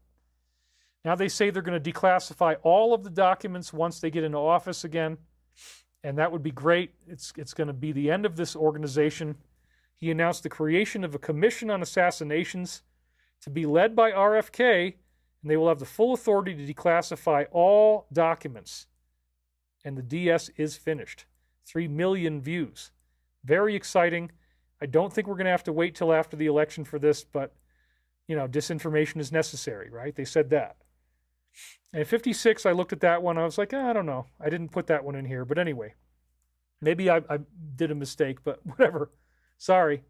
I was working really fast towards the end here, tired and everything. So then they're declaring war on this certain big organization where he's alongside RFK, and he declares this war by announcing the formation of a panel of experts who will collaborate with the new guy in investigating and addressing chronic disease epidemics. Oh, wow. Okay, there's another one. This is going to be very exciting, folks. And then we got 62 seconds, post number 62. Highly recommend that somebody takes all of my crumbs and put it into a massive dump. Well, that's what I do every week. So again, they're giving me another endorsement, like they did with the 99% of the people in the hospital thing and many others. This will be considered the biggest inside approved dump in American history. Well, I feel very honored. Thank you. They're beginning to understand. P's attorney was just notified. All my dumps are being recorded. Again, it doesn't matter. Alice in Wonderland, which again talks about Hillary. Where is BO today?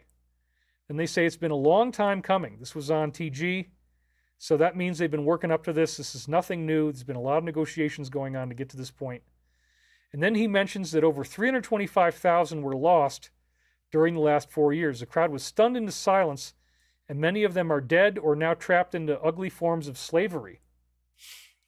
Then we have a 108-second video leading us to post number 108. And somebody wrote in and said, checked and phone posting, excuse the post count. The first extraction order referenced 2 o'clock Zulu time, and it was 2 o'clock when I posted my response. 1.5 hours would be plenty enough time for anyone to hide if they needed to.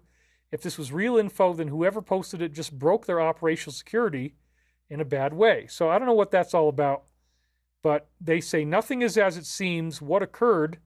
This event flushed out BO.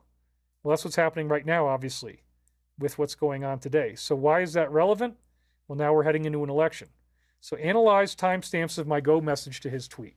So maybe that one is needed or not, but again, the point is he's being flushed out.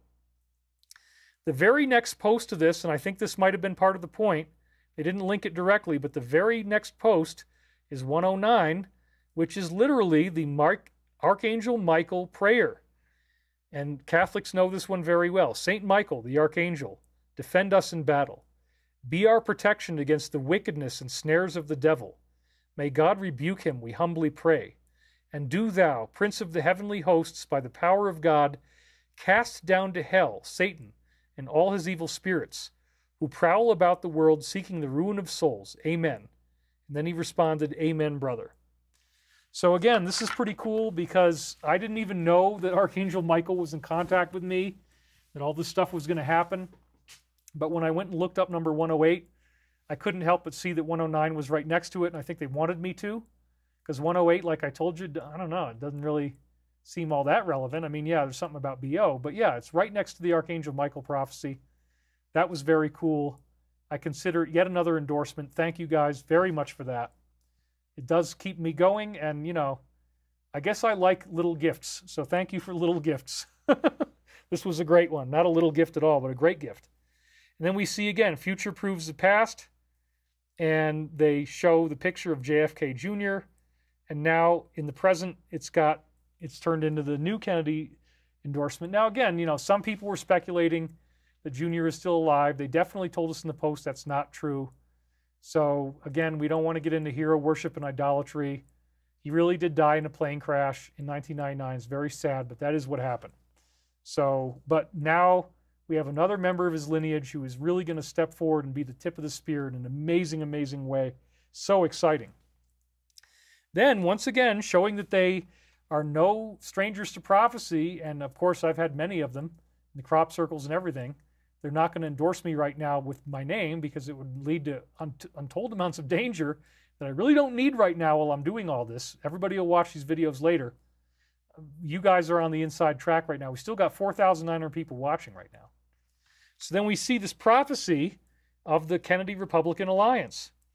In 2009, Kim Clement predicted that there would be this alliance. He doesn't say the first one, but he does talk about the Kennedys and that they would align with the Republicans, bring them together in an unprecedented way. He foresaw a massive upheaval in the system, akin to a great awakening in the political landscape of the U.S. Future proves past, and you notice it's 1 minute exactly. This leads us to post number 60, and this is where they're again talking about how hardly anybody is really aware what they're doing. You can count the people who have the full picture of the plan on 2 hands. Of those people who are less than 10, meaning it's 9 or under, only 3 of them are non-military. Wow.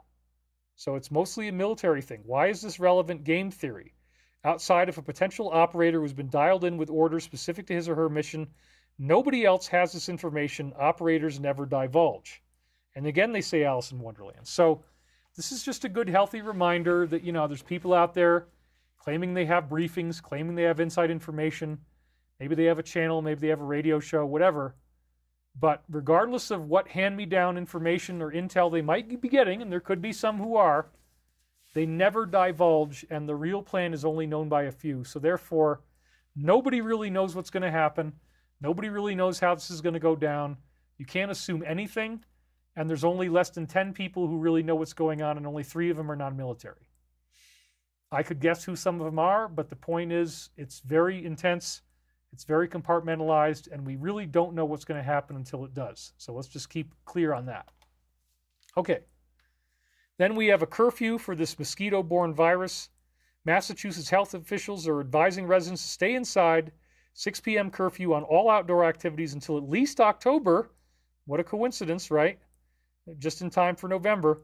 After detecting 1 human case of Eastern equine encephalitis transmitted by mosquitoes. This virus can cause a febrile illness or neurological disease, including meningitis or encephalitis. There are no vaccines that can prevent and no medicines that can treat this particular problem, unfortunately. The timing is interesting, given that good old Faust was recently hospitalized with WNV, and he also got it from a mosquito, apparently. So interesting enough, huh? They're doing everything they can to try to throw things off. It's not going to work. 95 seconds. It said what happened over there, remember they overthrew everybody, is also going to happen in here, in Asia, and in Europe. That's very exciting. That's what we want. Keep digging and keep organizing the info into graphics. This is critical. That's what I'm doing now. Another endorsement. Thank you. God bless. And once again, they talk about Snow White and explain what that really means.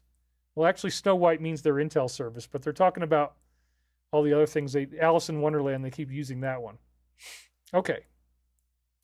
Then we see Durov, who founded the Telegram, got arrested in France. They probably planted stuff on his laptop. That's most likely what happened. He's also the CEO of the encrypted messaging service, and he was arrested at Le Bourget Airport. He had arrived straight from Azerbaijan. Investigators from the ONAF, National Anti-Fraud Office under Customs, informed him of charges and placed him in custody. He's expected to appear before an investigating judge this evening.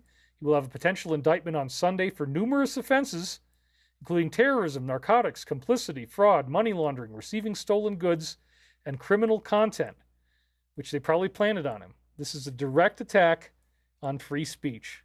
Very sad that this happened. And again, very unsettling. Because they could do anything to anybody. They can plant stuff on you. It's just very upsetting. Honestly, it really is. And then we see that certain groups wanted to infiltrate his platform. He recently revealed to Tucker that he had been approached by this particular group. One of his engineers was. They attempted to secretly hire the engineer and wanted to install a backdoor that would allow U.S. agencies to be able to do their dirty tricks and spying. They also hired people to infiltrate various anti-groups that were on his platform, and their contractors created multiple fake online identities. Boy, don't I know that one. Story of my life. It's all one guy. He's probably being paid by somebody to join chat rooms run by groups opposing these mandates. So I think they did that to let me know that, we're aware of what's going on, David. We got your back. We're endorsing you. Don't feel bad about it, but it is intense. It is intense. Then we see, I guess I had a zoomed in copy of that one you could have read. And so again, we got 2 minutes, 52 seconds, 172 seconds, leads to post 172. Nice short one. Good will always defeat evil. Thank goodness. That's what they know is going to happen. We're going to be okay, folks. Then we see that once again, the D's tried to shake this platform down. They wanted to mine it for data they could use. And it says right here, following those events, we had a donation. This is Vanessa Swayfit. Thank you for your prayers. Jerome had his brain tumor removed, and he's recovering well. That's awesome. I'm so glad to hear he's okay, because we talked about this before. Keep fighting the good fight. We are all in this together. Love and light to all. Assembly of the 8th. 10th Super Chat. Thank you very much for the donation. And we're now at almost 5,000 viewers. So you guys are actually increasing rather than decreasing as we get towards, we're very close to 4.5 hours now. I got to really pick up the pace here. Okay. 45 seconds post 45. We read this one many times before. Again, soften the acts that are forthcoming this weekend, change the narrative. We already heard that one. That ended up being Kennedy. Okay, boom. We're at the end. I only got 7 minutes left. So this is a good time for our global peace meditation. And we're only going to do a couple minutes. So I know some of you guys are really tired. You don't want to stay up for this, but please do. I'm sorry if you get interrupted by a commercial. You can go commercial-free, YouTube Premium, or just hit the skip button. Just wake up enough, open up one eye, and go, and you don't have to listen to it for very long. But let's get this thing going, all right? I'd like you to close your eyes. I'll start with the middle camera again. So I'd like you to close your eyes now, put both feet flat on the floor, and I'm going to talk about some cool stuff. So don't hang up, because again, I'm going to summarize everything we've been talking about in a meditation. So it's like a nice way to get it into the subconscious. Here we go. All right. Close your eyes. Take a nice deep breath. Just let it go. Breathing into the silence, the amazing information that we've acquired, learning about sacred geometry on a galactic level, watching galaxies be sculpted by geometric energy fields, knowing that these fields move along and that the positions of the stars are moving in the sky, just like the positions of atoms when they're shot out of a nozzle, clustering together in these beautiful geometric microclusters, where the entire cluster, all the electrons orbit the center rather than each individual atom. This geometric force is showing up in dimensional shifts that expand through the galaxies, causing the sun to give off a huge flash, causing the planet to suddenly get larger in size as electrons and positrons squeeze out from inside these spheres in the center of these cubes that are all the result of a cosmic fluid-like vibration. This vibratory matrix of cubes and spheres, the squared circle, which when it gets compressed causes electrons to squirt out, causing the Earth to expand in size, causing geoblemes, supervolcanoes creating ringed craters, mass extinction events on Earth. But we have been promised safe passage through these biblical catastrophes, which also correlate with the 25,000-year cycle, as we will see next week. And what really makes all the difference is how loving we are as a society, as a people, as a planet. How much are we willing to go into the light, to see each other with love and respect rather than shame and condemnation? As we breathe in, we send this healing light of our meditation to all those in need of prayer and healing, wishing them to have only the best success in life, a peaceful transition to this planet, not the catastrophic end that we saw in various ancient prophecies, but more like what Archangel Michael and the Virgin Mary said in the prophecies of Garabandal in Spain in 1961. There will be some type of a warning event, a preliminary first wave of ascension, where we have cosmic consciousness, we remember our past lives, and we see the future of ascension that will be, and we're also warned of the chastisement that will occur if we don't all learn to turn ourselves into a more loving direction, which undoubtedly we will. And as we see arrests taking place, and as we see the truth dawning in the minds of humanity as a whole, we are bringing about disclosure, the release of forbidden technologies, hover cars, power plants, anti-gravity, med beds, and we are beckoning in the arrival of our galactic brotherhood and sisterhood, those angelic beings who have always had our best interests in mind, who are looking out for us on a cosmic level, and who have always been there in the background, doing their part to make sure that we are protected as we move through these amazing events, all being delineated by the post-now. And we give praise to the Christ consciousness, to the one infinite Creator, for we know in the greatest sense that we are the light, we are the love, we are the one infinite Creator, we are the Christ. And that Christ is awakening within us now and will become fully embodied as we move through this ascension process together as a planet. And so it is. Sending this healing light to all those in need of prayer and healing on earth. Easing the tension of wars. Visualizing a totally peaceful outcome. No major disruptions. And now breathing yourself back into the room. Breathing yourself back in. And try to get my pictures put together here. Yeah, wiggle your fingers and toes. We thank you for being here. It's truly a great time to be here. And I am so happy that you guys decided to join us. So we got about 1 minute left. Let's read some more of your comments. The Angry Daddy part was so hilarious, he said. There are no ads on the Brave browser. We only lost 300 people. I don't even think we lost them. Honestly, what seems like happens is that as I change camera, see right now it's back up to 4,700. So I think that as I change camera angles, for some reason it can't tell how many people are watching when I hit the buttons. If I keep hitting the buttons, it just shifts everything around and the number drops down. So I don't even think it's real anymore. Renee Cruz right here says, David Wilcock, fascinatingly awesome live Sunday show.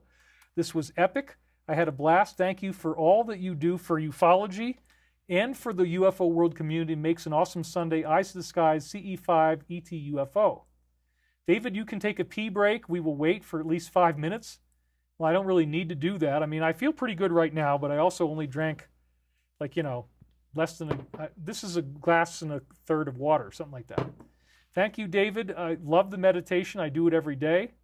Today is my mom's 50th birthday, says Brizzy C. We thank you for that. All right, well, it's now time to end the show, so we can end right at 4 hours and 30 minutes. I just joined now, did all the meditations with you, says Rome Movies. Thank you guys for watching, and we will see you soon. I really appreciate you. God bless you. I'll be back next week for the 25,000-year cycle. Oops. How about do it again?